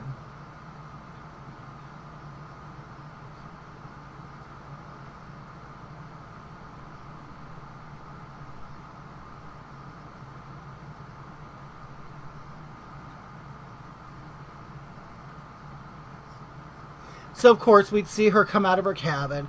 I go, oh, that stupid, ugly bitch. You know what I mean? We'd be sitting on our patio, you know, whatever, admiring the creek and, you know, the island that the bear was once on. Okay, so, I don't know how long it took her. But maybe her weenie husband, maybe one of her children, I don't know. She said, she came up to me. Yeah, it was something like that. Yeah, I honestly don't remember, Melissa. And I'm not going to lie and go, oh, I told her this. I'm not one of those. I'm not going to embellish. Okay. So.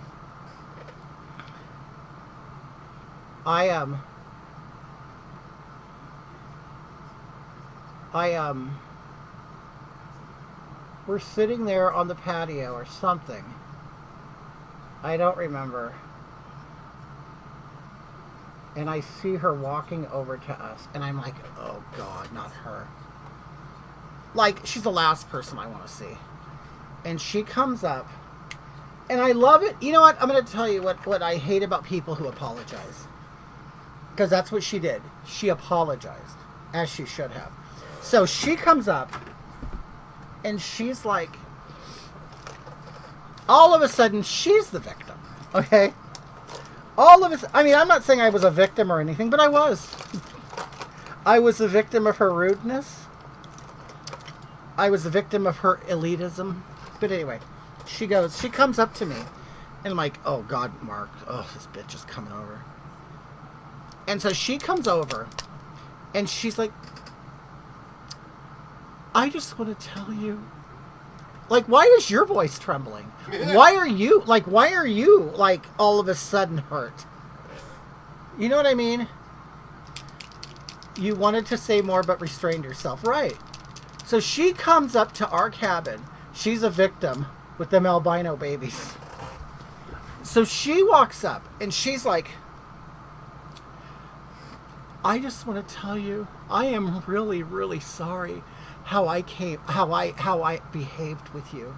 You didn't deserve that. I forgot about that. Yeah, so and you know, and to make it, she made it more uncomfortable. Like I didn't need her apology, and it really didn't make me feel any better because I still think you're a bitch. Like that. See, at some point you have to realize sometimes you're so much of a bitch or an asshole that your apology really doesn't matter. It doesn't matter. Like, and then I realized she's doing this to make herself feel better.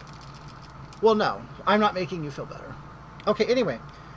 So she, like, I just want you to know that that's not like me. And, you know, I'm really sorry. You didn't deserve that. And please accept my apology.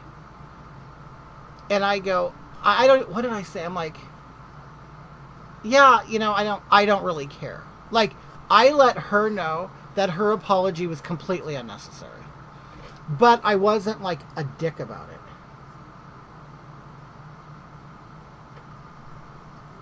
Like, I said something like, oh, okay.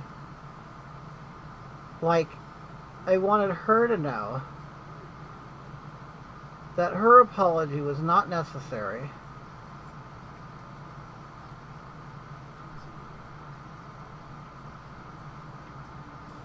Her apology was not necessary. And I really didn't care about it. Like, just because someone apologizes, it really doesn't mean you have to forgive them. Like, it really doesn't. And it's like, no. You've already said what you're going to say. You thought about it.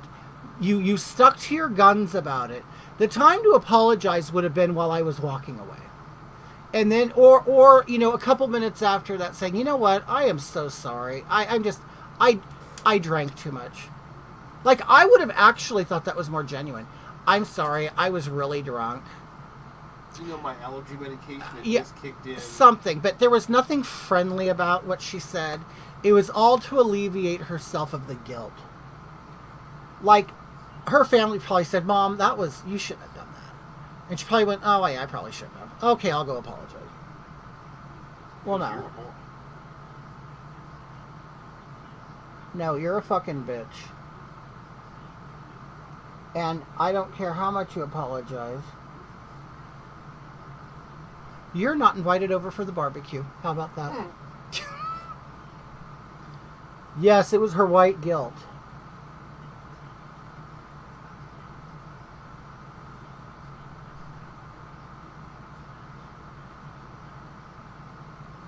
You know what? I think you're onto something.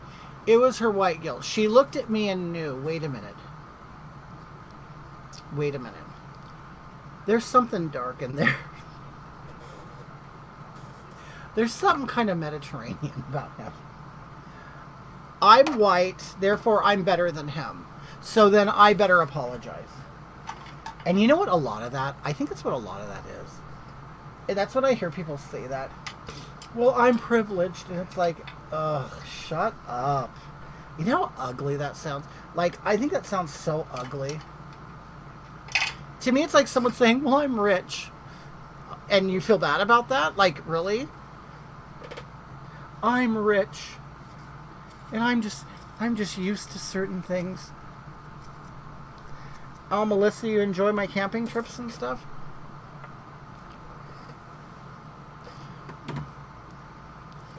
Okay, so I learned this thing about lips. If you have lips like mine, old person lips, like, if you notice my mouth naturally just goes down, like. And if you follow the lip line and connect your lips, you're going to look like you're frowning. So I saw this one TikTok where it was like a woman who said, oh, for people over 50, you like draw your lips, but kind of end the line and don't connect it. So I'm going to try that. Of course, in a drag version, because my lips are so thin. So I have to compensate. Okay.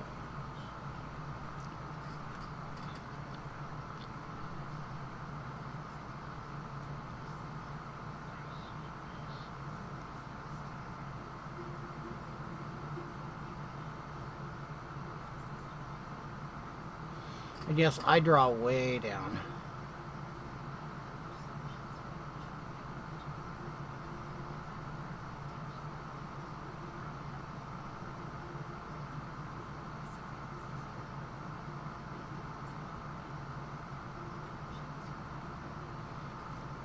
Oh my god, you know what I should do? I should do a makeup look one time where I do it like I am a woman. Like, oh, I'm just going to put on a little eyeshadow and then follow my real lips and not do all of the theatrical stuff. That would be funny. Then I would totally look like these men who say they're transsexual and they're really not, because they're total men and they don't. See, to me, it's almost like if you're trans, you've kind of practiced being a woman. Like, to me, it seems like, well, I've been putting on makeup and trying to conceal my masculine features, because that's what I'm doing the whole time. But I would look like one of those creepy cross-dressers. I should do that one time.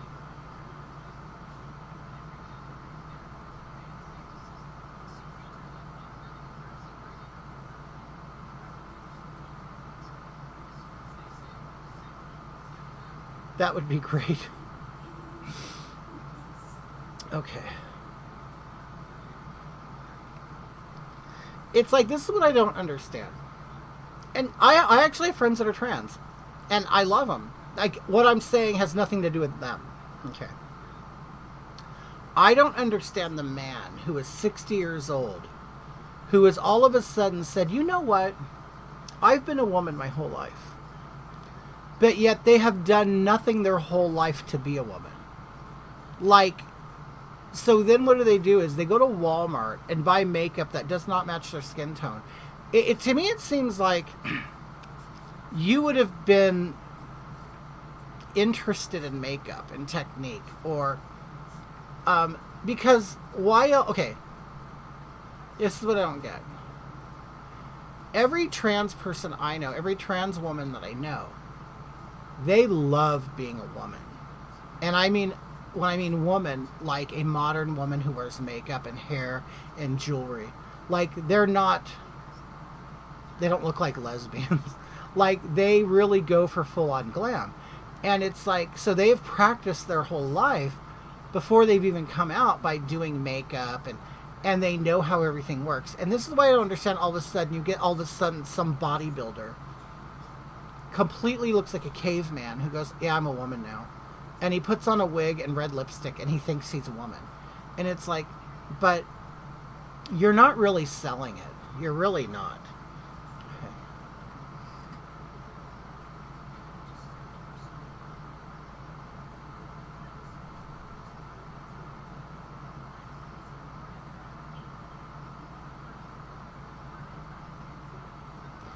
And to me, it seems like, think about this. If you come out and say, yeah, I'm a woman, and you want people to say you're a woman and treat you like a woman, well, then why aren't you giving me a woman? Why do you want a title of something? And the only reason why you would say that is because you want the world to recognize you as one and treat you like one. Well, if you've never been a woman, then you can't say, well, I feel like one or I think like one. But you're not one. So, and then on top of it, if you can't tell me what a woman is, then it makes no sense. I know what you want, so just admit it. You want to look like one, you want to be beautiful like one, and you want the world and you want men to treat you as if you're a woman. That's what you want. You want to be treated like one. So then give me a woman to look at and I'll treat you like one. Like, I don't understand the whole concept of it. Like, otherwise you're going to be a man wearing a wig and I'm still going to treat you like a human. But I'm probably not going to, well, I hold the door open for men anyway. But I don't treat men and women any differently, so I'm not going to treat you differently. Like, I don't know.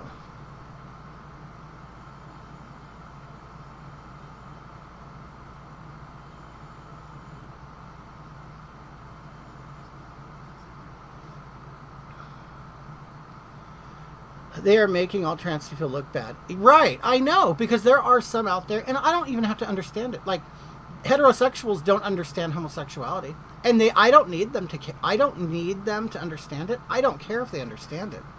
I'm just going to live my life. Whether you understand what I do or not is irrelevant to me, because I'm still going to live my life.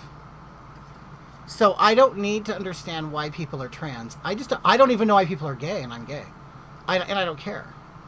I just don't care. Does anybody sit around and wonder, why am I a heterosexual? No, you're just who you are, and that's it.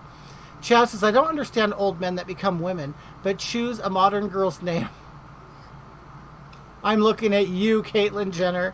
The girls' names in your day were Beulah, Esther, and Mildred. Yeah.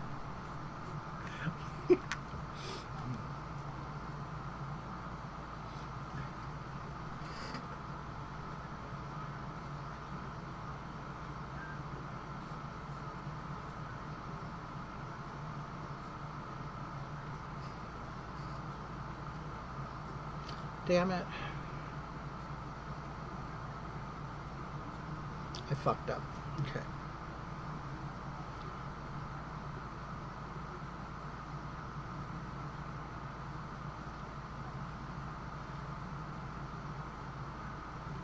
Yeah, Bruce, who do you think you are?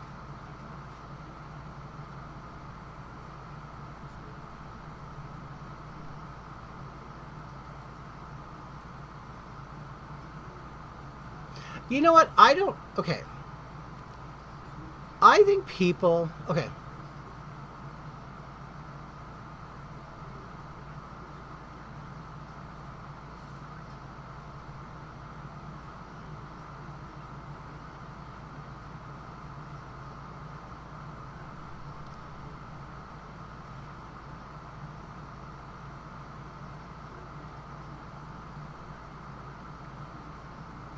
I seriously wonder this. Do you think Bruce Jenner, Caitlyn Jenner, whatever you want to call him, do you think he was paid to come out as trans? Like he really isn't, but he's getting paid to do it. I don't know why. There's just like this element of that I think. And some people say, oh no, it's funny, he came out trans after he killed somebody with his car. Wow, that's a big leap. Going trans to cope for what? Wait. Going trans to cope for loss of wife and kids. I get the addiction part.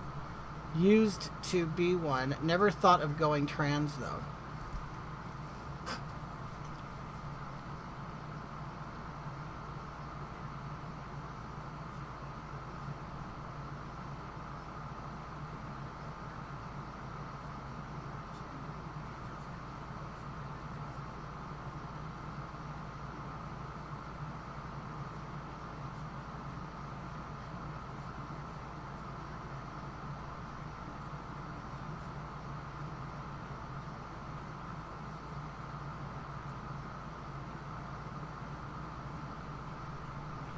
And there are people.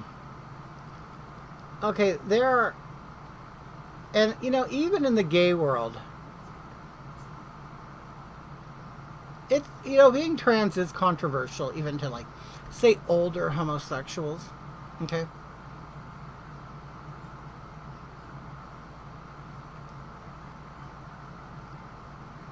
Because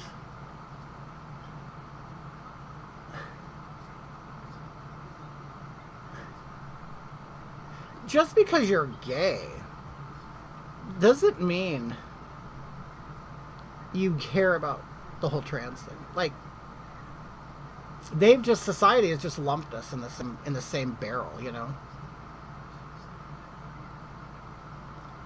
And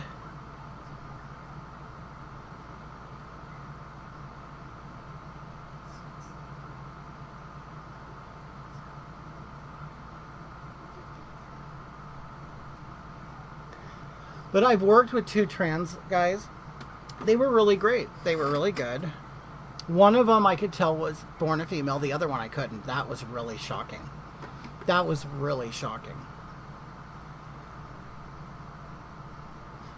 we thought he was gay. That's the thing. He, he grew up as a girl and was a total lesbian in high school. He went by the name Adam and told me his name was Amber in high school, and he was a lesbian in high school. And he transitioned, and he is still with the girl he was with in high school. Okay.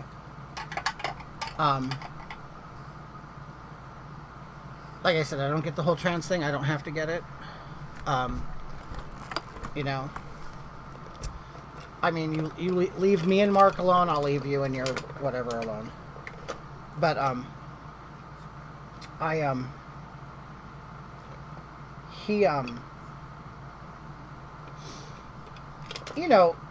he wasn't very forthright in the beginning about what he was, which that's his business, I guess. But, and one day I'm working with him and he goes, I trust you and I want to tell you something.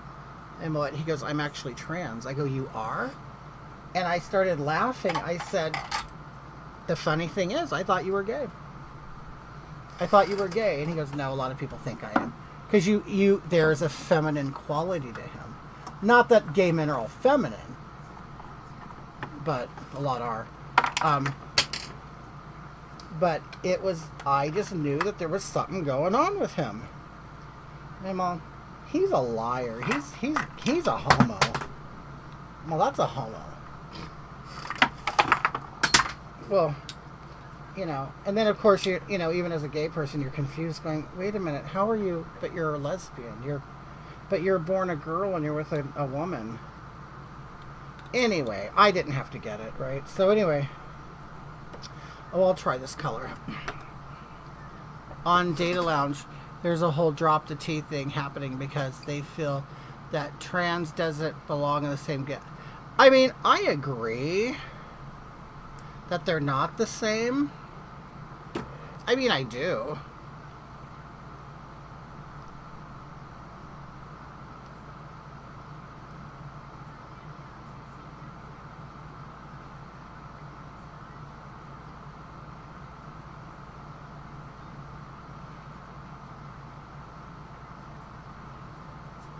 But what the homos do, they're like, well, they're a marginalized. This color does not go good.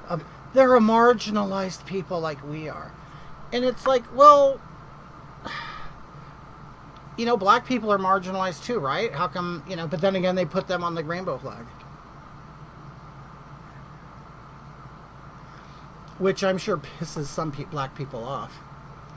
I can picture some guy going, some like total like butch black guy going, yeah man, fuck that, I ain't gay. you get that black stripe off the flag.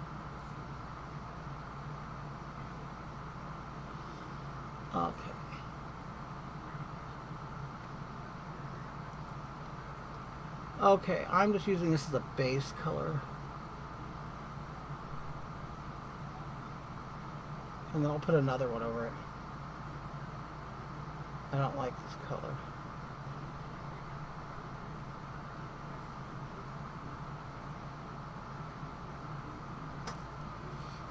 Okay. I need a darker color. So yeah, I don't,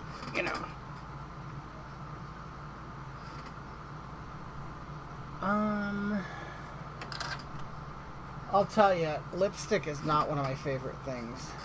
It's so weird because every guy that I know who does this, there's always something that they don't like doing, and mine is picking out lip color. I mean, I guess I could just go for a red, which is something I rarely wear, is red. Even without the wig, you look... Oh, thank you. Chaz says, why don't they just consolidate LGBTQ to the letter I for insecure?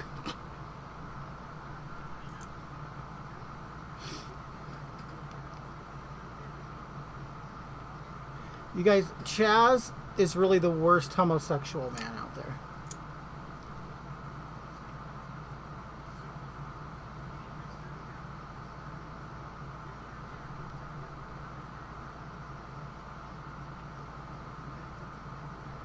Okay.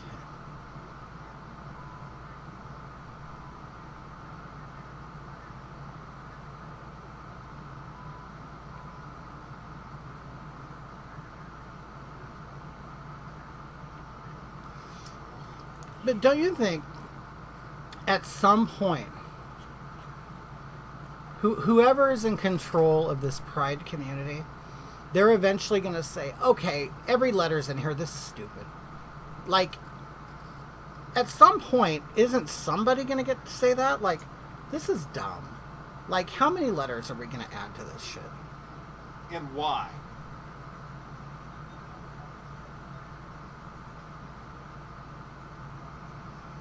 I mean, let's just do what they want to do. Add every letter except H for heterosexual.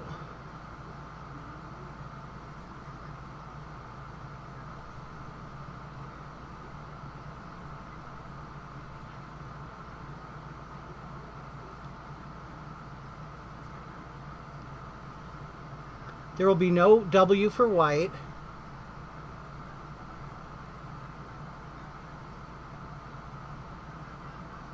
And no H for heterosexual.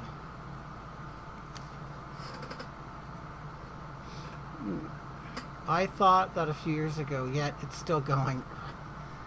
I mean, it's stupid. I mean, I wonder, are there adults, like, running this supposed community? I mean, I don't know, I think it's weird. Like, where are the adults at? Where, Mark? Where are they at? Inmates are running the asylum, dear. Hi, beautiful. Hi, Cynthia. How are you? All right. Oh, okay, blush. I need some blush. You guys, do you ever get to the point? Well, no. I know a lot of you don't sit here and spend almost 4 hours doing your makeup. But you'll get to the point where you're like, you know what? I'm sick of doing this. But then you're like, yeah, but I'm 4 hours in. I'm 4 hours in. How do I stop now?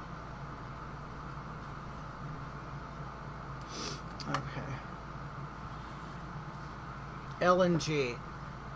I need to loudly leave.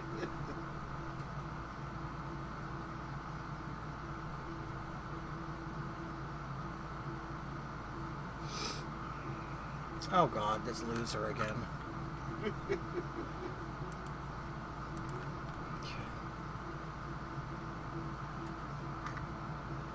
Hey, Leola.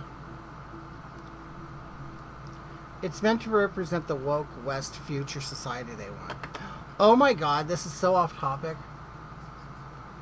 Have you guys seen the video about in Saudi Arabia, they want to create this city called The Line? Have you seen that? I mean, we won't be around for it. But it's really fascinating, but at the same time scary, because it's a way that they can completely control you.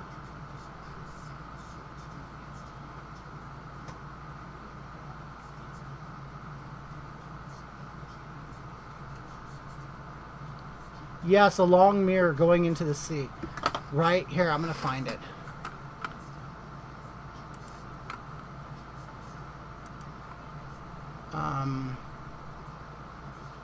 You know what? And I'll put it on while I go to the bathroom. I gotta pee. Here we go.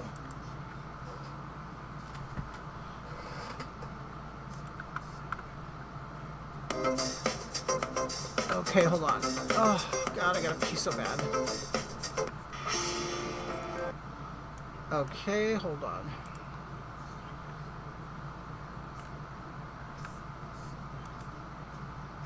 Thanks, Chaz. You like my eyes? Tell me more about my eyes. Do you remember that, Chaz? Yeah. Tell me more about my eyes. Okay. Okay, so watch this while I go take a piss. Is that ladylike? Countless governments and companies have taken a stab at building a city of the future. There's Songdo in South Korea, the Alphabet-funded Quayside project in Toronto, which was abandoned in May of last year, and both Singapore and Barcelona have tried to modernize with smart sensors. In January of 2021, Saudi Arabia announced plans for its own futuristic city called The Line. Instead of communities sprawling outward from a central location, they would be built vertically and arranged, well, in a line, hence the name. Even though the vision for the city stretches 170 kilometers, it would do away with cars entirely and instead be connected by high-speed rail that would travel the entire length in just 20 minutes. And each individual community would be largely self-contained, so that almost anything you could need, be it a school, a doctor, or a quick meal, would be only a 5-minute walk away. The government says the line will run on 100% clean energy and make extensive use of sensors and AI to manage the city's services. And all of this is supposed to be nestled in the pristine natural landscape of the Tabuk province with minimal impact on the environment. Now the Saudi Crown Prince Mohammed bin Salman has revealed grandiose renders of what the city will look like to match the grandiose plans. The line is envisioned as a giant glass and mirrored wall, 170 kilometers long, 200 meters wide, and 500 meters tall. That's taller than the Empire State Building. It would have greenery stretching along the top, an open-air ventilation system to help maintain an ideal climate year-round, and it would house up to 9 million people. Now, the line is just one part of Saudi Arabia's controversial $500 billion NEO megacity project. For one, the so-called virgin land that the government is building NEOM on is, unsurprisingly, not all that virgin. It is the ancestral and current home of many people, including members of the Hawatat tribe who are being forced from their homes for what many see as a vanity project that won't amount to much in reality. Make room for Those progress. who have dared to speak out against the government's plans or refuse to give up their homes have been harassed and abducted by Saudi security forces, arrested, or in some cases killed. For example, Abdul Rahim al-Hawati, a prominent Hawatat activist, was killed by police in April of 2020 after posting videos on social media trying to raise awareness of the forced displacement. All of this controversy has even led to some commercial partners pulling out of deals, like Riot Games, which had signed on Neom to sponsor the League of Legends European Championship. Backlash from the gaming community caused that to quickly unravel. Now, even if Neom is eventually built and lives up to its lofty promises, there will still be plenty of more cause for concern. The line is expected to be loaded with countless sensors, cameras, and facial recognition technology that, in such a confined space, could push government surveillance to almost unthinkable levels. Oh, you think? Now, that would be troubling in any nation, but in a country like Saudi Arabia, where homosexuality is outlawed, LGBTQ people are persecuted, and women hold almost no rights, What about the it's downright gays? terrifying.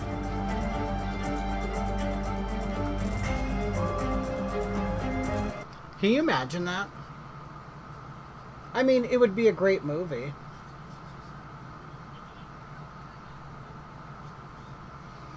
It would be a good movie.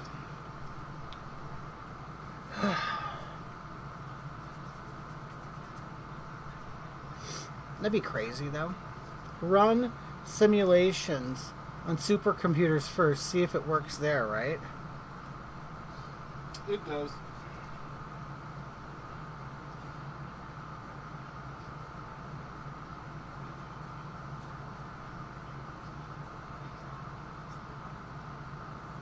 Anyway, can you believe that?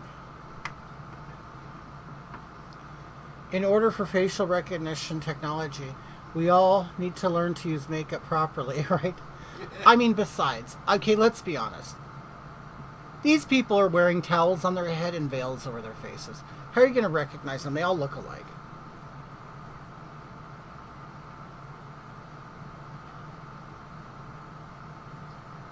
Was that bad? Okay. I mean,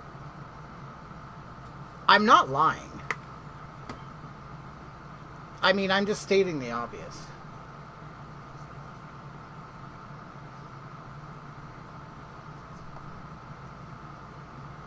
That isn't a lie.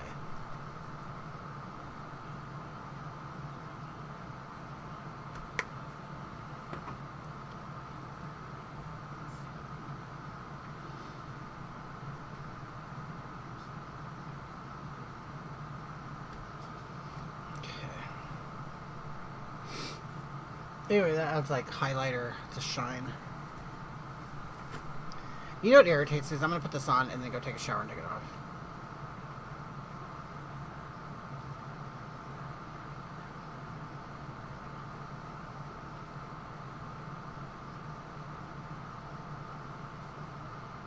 I mean, it really isn't a lie.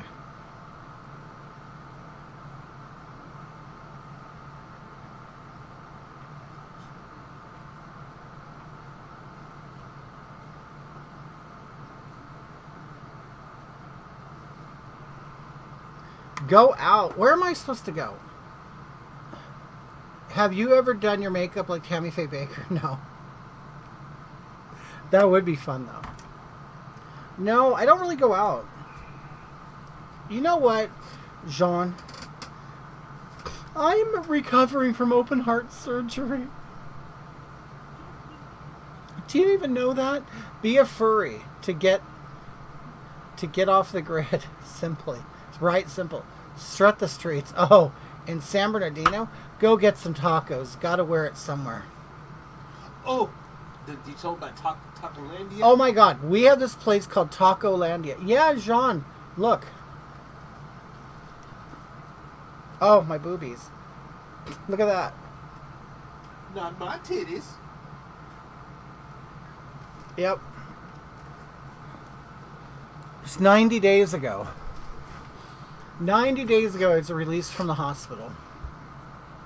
Can you believe it? I hope this doesn't come across wrong. Ashley, it already is, because you're already warning me. But, when I see groups like that, and they all look alike and wear the same clothing, it reminds me of a cult. Oh, totally. Oh, wait. Mr. J-Bug, you didn't know that? You didn't know that I'm a heart attack survivor? And a triple bypass survivor? Yeah, it doesn't hurt anymore. How do you look so healthy? My God. Need to open a wellness center. Yeah, I mean, I may have good and bad days, I have good and bad days, but I'm like, what am I going to do? I mostly, right at this stage right now, I'm mostly just tired a lot. I'm very tired quickly. But like I say, it gets better all the time. Well, yeah, Ashley, they are cults. They totally are. It's a cult. It is. I mean, one might even say the Amish are a cult. They're just harmless.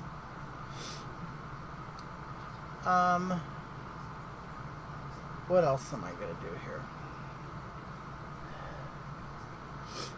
Hold on. Let me get another color. Where is it? Yep, I had. You know what? Okay, Mark is gone. Last night, you looked tan. Yeah, I went to the beach last week. Got a burn and then it turned into a tan. Mark said to me, "You know what?" Oh, he came back in. What? Mark. I was going to talk about you. Oh, go ahead. I don't care. Okay. No, what he said to me, was it last night? I can't remember. Last night or night before, he goes, have you ever thought about joining like a heart survivor support group thing? And I'm like, what? How dare you? How dare you think I need a support group? Well, first you laughed. I laughed, and he didn't appreciate me laughing. Rather than him think, oh, maybe he's just uncomfortable, he had to think, oh, he's making fun of me in the suggestion. That's not what I thought. I thought he's not taking this seriously. Okay. So the Amish teen runaway stories are amazing. Yeah, we're saying the Amish are a cult, Mark. I know someone with examples of their furniture. Oh, do you? It's quite lovely. They have Quite lovely. They have beautiful furniture. Beautiful Amish furniture. No, so he said that. And me, I'm, you guys, I know you guys don't know me, but I am a bit of a stud. And, I'm like, support group. How gay, really, how gay. A support group. Well, I did join one online. And I, talked to a few people. I'm not going to say it's a big, busy, bustling place to meet people, which, I guess it isn't my intention to meet people, because I don't need any more friends. And not that, and I'm not saying that I have a bunch of friends. I'm not a very friend person. Meaning, it's very hard for me to juggle friends. Like, how can I put it? Like, Friends are demanding. Friends are demanding. It's demanding. And if I'm a friend, I want to be a good friend. I don't want to be a failure. Maybe I'm showing people how neurotic I am. But anyway, so I'm not one of these people that have a lot of friends. And so I'm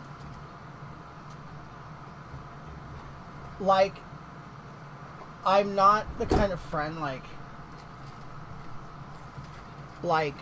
no, I'm not going to sit on, how can I put it? I don't know. It's just, I mean, do a lot of 52-year-old men really have a bunch of friends? Do they? I don't know. Let's see. Okay. I don't really, I do have some friends, of course. But I'm not... 52-year-old men work. Right, like, I'm worried about my... They go to work. And, do you watch true crime stories? I don't. Like, Chaz is one of my friends. I have a friendship with Chaz. What palette is this? It's An old lady palette. I don't know, it's called Rustic Bouquet. It's all blush. There is a great one with about Sarah Boone who zipped her boyfriend up in a suitcase and tossed her down the stairs. Then videoed him dying in the suitcase. Arturo hid all of our travel bags.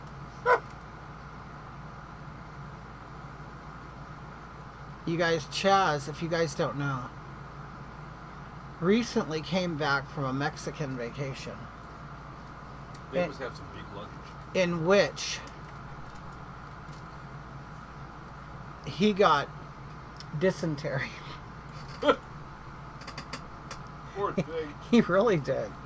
And was stuck in some dirty old border town, shitting his brains out. No, I've never watched Snap either. I've heard about it.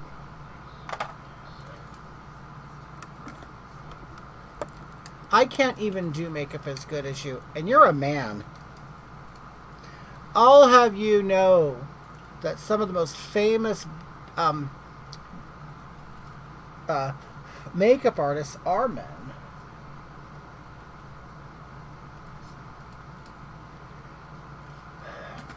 Because people think, oh, I'm going to put you. It's art on the face, and you know when you it's hard to. I know people don't want to look at it this way. It's kind of mathematical, and it's perspective, and proportions are important, and you know it's just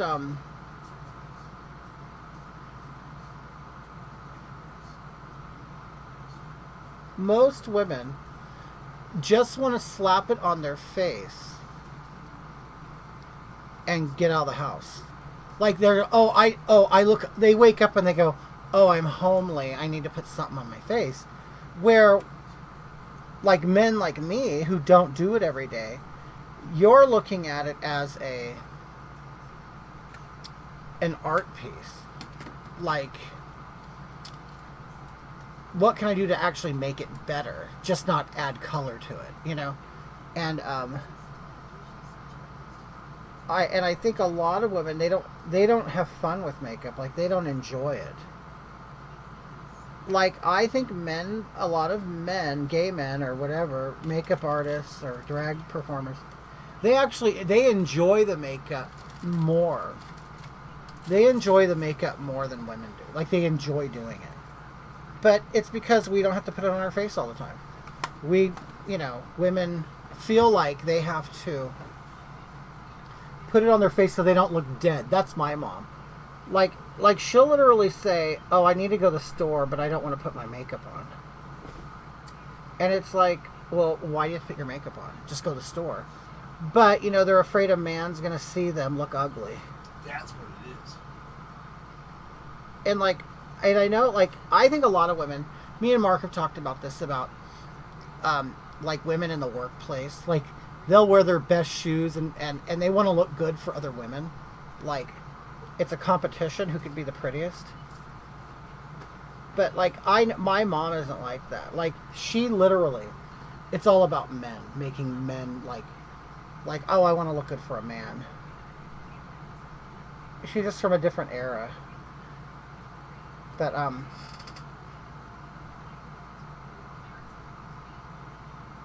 like, she'll even say, like, can you believe I went to the market and I didn't even wear lipstick? My mother would rather die than have the neighbors see her without lipstick and foundation, right? And that's my mom, too. And she's in her 70s. You know, like, she'll, like, even contemplate. She's getting better, though, the older she gets. Like, she don't even want to open her door because she don't have her makeup on. And I'll tell her, you know, well, that's what sunglasses. Why don't you put on a pair of sunglasses? Just put on sunglasses then. Put on your lipstick and sunglasses, and then you're done. If you care that much about what people think, there, I just fixed it for you. I made it easier for you.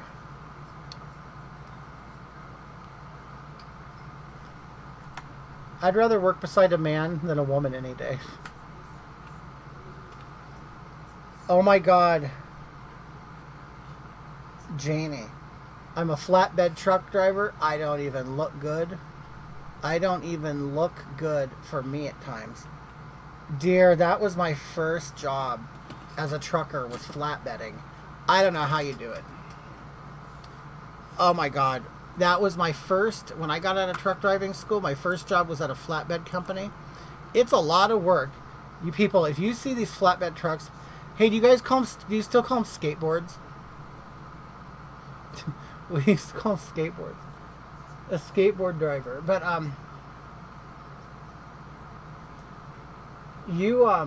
that's a lot of work.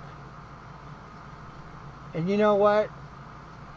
They're the truckers that are actually out there actually working. The other ones are just fat pigs and they're just sitting behind a wheel. I'm kidding.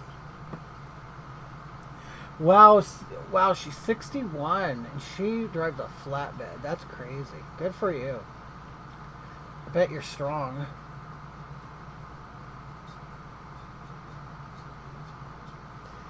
Do you know what, Jenny, I'll tell you the worst freight I carried as a flatbedder was styrofoam insulation. Oh, I hated that. I was moving that from Sacramento to Emeryville, California, which is like really, would be all right by Berkeley. They were turning, and it was at a beautiful location. I love the Bay Area for the way it looks, but not for the people. It was all styrofoam, so they basically, put all the styrofoam blocks on my flatbed, and then they put me on a forklift, put me on the top of it, and then put my tarps on it. Well, I'm up there tarping, and the wind comes by, blows the tarp, so of course, it ends up being a parachute, pulls me off of the load. So finally, it took me hours to do it. Yes, it likes to walk, and also it likes to get damaged under the straps. You know how, basically the first layer is just, it's a waste because it gets crushed. Yeah, it was awful. But I enjoyed that run. It was a fun run.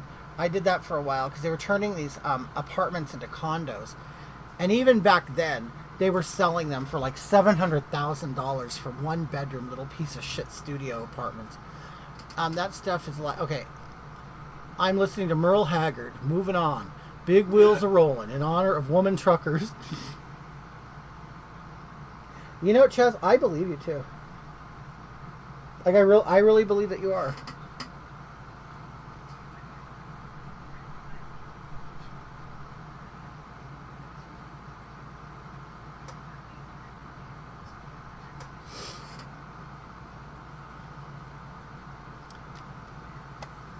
I got a little bit of insight when watching the Canadian trucker protesters talking about their jobs.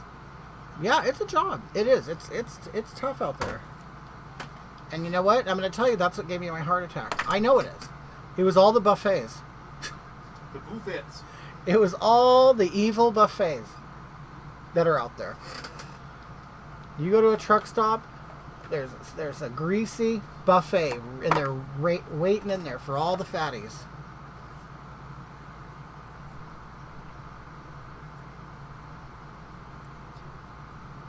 And I was always first in line.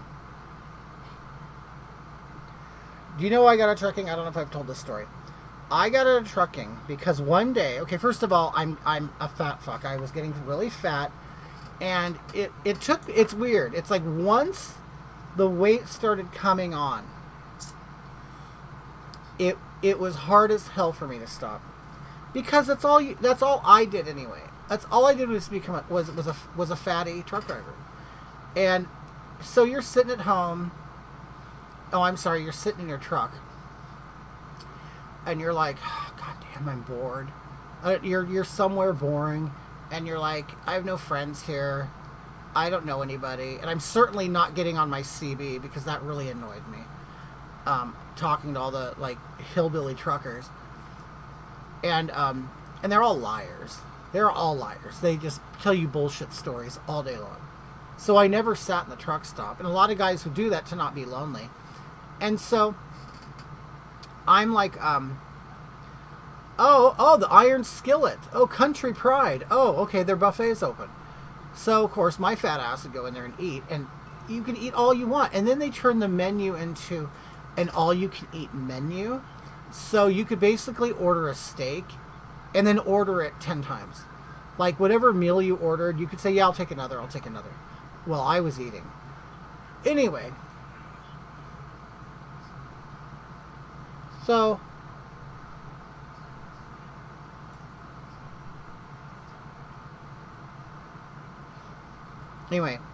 I'm you don't eat at them anymore, Leola?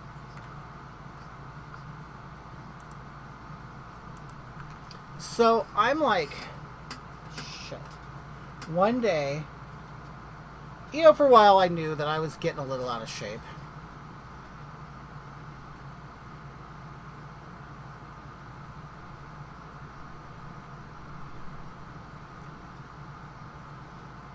I mean, you feel the weight coming on. You know what's happening.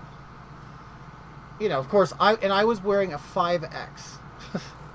I was wearing a 5X shirt, and I was in a 54 waist pants. Now, Chaz, I know you don't even wear that.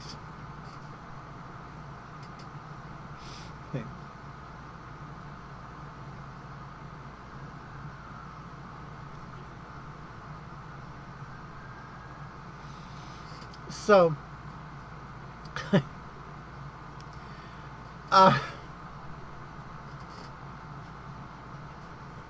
anyway. Oh, Chaz is funny. We have fun. Well, I have fun. He has fun too. He gets me. Anyway, so I am sitting there in my truck at a truck stop, and I see this guy, this really, really big fat guy. Like really, like he was wearing overalls, and all of the truckers know what I'm talking about. He gets out of his truck, and when you get out of the truck, there's a handle there. So you grab the handle and you walk down backwards, like 2 steps. And I'm telling you, when he hit that step, the truck tilted. Okay, the truck tilted, and he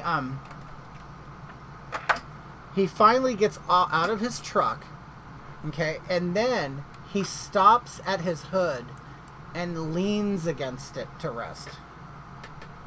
All he did was get out of his truck. And I'm looking at his overalls, and he had like the legs cuffed up, and I could see his ankles, and they were like huge. They looked like elephant ankles, and they were purple. And I'm looking at him, and then he decided he could walk, so he waddles, and he passes like 2 trucks, and then he stops and he rests. And I'm like, oh my God. I then look down, and I look at my ankles, and they were purple. I'm like, and I didn't notice it before, and they were purple. And I went, oh my God, my circulation is bad. I'm so fat that my circulation is bad. It was at that moment I go, oh my God, I'm done. Like, I knew at that moment I was done trucking. And so I'm like, okay, I'm done with this shit. And it took me a while, and not only, well, it was also recession time, and a couple days after that I was in Virginia, and I was sitting there for a couple days, and I'm like, I'm not making any money on top of the whole fat thing, and I'm like, I just need a complete change. So that's when I quit. And I'm like, oh, and I'm so glad I did. It was great money, when you're working. Great money. But I reached the point where my health was more important.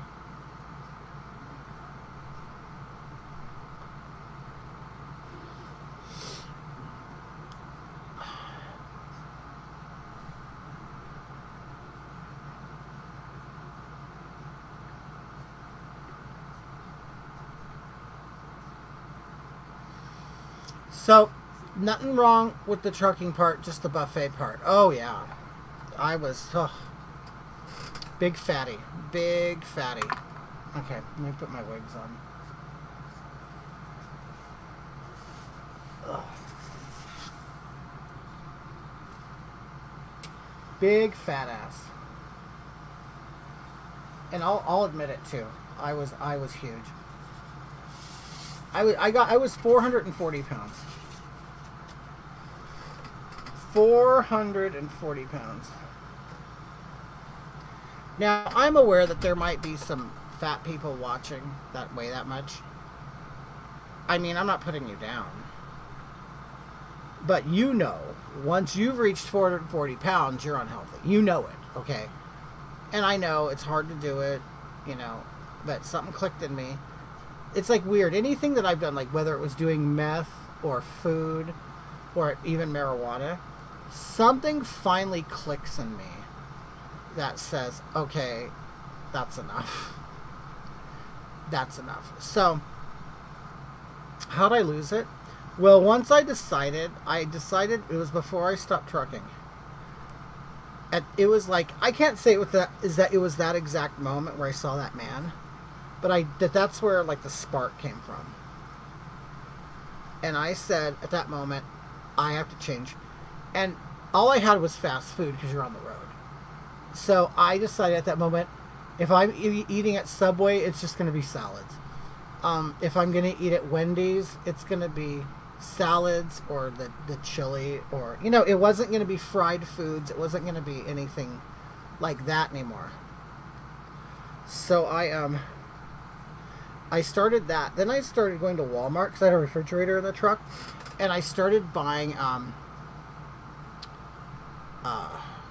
canned tuna and those bags of salad. And my diet for the longest time was nothing but the salad and a can of tuna, because I knew I needed protein. I needed that. Hold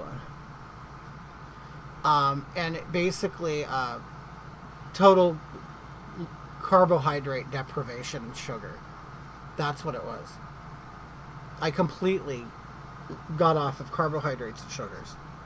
And it took a while for it to happen, and it didn't happen till I was done trucking. But then all of a sudden, the weight started coming off, because now I'm not trucking. I can actually move around. Even though, I mean, it's an excuse. There are truckers who exercise. I just couldn't find a way to fit it into my lifestyle as a trucker. But other people do. I couldn't. So then I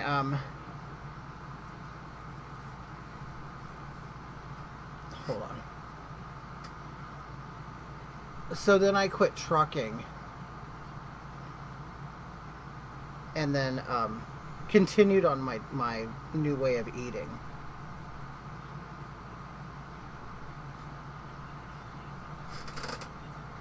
I continued my new way of eating. And then, I don't know, one day I just realized, wow, I've lost a lot of weight. And, I mean, I lost like 100 pounds pretty quick. And then, then it was harder. It's like there was always these milestones, and they'd plateau, and then I would stop losing weight. Basically, first it was a carb and sugar deprivation. Well, sugars are carbs, but deprivation. And then I went into calorie. I then went to low calorie, because I realized I'm not losing it fast enough or whatever. I don't know. I plateaued or something. I needed something new. So I am like, okay, I'll do low calorie. And because you're at home, it's a lot easier to stick with the diet.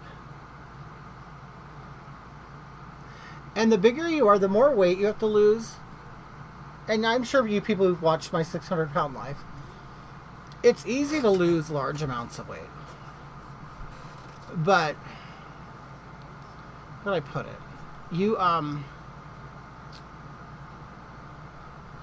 I did go up and down a little bit. I'll tell you, it was very hard for me to get under 330 pounds.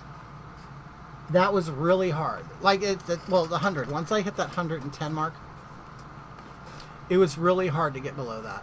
No matter what I did. And, like, then you almost want to give up. But, you know, I then, I don't know. Just one day I just started getting under 300. And I was, like, so happy to get under 300. But it's all been, like, a 20-year process, really, to get where I'm at now. And, no, it hasn't been 20 years. Maybe it has. Close to 20. 15. We'll say 15. But in the beginning it's easy, but keeping it off is hard. It is. Bruh. You're still live. I feel comforted that you're here this late. We love you. Thank you, Mario. Mario is on. Hey, Mario. So when we love you too, Marmar. Marmar, we love you. But then you want to know, when me and Mark got together, I lost more weight because he does not like fat men. And he said, if you want me to stay with you, you're going to have to lose some weight. I'm lying. I actually think he liked it when I was heavier. But, well, because I've lost, like, since we've been together, I've lost a lot of weight in my, like, butt and my thighs. Which I do not appreciate. Which he doesn't appreciate. He'd rather me be dying of heart disease and be fat than to be thin. Big butt and smile. But anyway, so now the I just realized I need more black eyeshadow. Yeah, Marquina's a chubby chaser and a feeder. Marquina is a chubby chaser and a feeder. I've been eating less and less, but I'm eating the right foods, and it just seems like that 356 does not want to come. Yeah, it will happen. It will happen. Thank you, Maverick Spirit. It will happen. I mean, the science is with you. I mean, you eat less, move more. I mean, and you know, and people hate to admit that that's really what it is. Move more and eat less. And there's just no other way around it. You know, I mean, I know that. I know right now that if I go out and I start walking, and I consistently walk like 2 miles a day, every day, I'll lose weight again. Since I came out of the hospital, I've gained 10 pounds. I've gained 10 pounds. Now, could that be water retention? I don't know, because I have to take water pills. You know, and due to my heart condition, you know, I will retain water. But there's just, you know, eat less, move more. But that was from Chaz. Okay, wait. This is bugging me. Yeah, but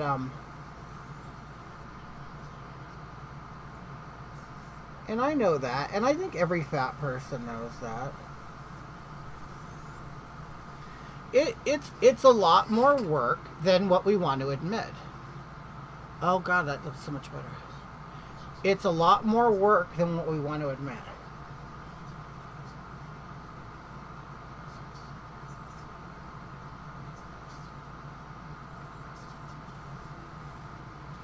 And it's like, sometimes people do it and some don't. I mean, it's whatever. But ultimately, even though I lost all that weight, no matter what I was eating all that time was completely clogging my arteries. And that's one thing I hate. I see people, they do, oh, hell, you could be healthy at any weight.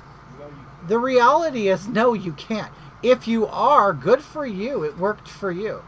But it is not a good plan to say, I am going to eat whatever the fuck I want at mass quantities, gain a bunch of weight. And I only say this because that's me. I mean, and it's like, and to think, oh, I'm going to get away scot-free out of life. No, you're not. It's just like all these sun worshippers that are sitting there bathing in the sun with no sunscreen. You are eventually, probably, going to get skin cancer. And it's just people, they just, well, it's worth it to me. Well, yeah, there's not one American alive today who does not know that overeating is unhealthy. And I don't care what the media says and all these stupid fat celebrities and all these woke people. You know reality. You know reality.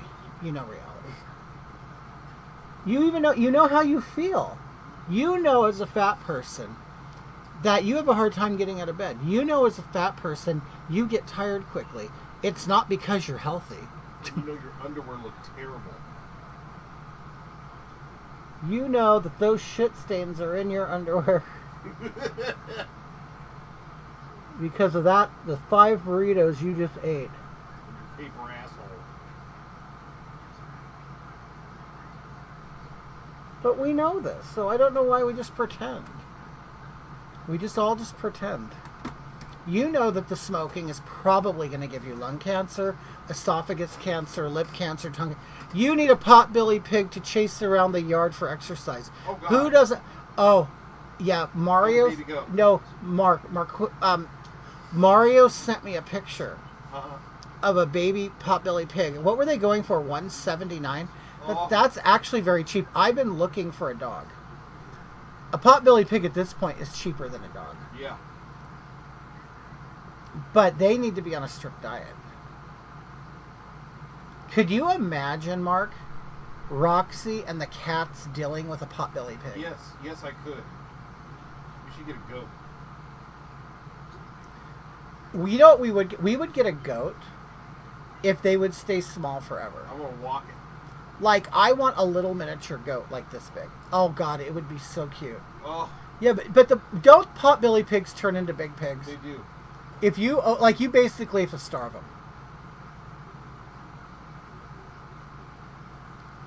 Just go commando, Mark. Mark always goes commando. I'll go out. I've been outside, and I'll go out to the pond, and he's like naked sitting there, and I'm like, "What are you doing?" It's hot. It's like, "What are you doing?" I gotta start laughing because I'm so not a naked person. Oh, thank you, Judy. I'm not a naked person. I'm not. Like, I'm rarely even naked in our bedroom. Pretty princess. Thank you.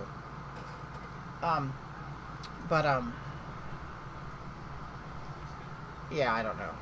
But yeah, I do want to know. You want to know what? I go back and forth, but I have settled on the dog that I want. They're just so damn expensive. And it's like, but the thing is, no matter what, and okay, and I'm going to be honest with you, I am not a hero. I'm not an animal hero, and I'm not going to go to a pound and get some ugly disabled dog so I feel good about myself. A fainting goat is what you want. They stay small and can be trained to walk on a leash. I raised them for years. They don't climb on stuff. They don't eat wild stuff. They're really a fainting goat. Plus, you can I've seen those. Plus, you can just yell at it and it will faint, right? If you get sick of it, you can just yell at it. Or to stop it before it gets hit by a car. Okay, I went back and forth. I was looking for the perfect breed of a dog. And you know what? Joan Rivers said it best. And I'm going to find it. So you guys can enjoy it too. Joan Rivers said it best. You know one thing I loved about Joan Rivers? She honestly didn't care. Like, she really didn't give a shit anymore. And, you know, I hope, God willing, I live to be that age. Where I'm already getting there. I just don't care. I don't care what people think. That's why I said I'm not a dog hero. I am not going to go to a pound. My whole life we did that. And I'm not saying there's anything wrong with it. There's something very nice about it, just like people who adopt their children. But I honestly want what Joan Rivers said. I want an overbred designer dog. For once in my life, I want the dog I want. I don't want the dog that somebody else didn't want. Go ahead, think I'm a bad person. You know what? And God bless you for being a hero and adopting all these ugly animals that nobody wants. God bless you, really. And I even donated. For Michael Spaulding's birthday, I donated money to a shelter. Because I'm a good person. I just want the dog that I want. The special needs puppies. Joy says, I totally agree. And good for you. I mean, I love people who will do that. But I don't. Joan Rivers is my queen. Okay, hold on, let me find her. There is this thing she did, and I loved it. Okay.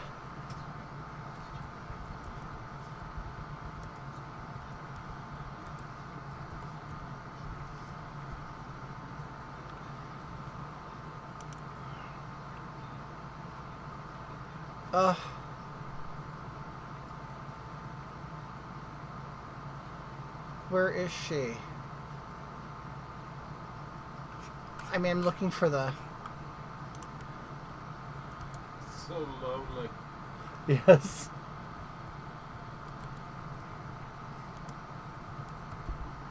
Okay.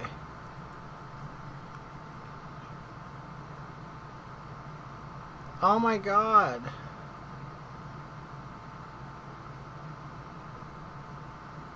Where is it? It's basically Joan Rivers in the back of a limousine.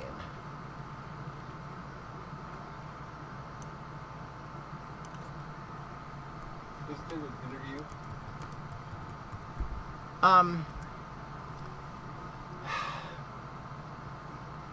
I can't believe it's not on YouTube. Anyway. Will you let the dog choose its gender? Absolutely not. It'll be exactly what I want it to be. Didn't you achieve that when you got Marquina? I am breeding golden doodles in 2 years. Okay, so this is what I want. I've gone back and forth what I want. And see, this is why I don't really will accept this tattoo. This is why I don't get a tattoo, because I'm afraid Vimeo. Okay, Vimeo.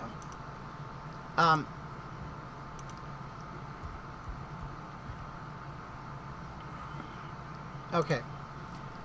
Okay, because I'm afraid that I'm just not going to like it after a while. Like a tattoo or whatever. So I just don't get them. Okay, but... Let's see.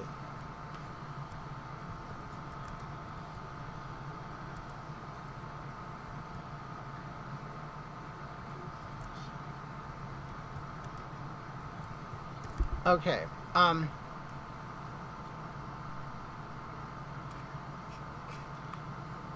so,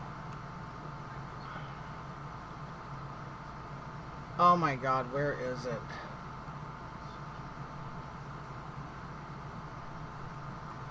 I can't find it. It was just a small little clip. But anyway, okay.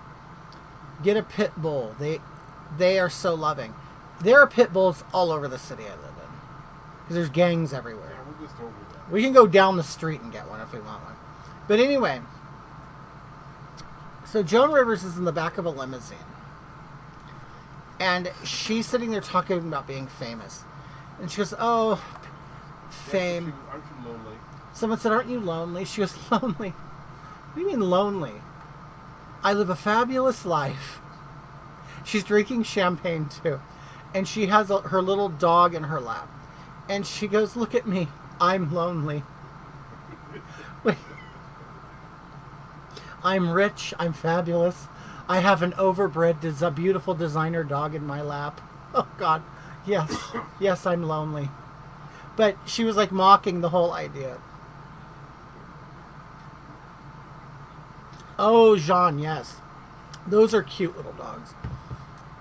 So I've been going back and forth. I wanted, for the longest time, I wanted a toy. I want to find that video. I wanted a toy Pomeranian that was cut like a bear. Okay. And I wanted it to be white. Okay. And so I wanted one of those for a while. And then I would go back and forth between that and a Maltese. Okay. Now the reason why, and I have, now I've been thinking about this for years. Okay. It's just not been weeks, it's years. Okay. But I don't want to get one until I know I'm ready for it. Okay. The reason why I have decided that I want a Maltese, okay, is because they're hypoallergenic and they don't shed. Like, their fur, it's more like hair. So yeah, you brush them and stuff, but you can get what they call a puppy cut. At first I thought, oh, I want the Maltese because I like it how you pull their hair back in a ponytail. Like, this is I'm gonna look so gay with this dog. Like, so gay. Like, I'm gonna be this big 280 pound 6'4" bald man wearing camouflage shorts and Crocs and a wife beater tank top with a little gay white dog. Okay. But the Maltese, it's hypoallergenic, and they're basically, apparently, really attached to their owner. So, you know, I've always wanted a little dog that would sit in your lap and bark and growl at everybody. No, I won't have a doggy purse, but I'll have a doggy duffel bag. But that's what I want. So, you know, and the doggy can like lay between me and Mark while we're in bed. And then I'll probably have a little bed also I'll have a little bed on the floor for it when, you know, in case, you know, the time comes and, you know, we want marital relations. Nobody wants the dog right there, you know. Then they start licking things, and you don't want that. I can't wait to see your little dog with big fake eyelashes. If you find a batch of micro Maltese pups, please message me. I have a dear friend who has been searching. They're expensive. Like, to get a dog now, a purebred dog, it's really expensive. Now I know why people steal them. But you know what? The dog business can be shady as hell. Like, I had a friend. He actually put $500 down on an English bulldog, and they completely scammed him. There's a lot of scamming in the animal world because you get these people who are just, oh, I just have to have that dog, and they go, well, you have to put a deposit down, and then you never hear from them again. There's a lot of that.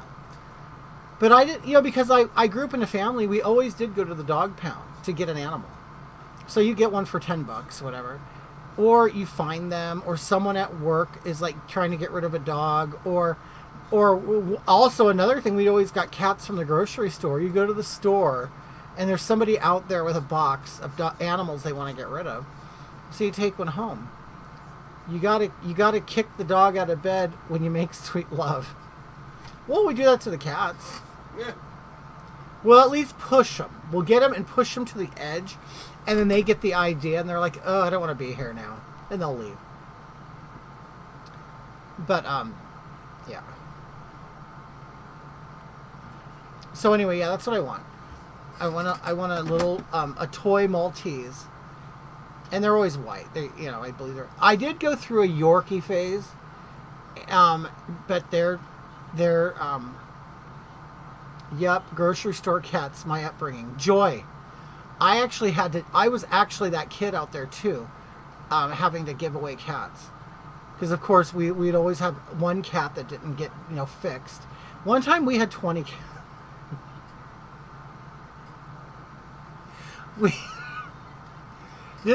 Don't judge me. This is the late 70s, early 80s. Unlike cats, dogs will watch. Okay.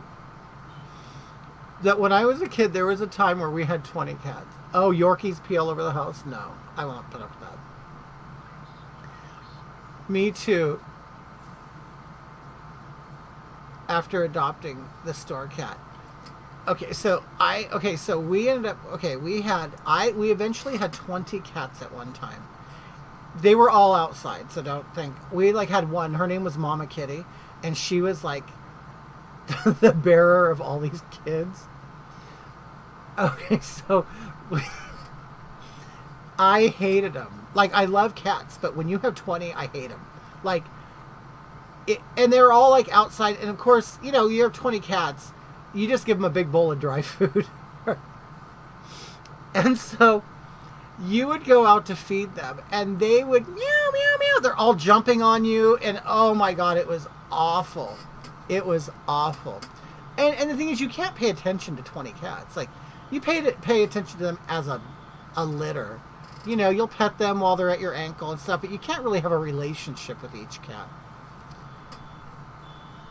Trailer kitties. It was. I was basically, I was living that lifestyle when I was a kid. Well, my mom worked. She was gone all the time. All the same excuses people don't buy for today.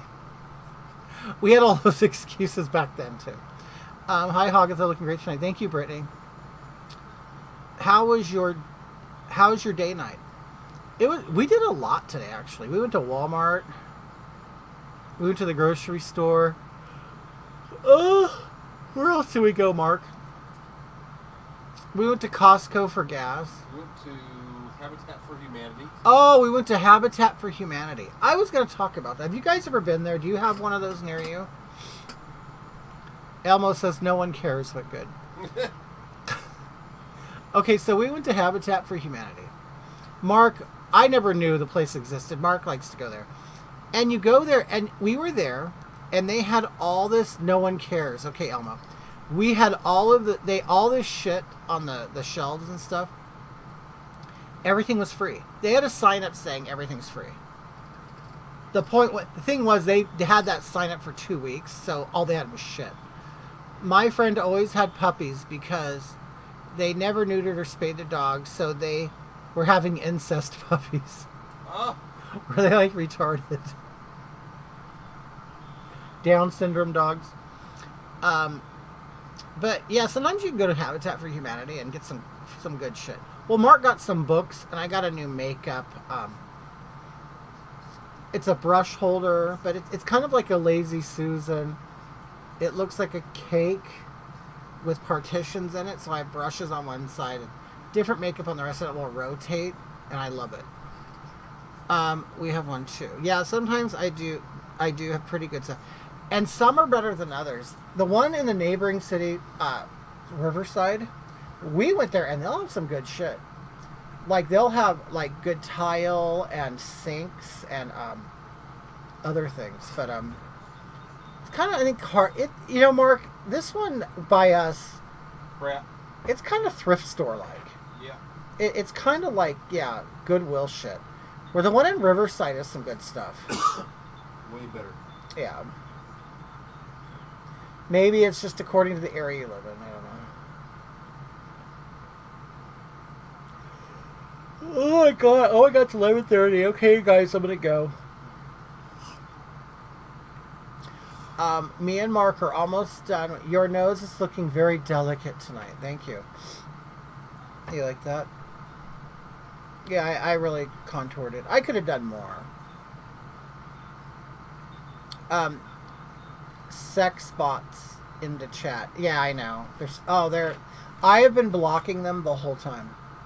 This is the first time they've ever got me. In all these years, this is the first time they've ever bugged me. Love you, my dear. Your makeup is beyond amazing. Thank you. It's bedtime for me. Oh yeah, it's bedtime for me too. I'm usually in bed right now. Thank you, Joy. I'm usually in bed right now. I don't know if you hear the sirens. You guys, I don't know, do you guys have a channel called Reels?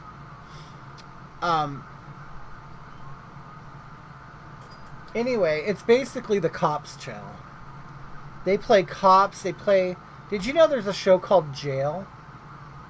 Best. So it basically shows you what happens to the people they pick up on cops, and they deliver them to jail, and then you see how they intake them and stuff.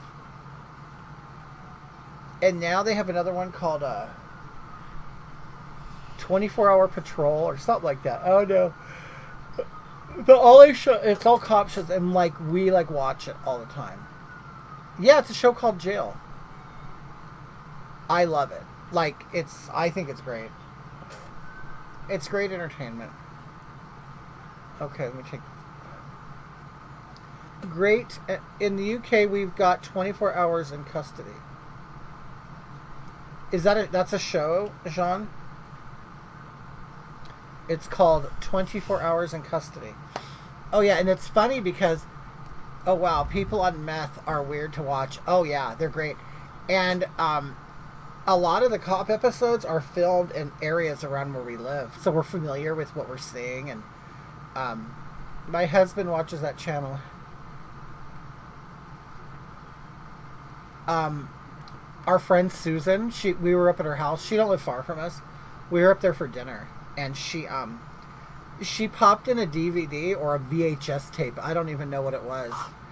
And do they have a show called Conjugal? I'd watch that one. I bet you would, Chaz. Conjugal Visits. Our friend Susan, she don't live far from us. We were at her house once, and she goes, "Did I ever tell you that my brother was on an episode of Cops?" We're like, "No." And so she pulls it out, and we watched her brother on Cops. He was holding down a 15-year-old girl. And she was a biter. And oh, that's right, she was biting. Yeah, they'll say, "Oh yeah, Cops in Riverside or Cops in Fontana." We're like, "Oh my God, we know these cities." They've really been showing a lot of Albuquerque recently. But they'll show they'll show ones from the 80s. I love it. All the mullets and the hair, and I'm like, "Oh my God, Mark, look at that shit." And then we'll be sitting there thinking all those people are probably dead now. Or they're all old. All those cops are retired.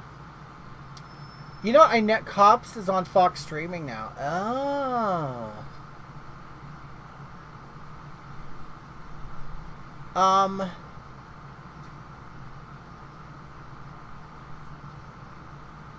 It's in Albuquerque. You know you're white trash when your home videos are on Cops.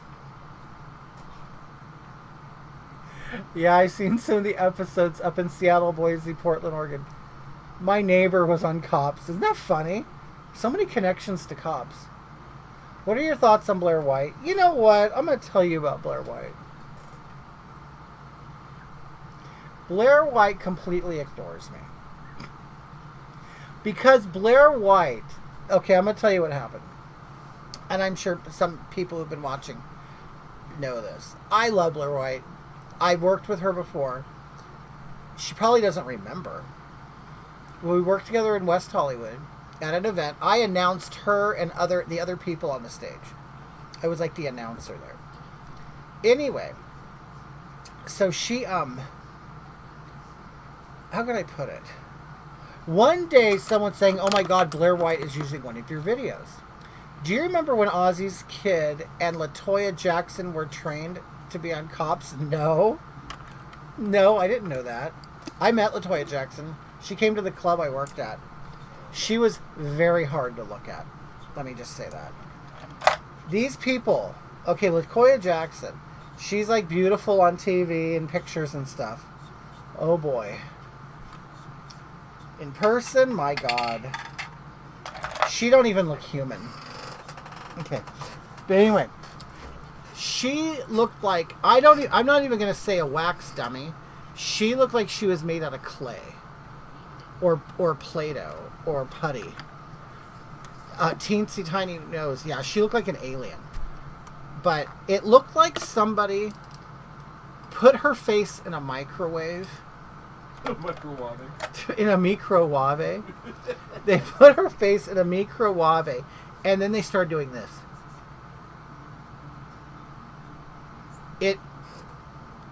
Can you say my name for shout out? You know what? Nick One, do you think I don't know what you're doing?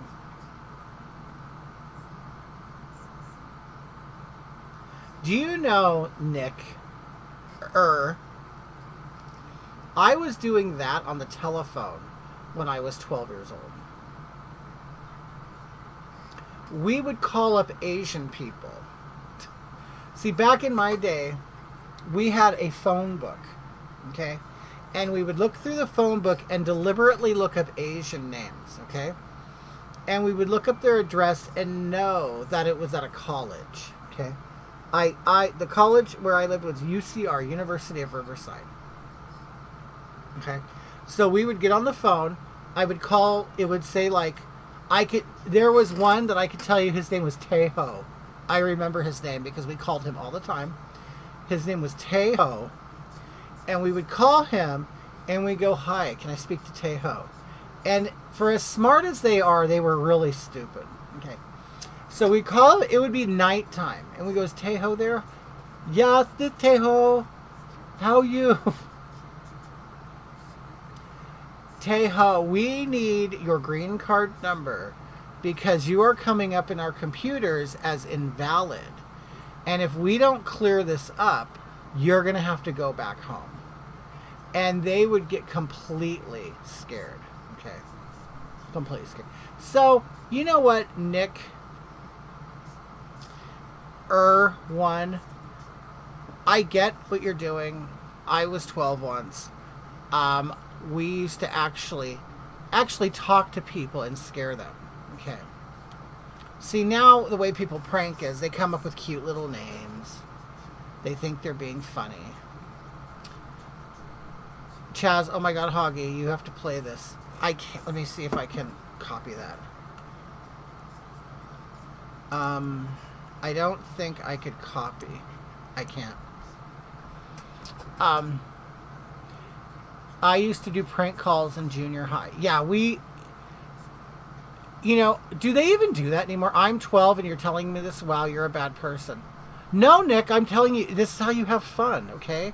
Because I know you're just looking at a TV, you're looking at a screen on your phone or a laptop or a tablet. No, it's 11:30 at night. You should be on the phone calling people. See, the thing is, the phone culture is completely different now than it was 40 years ago. 40 years ago, you could call somebody at 11:30 at night and their phone would ring and they'd go, oh my God, who's calling at this hour? Oh my, is it your mother? Honey, is your mother in poor health? Oh, no. So then you would answer phone, hello. They would be in bed. The phones would be on the nightstand next to the bed. And they would wake up at 11:30. Oh, you're in the Midwest? Oh, it's what, 1:30 there? No. You need to get on your phone. Okay. You need to call. You need to look up. God, do they still have phone books? Look up somebody with like the first name of Pearl, Hazel, Ruby, like the old people names. You call those women up, okay? And you tell them that their blood work has come back and that they have cancer. See, this is how you have fun. Right, see, at 11:30 at night, at this hour, when the phone rings, yeah, Muriel. Call up Muriel, the elderly. Roberta. Roberta? That's what you do. You get on the phone and you call somebody and you tell them, hey, is your refrigerator still running? And they would say, why do you ask? And you go, because I just saw it running down the street. See, that was the fun days, okay? Or you would call up, oh my God, no, you'd do this.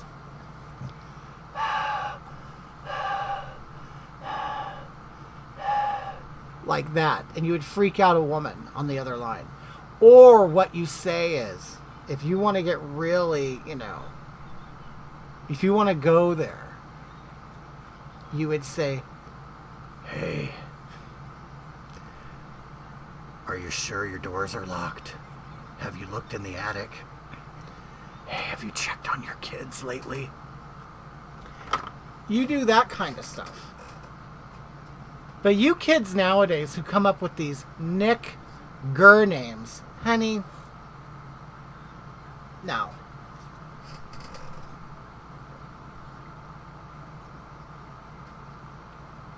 See, you guys don't even know how to have fun anymore. Hey, Nick Kerr, have you ever gone knocking? Well, some people call it doorbell ditch.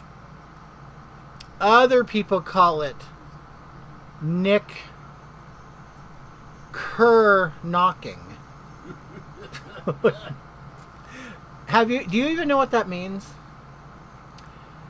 Now, just because it's called Nick, I'm going to say Nick, okay? Just because you call it Nick knocking doesn't mean you target the people who... the color and their ethnicity has nothing to do with that name. That was just what you did. That's just the name of it. I don't knock on wood except your head. What you do is you go into a neighborhood, wherever, preferably not one you live in, because you don't want to get caught. And you would ring the doorbell, ring the doorbell, ring the doorbell, and then you would run away. And then you would hide behind a tree or a car, and you'd peek out, and then you'd watch the person come out and go, what's going on here? Someone knocked on my door. I hope you have nieces and nephews, because if you do, they are the luckiest children ever to have lived. Okay. So you would do that, okay? You would knock on the door, then watch them look around, and they would... Honey, somebody did knock on the door, didn't they? I mean, back then, they called each other honey because they liked each other. But anyway, dear, did you hear that? The knock on the door? Okay, nah. You kill the owners when they answer. No, Nick, also. You know also another good one? You go around, okay, and you pick up dog shit. Or if you are extra, if you're an extra devious person, you would just shit in the bag yourself. You get a paper bag and you take a shit in it. Or you pile up as much dog shit as possible. Do you play them damn video games? No, Nick, when I was a kid, we would ride our bikes up to the pizza parlor and play Pac-Man. Pac-Man, Donkey Kong, and Centipede. And Tempest. That was a good... We loved Tempest. Okay, so you get the bag and you fill it with dog shit, okay? The more the better. You then go to somebody's front porch, and you light the bag on fire. And then you ring the doorbell. Then you run and you hide, okay? The owner opens up the door and goes, oh my goodness, a fire. And so naturally what are they going to do is they're going to stomp on the bag to put the fire out, getting animal feces all over their shoes. That's fun. See, that's when we had fun when we were kids, okay? Also, this is another one. Now, everything I'm telling you, I have done. I have done all this stuff as a child because I had a good childhood. Okay.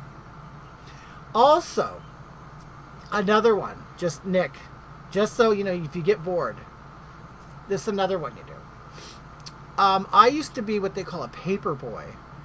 Back in those days, 12-year-olds were allowed to work and earn a living. Okay? And it wasn't that long ago. This would have been 1982 or 83, 82, 83. It's not that long ago. Now, to you, it might sound like a long time ago, but it really isn't. Okay.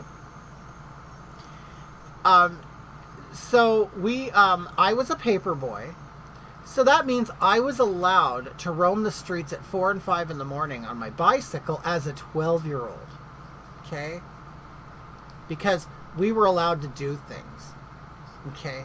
We didn't sit at home in little cages attached to a television or a screen of some kind while our mother hovered over us and just stared at us and made sure that we were completely happy at all times. Okay? While she's doing selfies and filtering her pictures. Yeah, we didn't grow up like that. Okay? My mom actually would be asleep as I was up rolling papers and putting rubber bands on them and stacking them in sacks and then putting them on the handlebars of my bike. And I would actually, in the fog, in the dark, pedal up and down the streets of my neighborhood, throwing newspapers at houses. Okay. Yeah, you were totally allowed out of the house. Totally, I was. Okay. 12. I didn't even have pubic hair then. Okay. So anyway. But then I go, you know what? I could have fun doing this job. I could have fun. So what me and my brother, I would wake him up and see if he wanted to go with me. Now, he was a little younger than me. So he was more like 11. We were only like 11 months apart. He can come with me on his bike. So then we would have fun. Anyway, on trash day, you know what we would do? We would get the trash cans from the whole street and we would block the whole road off. We would block off the whole street. Okay? We wanted to inconvenience people. We were punks. We were punks. Okay? And so the cars would have to get out on their way to work, and they don't want to do it, and they would have to get the trash cans and move them, and nobody knew whose trash can was who. But what we did was, especially on Sunday mornings, there was a Mormon family that lived in my area, and we knew him. In fact, his name was David Heaps, and they had a 3-bedroom home but had 8 children in it. Okay. Newspaper delivery boy days is a lost, awesome way for youngins to make some candy money, right? Okay, so the Heaps family was very strange. They were very strange people, and not that they deserved this, but you know what? I was 12. Okay, that's my excuse. As a 52-year-old man right now, I wouldn't do this, and I would never suggest that anybody do it. I'm just letting you know how we had fun as children. Okay. What we did was we would go to their house at 5 in the morning. They were toward the end of my paper route, and we would take rolls of toilet paper. And we would take these rolls of toilet paper and go in their yard and sit under a tree and toss the toilet paper over the tree, through the branches, everything, until the tree was beautifully decorated with toilet paper. Streams of toilet paper all over, okay? And then what we would do is we knew they would get up for church. We would then wait at the end of the street and just watch them on our bikes. And of course they never thought it was us because we're just kids. Billy, you're a rotten kid. Oh, I'm not even done yet. Okay. So we would watch them, and then it would rain. Well, it would be, yes, the sprinklers would come on. It would be dewy from the morning. I lived in a foggy area. And because it was agriculture, so everything was kind of moist from the watering. Anyway, so yeah, it would be wet. Okay, so what would happen is they would get up for church, and then the kids would have to go and climb the tree and remove all the toilet paper. Okay, what else did we do? Oh, we had a neighbor. He trusted the neighborhood kids, and he actually never locked his doors. He locked his front door, but not his garage door. So while he was at work, we would go into his garage and get access to his house, and we would eat all his gum and candy. He eventually found out we were doing it. And how he found out was he made a batch of brownies, and he put chocolate X-Lax in the brownies. And somehow, wait. He didn't find out that way. We got diarrhea. Okay. And then one day we're all over his house because he had a basketball court in his house outside. And so we would play, and he would ride bikes with everybody. He was just a bachelor. And so people now would probably think he's a creepy kid toucher, but he wasn't. He was actually a very nice man. He would give us popsicles. He would even take us places, things like that. He was like the dad you wish you had. That is such a little kid thing to do. Break in, but only take the food and candy. Right, Gene. so he knew that it was us. But of course, we're just dumb kids, so we don't realize it. Anyway, so one day, he asked one of the kids in the neighborhood, and he admitted it. And I was like the oldest kid. And so he asked me over, and I sit down with all the other like kids. There was like 4 of us. He said, now I want you guys to be honest with me. Have you guys been in my house? And we're like all, no. Oh, really? Because David said you were. And we're like, ugh. Anyway, so he said, I won't tell your parents, but I had to give him a free newspaper for 6 months.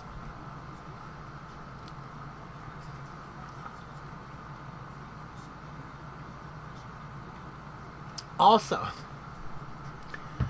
my sister had a girlfriend named Vanessa, and I hope her mother isn't watching me, but it's late where she lives because she watches me. Her mother watches me. She lived next door to us, and the family was a little religious, okay, and we had to go to church too. Anyway, but we weren't, like there's some people who really, really buy into it, and some who just go to be good people. And they go on Sunday to kind of like pray away their sins. We were like that family. Okay. So we my mom would even laugh. Like we'd be in church and there was like this really big fat woman named Donna who would get up and sing. Like she was really fat.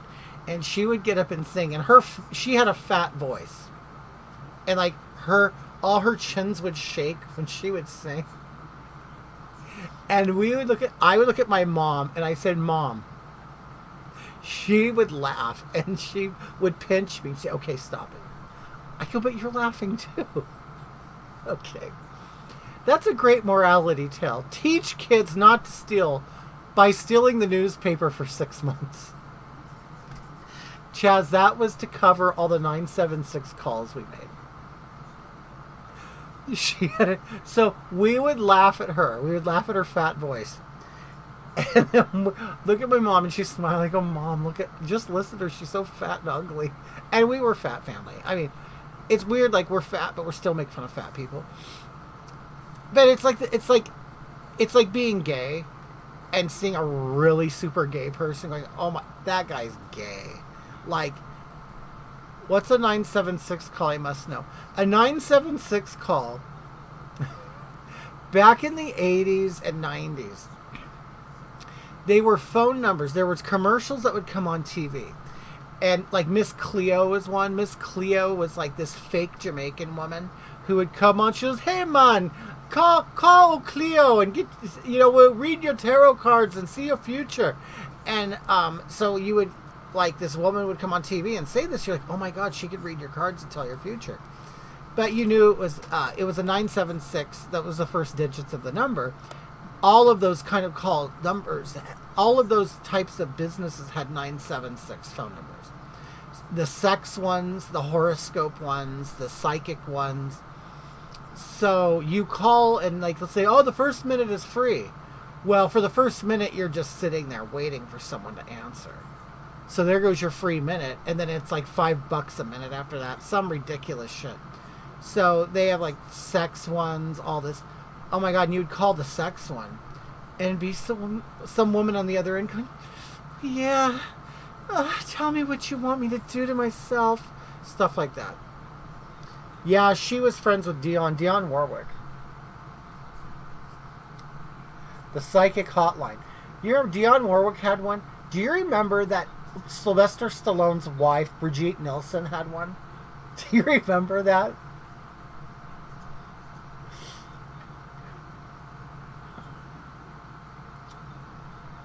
But anyway, so, yeah, there's lots of ways you could have fun, Nick. I think Nick left. Nick, did you leave already?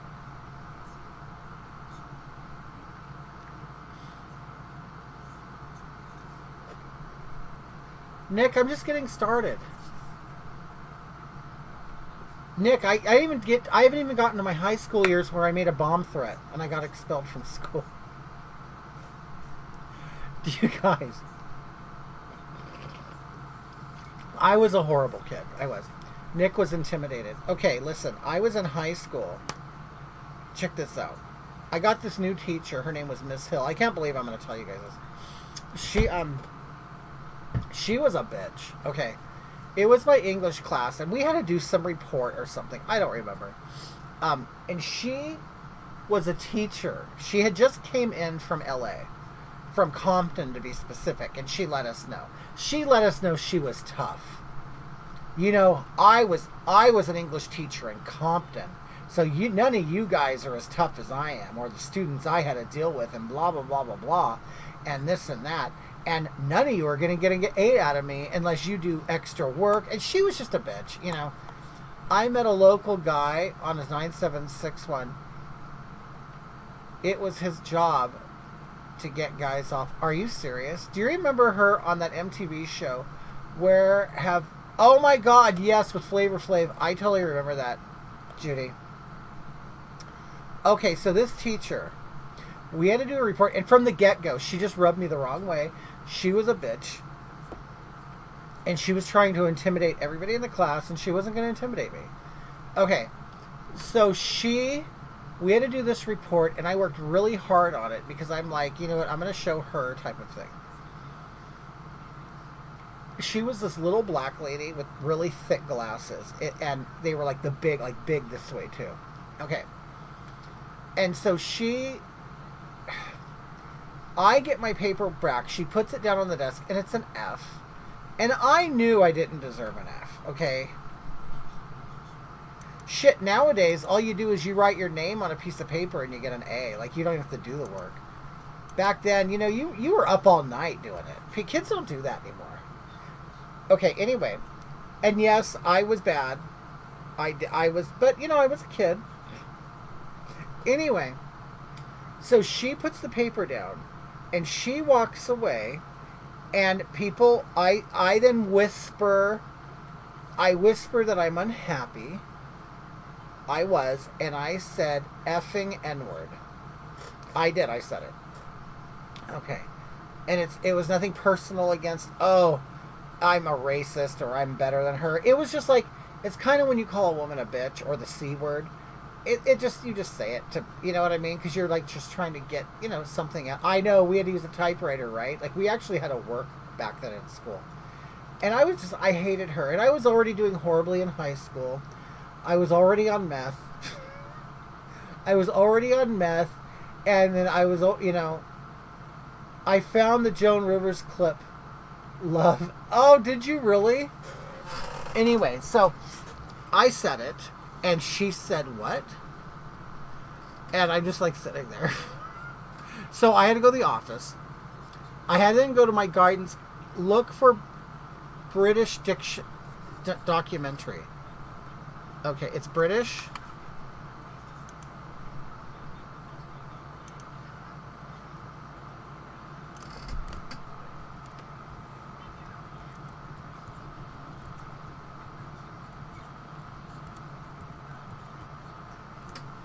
Let's see.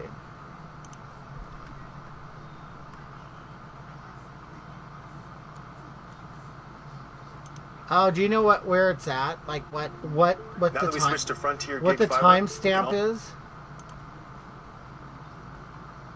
Do you know what area of the film, the documentary it is? Anyway, so yes, I said 46 minutes ago. So yes, I said N-word. And I'll be online at the same time. I then The kids can game and binge I on it. then have to go to the office. I'm sent to the office. I can't believe you found this. That is so awesome.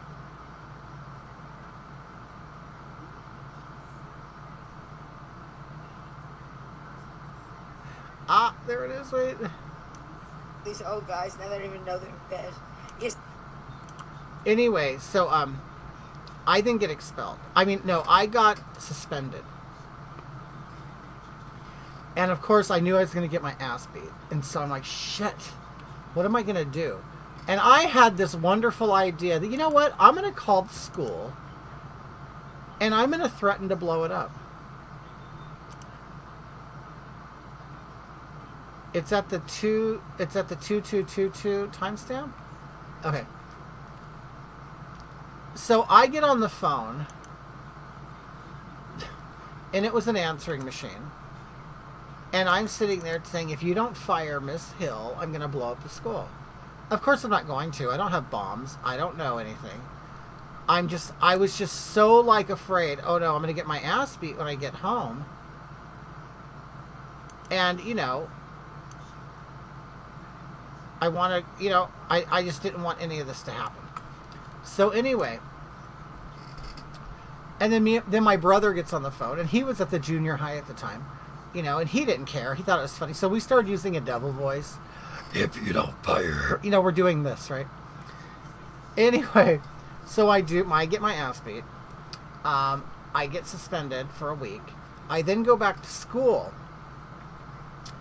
And the office, her classroom is locked. And all the students are waiting outside, like, where's Miss Hill? She, the principal, and a cop. We had an on-campus cop.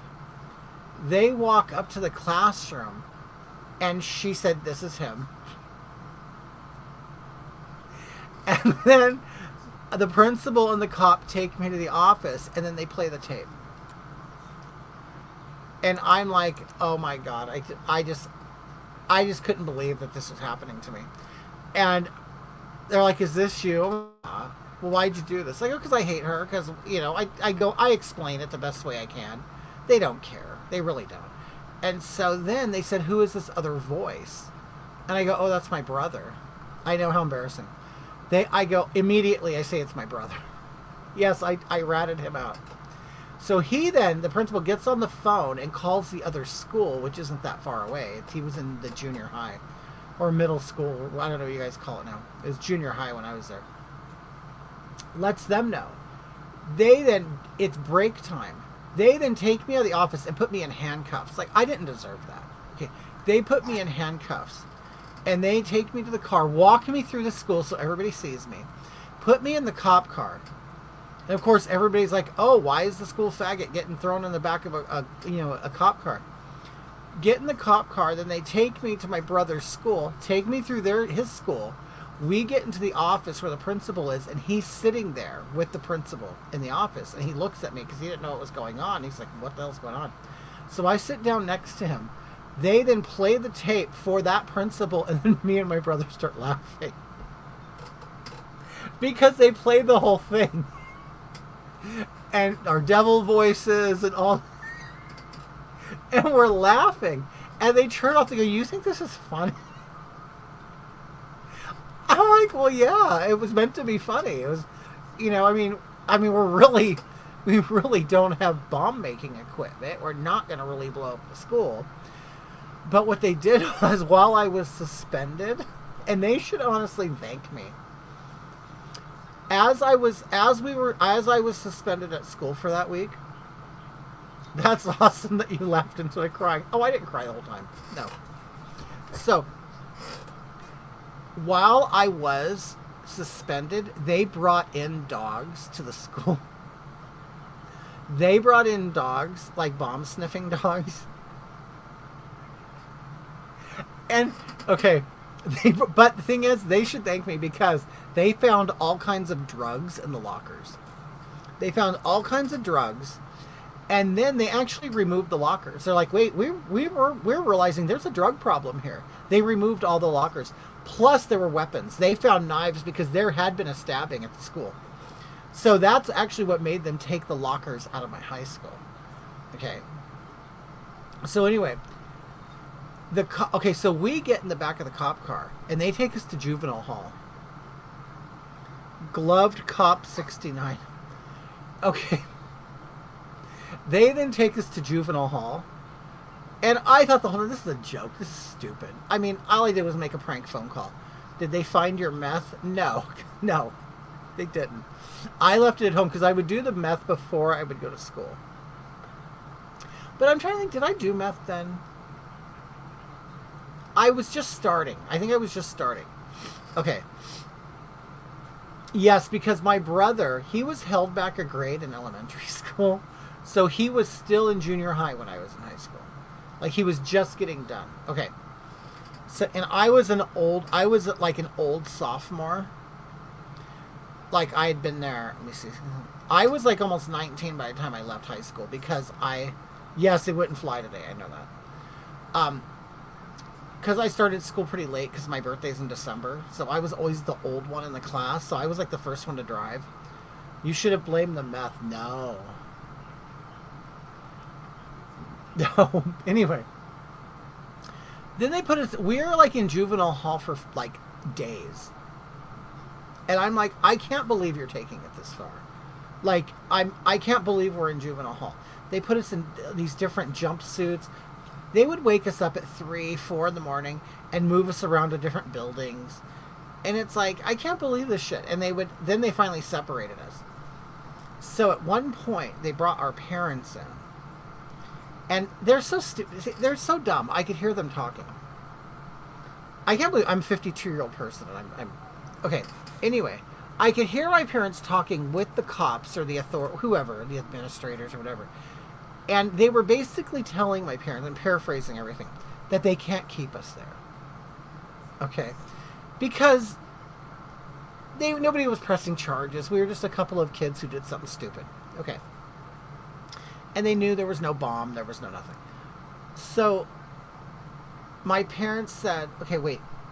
I heard that conversation in the other room.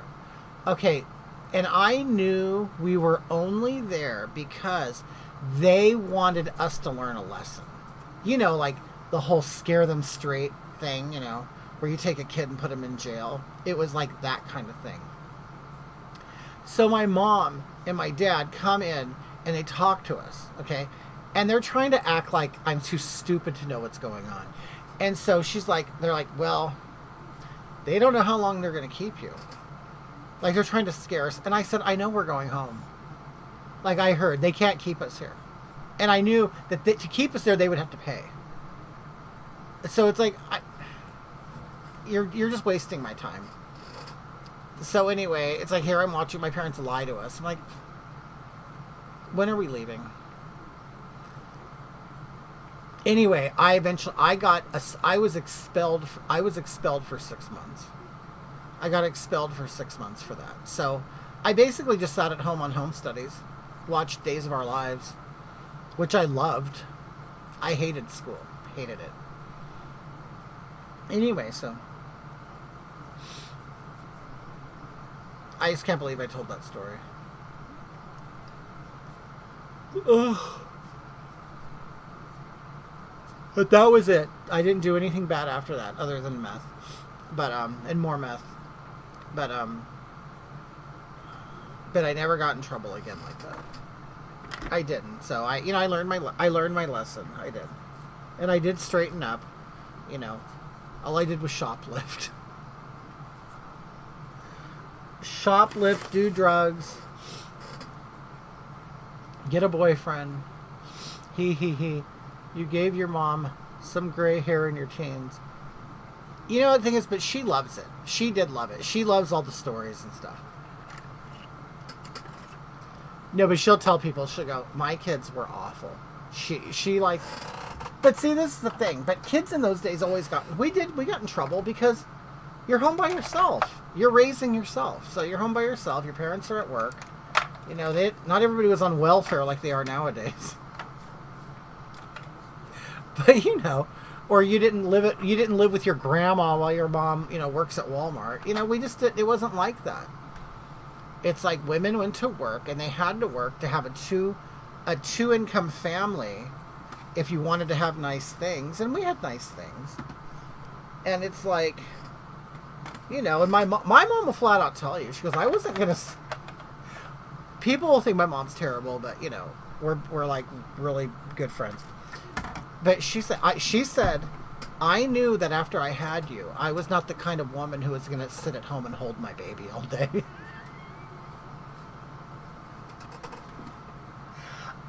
You know, some people would sit around and cry about that.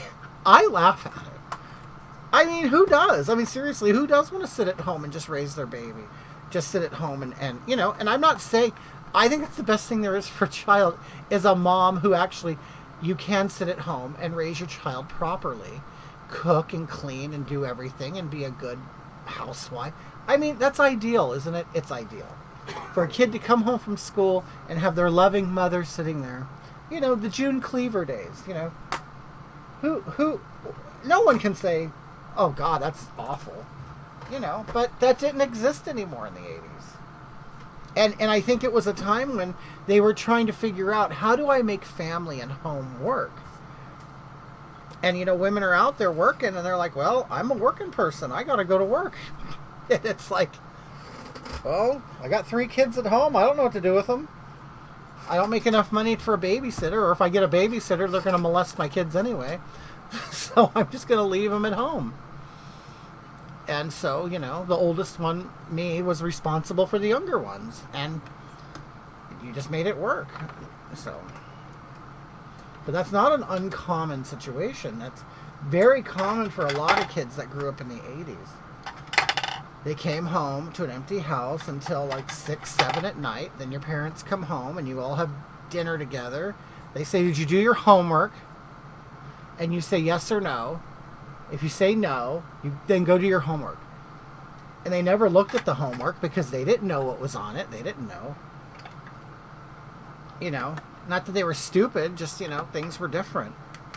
And they're like, okay, then they just trust you. You did your homework, right? Yeah, okay, well, go to bed. And that's it. I don't know. That was life. Oh, Judy, you were the oldest too? Yeah, I hated that. I'll tell you, I did hate that. Why am I responsible for 2 other kids and I have to make them do their homework? Like, why is that my job?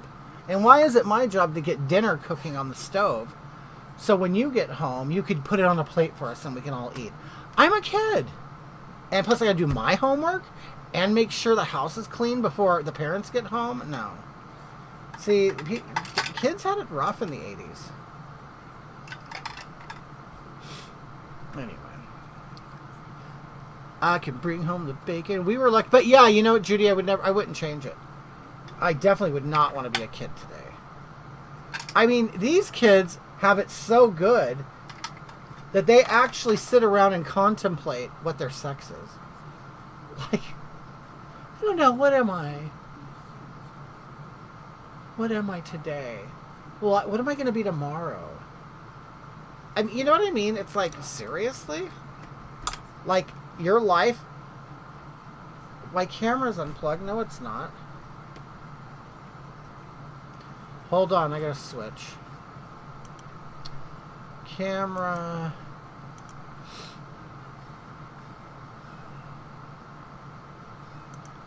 God damn it.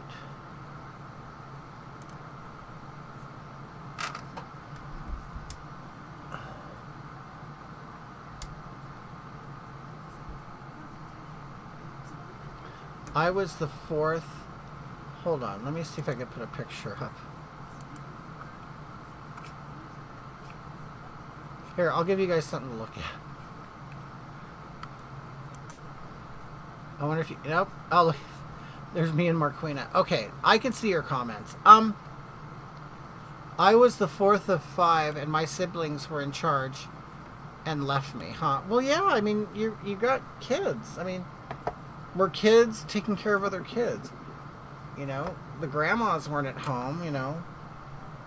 The moms weren't, you know, sitting at home on welfare back then. I mean, some were, of course, but it wasn't like it is today. We're like, hey, leave your man and we'll take care of you. We'll give you tax money. Yeah, that's where Mark's wiener was visible, and I had to block it out. Okay, you guys, I don't know what's wrong with my camera. But anyway, okay, I'm going to go finally. I had fun. Hopefully you did too. See, this is the thing. I was going to film some content tonight, and I'm not going to do it. I'm going to go take a shower, take off my makeup, and go to bed. And I'm not going to film any content, but, you know, at least we had this time together, you know. All right, you guys. We'll see you. Have a good night.